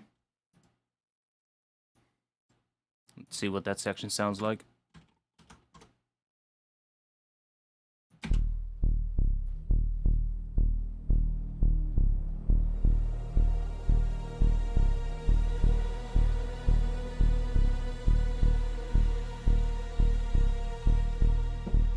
It just add in some extra noise anyway, so... Ah, birds. I don't want to have birds.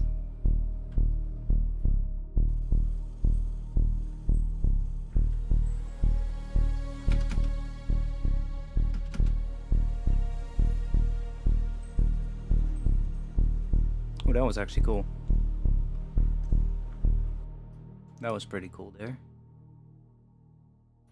So let's leave that section. And then we'll just grab another part here. Because I don't like those bits. Let's go somewhere here maybe.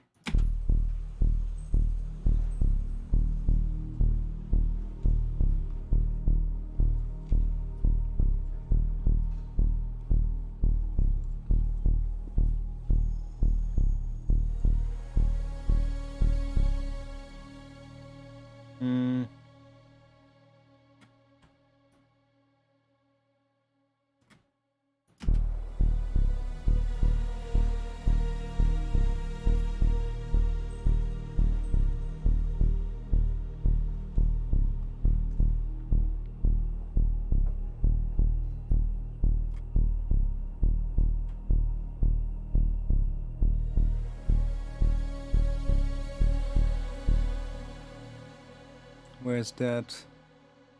Is that this thing? This little point there? Like this extra little point there, where is that coming from? It is in this sample. Wait, what? Ah, there. If we do that, to get rid of that, then we can do this.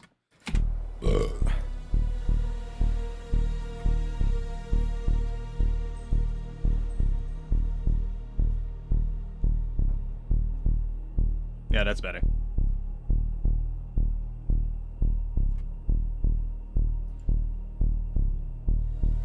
That's better.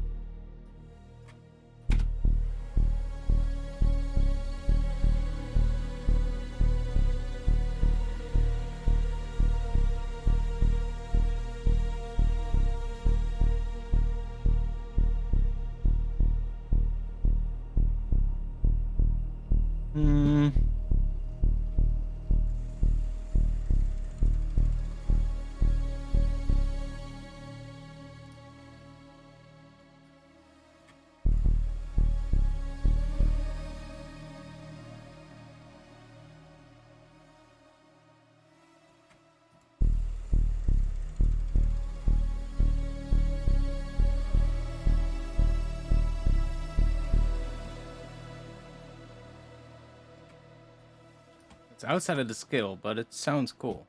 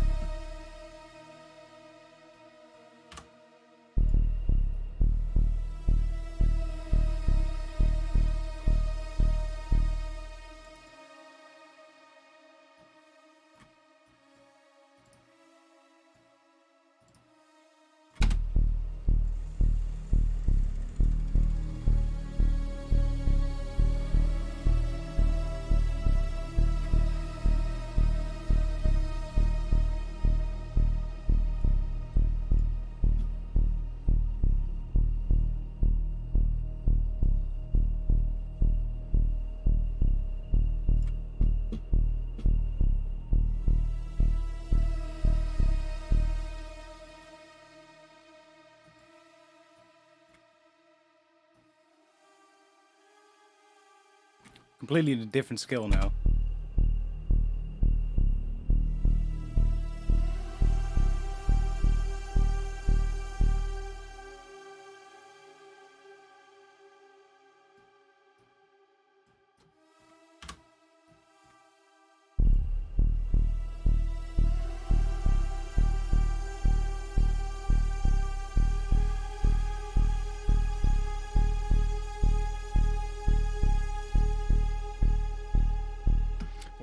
We've basically start in D sharp minor in this first section, and here we're suddenly going to the D sharp major Phrygian.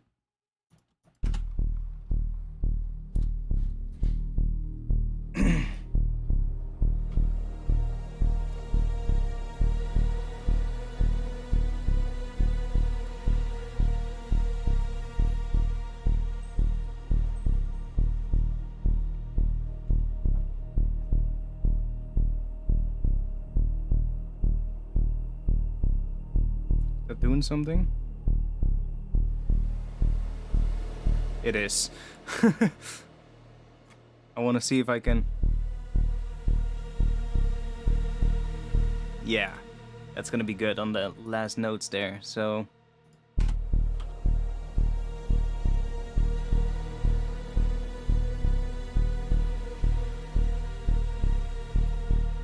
So basically, if we take the reverb off,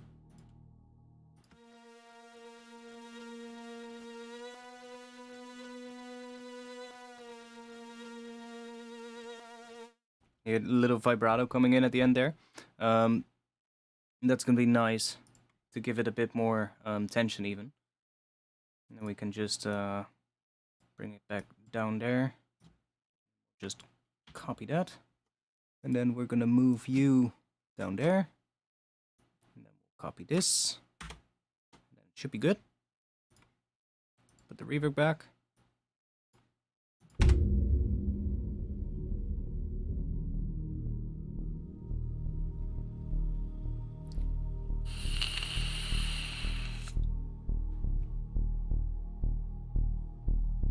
Creating a smoke screen right here, and we're also going to do some slight pitch bends on this one.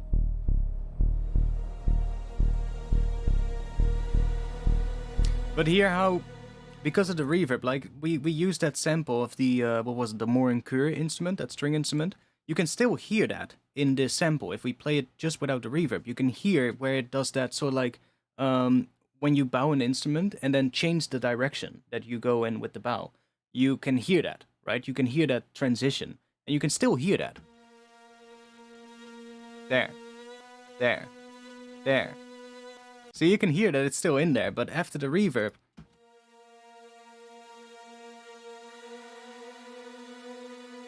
you don't hear it, but it's still adding to the sound, because it's when it does that transition, there's sort of like a slight change in pitch, very subtly, right? It's just very subtly just changing in pitch a little, and I guess the amplitude changes a bit, and then it goes back to what it should be playing, right? And that sound is still interacting with that reverb, so it's just making it a bit more interesting.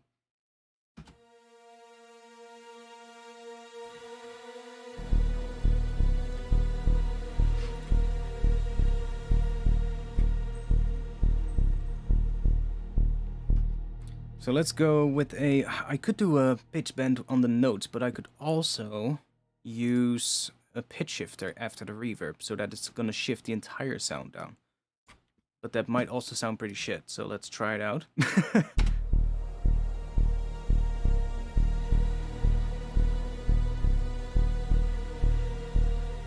This one is fine. On this one I want to bend the pitch a bit, I think. Still not sure about this large gap though, maybe I'll make it smaller, but...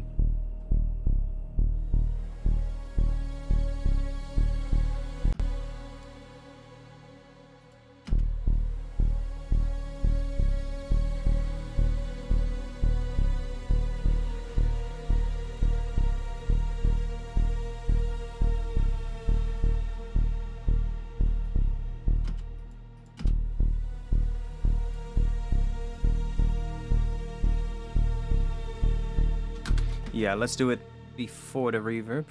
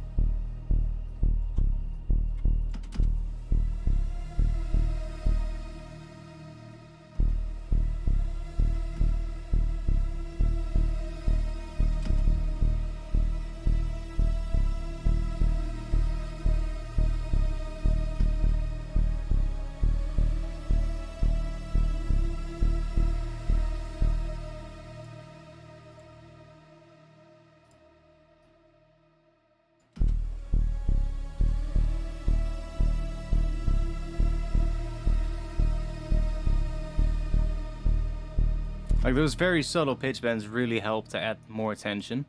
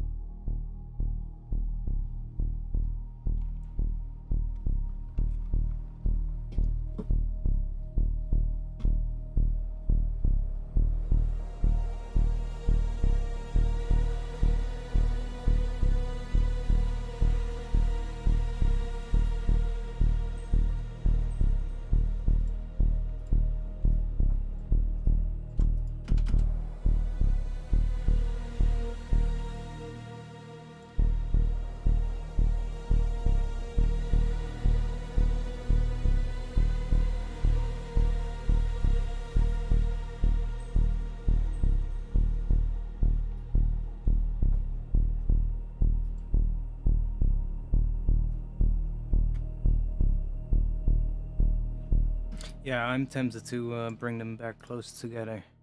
Can just do that like this.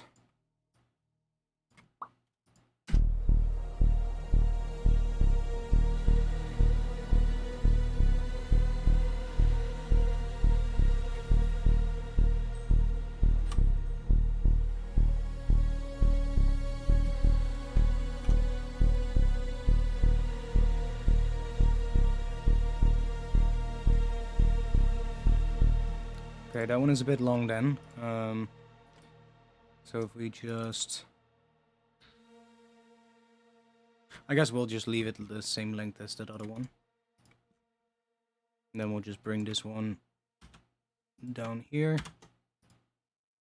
I guess we can just copy this.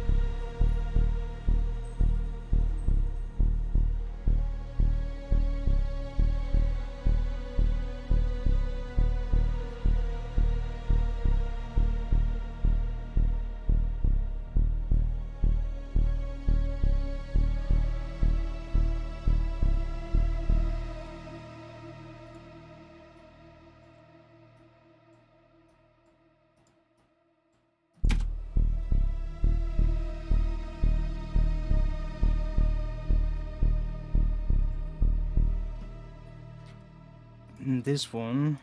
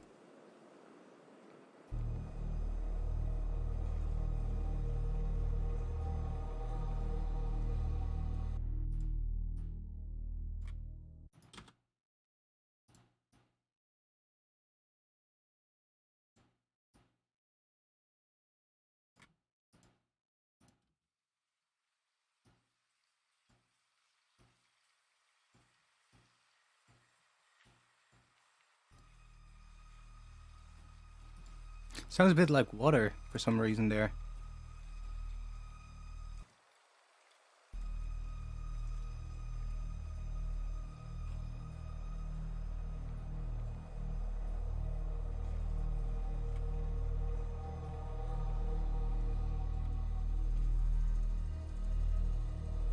But it does add a good amount of like extra ambience there. We might even take like a little bit of a different thing for the start, but I can always fix that later. I want to see how this looks like now.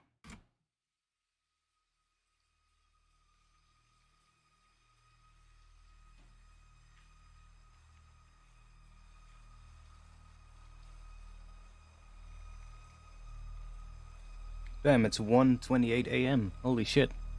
Time flies when you're having fun. At least that means we had a good stream. When I completely lose track of time.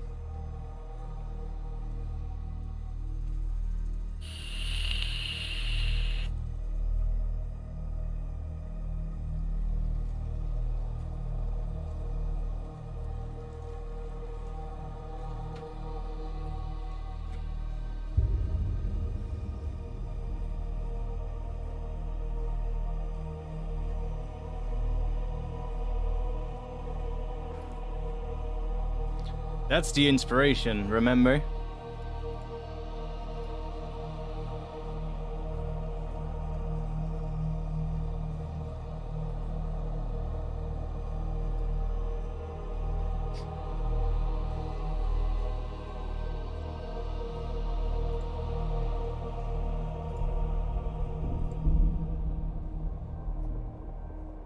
Back it down a little bit here.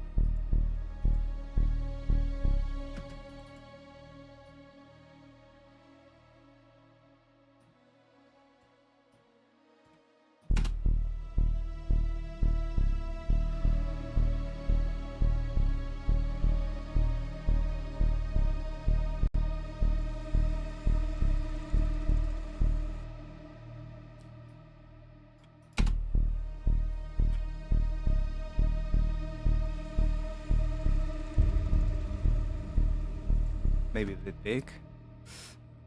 Did we have another one? Yeah, we had this one. If I put that one right here.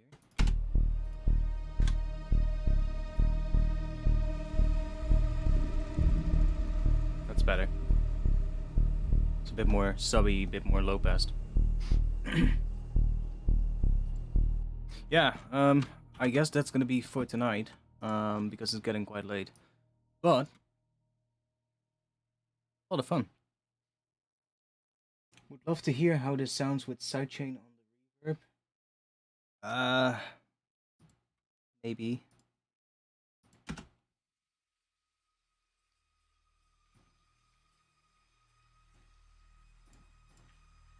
I guess we can continue this one on a next stream or a different stream.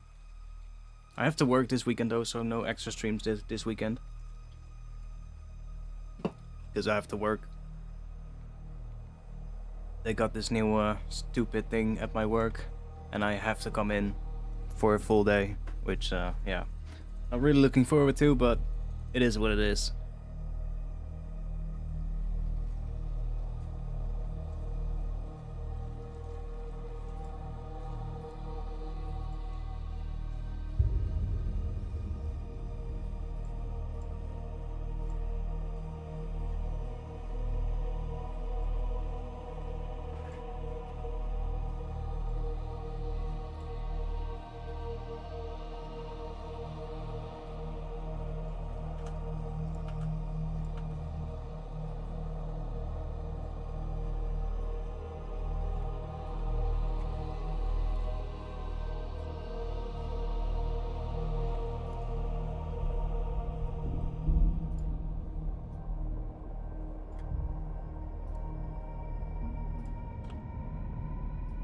Okay, there we go. Let's save. That's gonna be it for tonight. I hope you liked today's stream, even though it was something different. Hope you learned something. If you play around with this stuff yourself and you make something fun, join the Discord. Link is in the description below the stream, and share it there. It'd be cool to see what you guys come up with. Yeah, I'm gonna be back on a future date. Friday, 8:30 p.m. Amsterdam time is gonna be the next stream.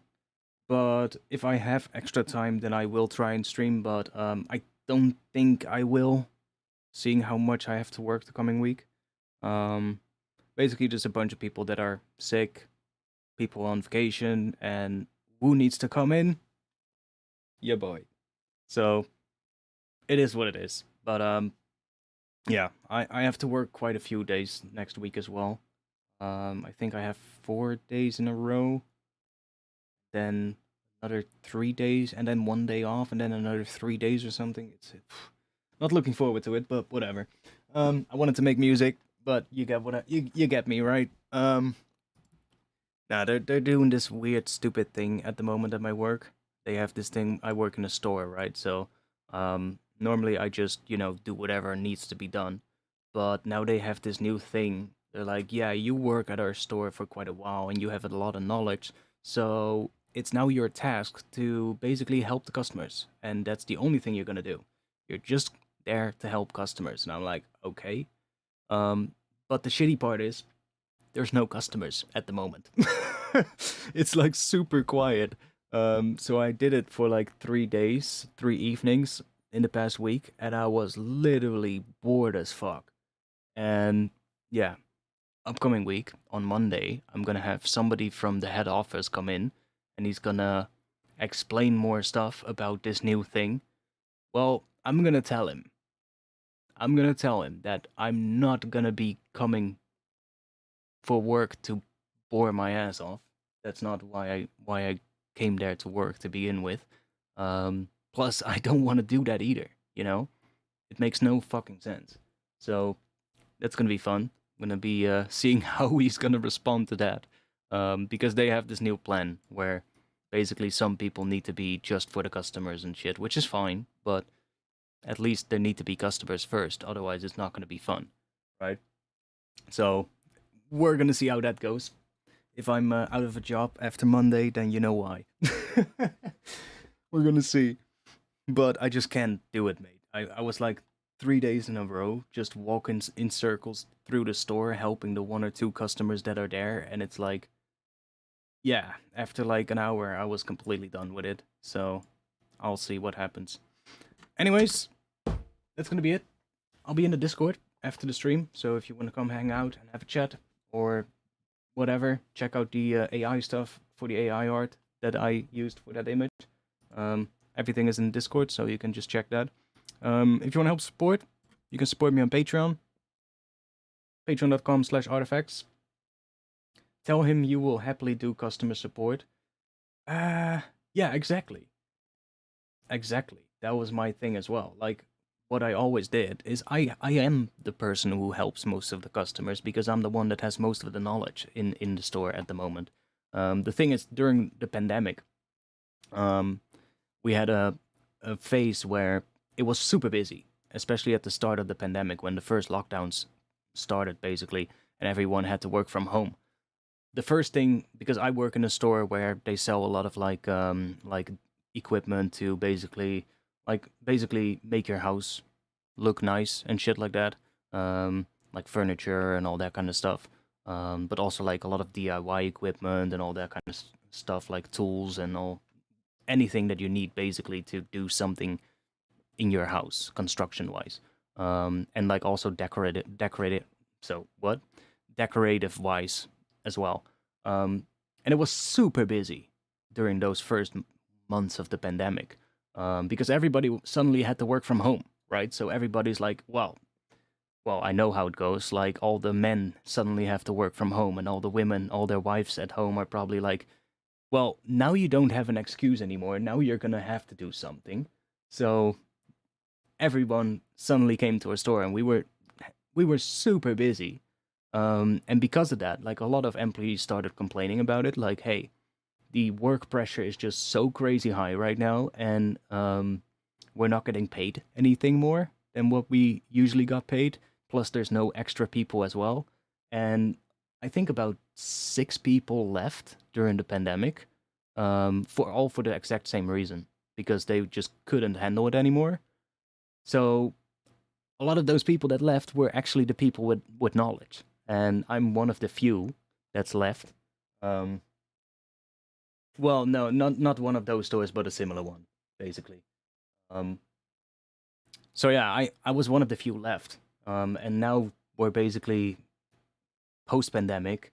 We've gotten a couple of new people, all like really young guys, like 15 years old, 16 years old, right? Something like that. They know nothing, and also they don't really are there to work. They're more there just because they need some extra cash, right? And probably because their parents telling them, "Hey, you need to work," but they don't do shit, right? So now it's like they have this new plan where some people are gonna be like just for the customers, and the other ones are need to do all the other things. But it's crazy because the people that need to do all the other things are now super busy with a lot of stuff, and then the people that are for the customers are there, but there's almost no customers at the moment. Which is also, I think, still something that is because of the pandemic, right? Everybody already did all the stuff in their house at the beginning of the pandemic and during the lockdowns, so now nobody has to do anything anymore. So it's understandable that it's quieter.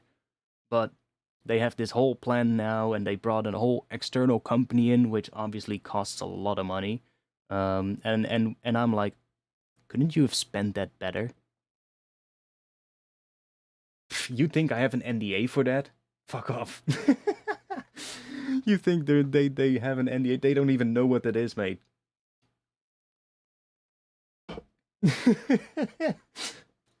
They don't even know what that is. If I tell them about, if I say to that word to them, they're like, what? I'm pretty sure. No, and do you think one of them watches these streams? They don't. But yeah, it's absolutely shit at the moment, and I'm one of those people. If I don't agree with something, I'm gonna say it, right? So it's gonna be fun Monday, especially because there's a dude coming from the head office, and he's going to be explaining stuff about this new way of working. And the worst part is we already had like in I think like in the years that I worked there, I think I've seen 5 of those sort of like companies come in. So those external companies that get hired to sort of like improve team building and all that kind of stuff. And the problem is there's underlying issues in the store that are not being fixed. And then they hired one of those external companies to sort of like come fix shit. But those companies don't fix the underlying problem that causes the issues to begin with. They're only like focused on like, hey, you need to help the customers and you need to make sure that they leave as happy as possible and shit. Yeah, okay, I know that. That's already what I'm doing. The point is not that. There's other things that lead to issues, right? So it's gonna be fun. Hey, bad lucks, no problem, mate. Better luck next week. I mean, you can always watch it back. So you work for a research institute. Even I don't have an NDA for general work things. No, exactly. Like NDAs, I do deal with NDAs, but it's usually for audio stuff. Like if I'm working for audio companies and like working on like presets for a new plugin, or I'm working on something for an audio company, then most of the time there will be an NDA included. But with this kind of stuff, not at all. They're not even smart enough to think about that. But yeah, it's I'm really curious what they think, what this dude is gonna say, and I think I know what he's gonna say. It's probably gonna be the same thing that those other companies said. They just package it a little bit differently, word it a little bit differently, but in the end it all comes back to the same thing. It all comes back to, yo, customer comes into the store, you need to greet them, walk along with them and help them, and then just make sure that they leave with whatever they need. Right? How hard can it be?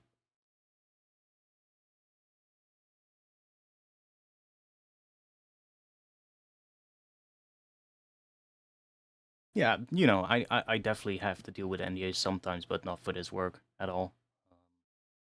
It's literally, I'm literally just a store employee there. I'm just not doing anything crazy.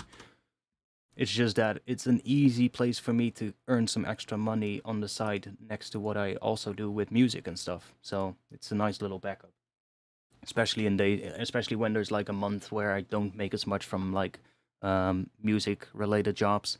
It's always nice to have a little backup for that, you know.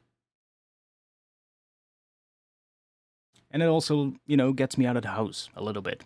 That's definitely also a good thing. Just gets me out of the house and just keeps me focused, to not just only work on audio stuff and just every now and then just do a normal job. It's not the nicest job, but it does the thing. It's one of those jobs that I can do without thinking too hard, and I still work harder than almost everybody else there. So I used to skateboard quite a bit, but not anymore. Every now and then I grab my board and I just go for a ride, but I do want to go back to the skate park one time soon, but it's getting colder again, so it's probably gonna have to wait until next year. Yeah, like working from home is great, but it's not great if you do it the entire time. And there's moments where it's always nice to just be able to get out and just do like a different job. But yeah, I do want to go and skate again for a bit. I had an urge earlier this week, but then it rained the next day, so I was like, fuck. I want to learn 360 flips again. So, well, learn them again. I never landed a 360 flip, but I got super close the last time I went. So I want to learn it.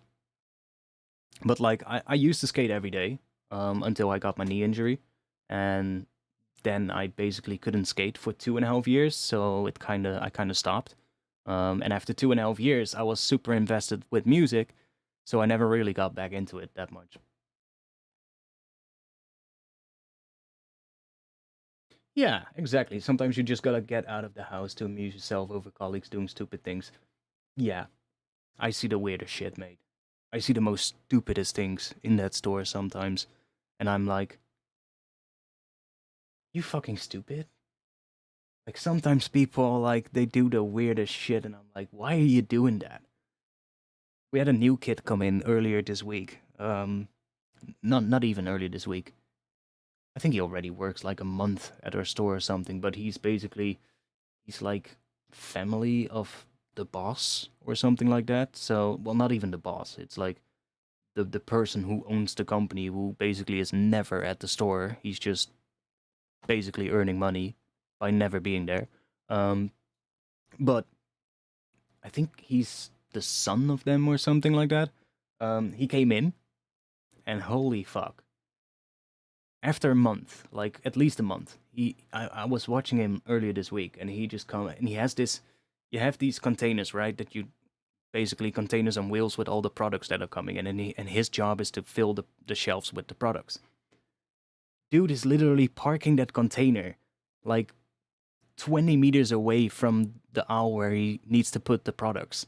And he just walks back and forth from that thing. And I'm like, dude, are you stupid?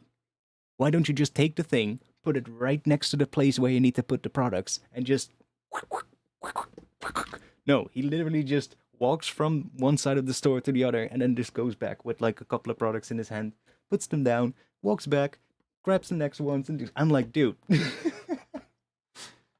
Like that's the level of people that you sometimes have to deal with, and it's like, man, I'm glad I'm not there like 5-6 days a week.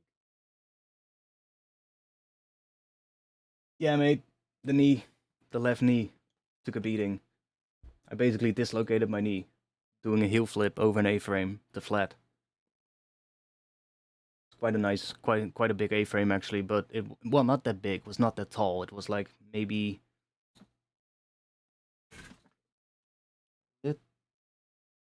so like halfway up your thigh, something like that in terms of height, but it was quite a long A-frame. And I was basically just jumping from basically the top, so the lip, I guess, and just gapping over so like the down section on the other end to flat. And I did a heel flip. I landed, but I think I'm still not entirely sure what I did, but I think I landed with all my weight over my front leg, and I looked down, of course, to see where my board was and to land it. But I landed and I could just feel my knee just basically just pop out. It just dislocated and then just popped straight back in. But, well, the damage was already done at that point. And it was basically just, well, what are they called? ACL and PCL, if I'm correct. Basically, those, if you have your knee, there's like these two ligaments that are so like crossing each other. Those two were basically completely gone. And I had to do like reconstructive surgery and all that bullshit. Took a really long recovery. Had some issues with the recovery as well. So the recovery should have taken like at least or like max a year, and it took me like 2.5 years in the end to get back at like the full strength and all that kind of stuff. Had some issues with like the flexibility at first. I could only bend my knee after the surgery. I could only bend it for like maybe like I couldn't even put my knee at like 45 degrees, so I had to train that, and I couldn't fully stretch it either, so I had to train that, and then I had to, like 45 degrees is still not a lot. You have to get like, I had to be able to touch my bum with my heel, right? So that took a really long time. And by the time I was able to do that, that's when I could actually get started with the recovery, the actual physical therapy, right? And by that time, I had lost so much muscle in my leg that it took me a really long time to get back. So, yeah, that was a tough injury, man. That was a really bad injury, and it was such a simple thing, like just a heel flip over an A-frame. I had done that so many times, but that one time, and it also didn't help that I basically walked around on that knee for like 3 months after the first time that I dislocated it. I didn't know that my ligaments were gone. So I was like, okay, it hurt. Went to my doctor, and my other knee muscles were pretty damn strong. So he felt, and he was like feeling for like, they kind of pull on your bottom leg, and they kind of pull your knee upwards to kind of feel like how much movement is in there. And I think because of all the other muscles being so strong, because I skated every day, he wasn't capable of feeling like the movement that you normally feel when somebody has an injury like that. So he just told me, I was like, I think you just, you know, had a good beating and you just need to take some rest. And I was like, okay. Took rest for like 2 weeks. And after 2 weeks, I went skating again. And I went skating for 15 minutes, and it all went fine. Until I did a trick that involved a bit of a spinning motion, and I just, bam, dislocated it right again. And stupid me thought, I mean, I took 2 weeks of rest, and he said 3 weeks. So maybe I should have done 3 weeks. So the second time I dislocated it, I was like, okay, I'm gonna take 4 weeks of rest now, just to be sure. Which I did. 4 weeks later, went skating again. Went fine for 30 minutes, until I did another spin trick, and I dislocated it for a third time. And that's when I was like, okay, something is fucked up. I need to go to the doctor. I need to go to the hospital and check this out. And at that point, like, the ligaments were not even there anymore. They was completely gone. Just 2 parts of, like, shriveled up ligaments still left that they had to take away, but other than that, everything was gone there. And it was literally just the other muscles being so strong that I was capable of actually just... I could even run after the injury. Like, when I first dislocated, afterwards, like, when I took some rest, I could run. I could cycle my bike, I could do anything. Except skating, I guess. So it didn't really felt like I was missing something in my knee, you know? But as my knee muscles, because I wasn't skating every day anymore, as these muscles sort of like got smaller or less and less powerful, and I was losing muscle mass, that's when I started noticing it more and more and more. And then the third time I was like, yeah, this is not good. I really need to get this checked out. And that's when the whole mess started. But hey, thanks to that, I've gotten a lot more into YouTube and doing music, so if it wasn't for my injury, I would not be doing these live streams probably. Because it was during that time that I couldn't go and skate that I thought, let's go make music. And spend my time doing that.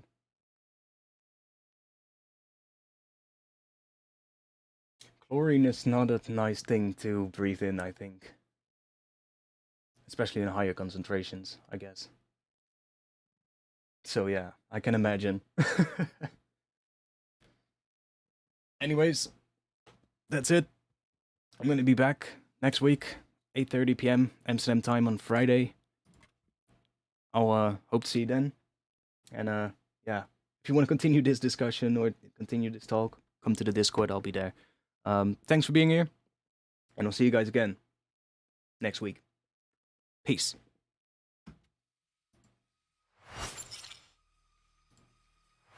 God damn it, why do I always switch to the wrong view? Anyways, thanks people. See y'all next week.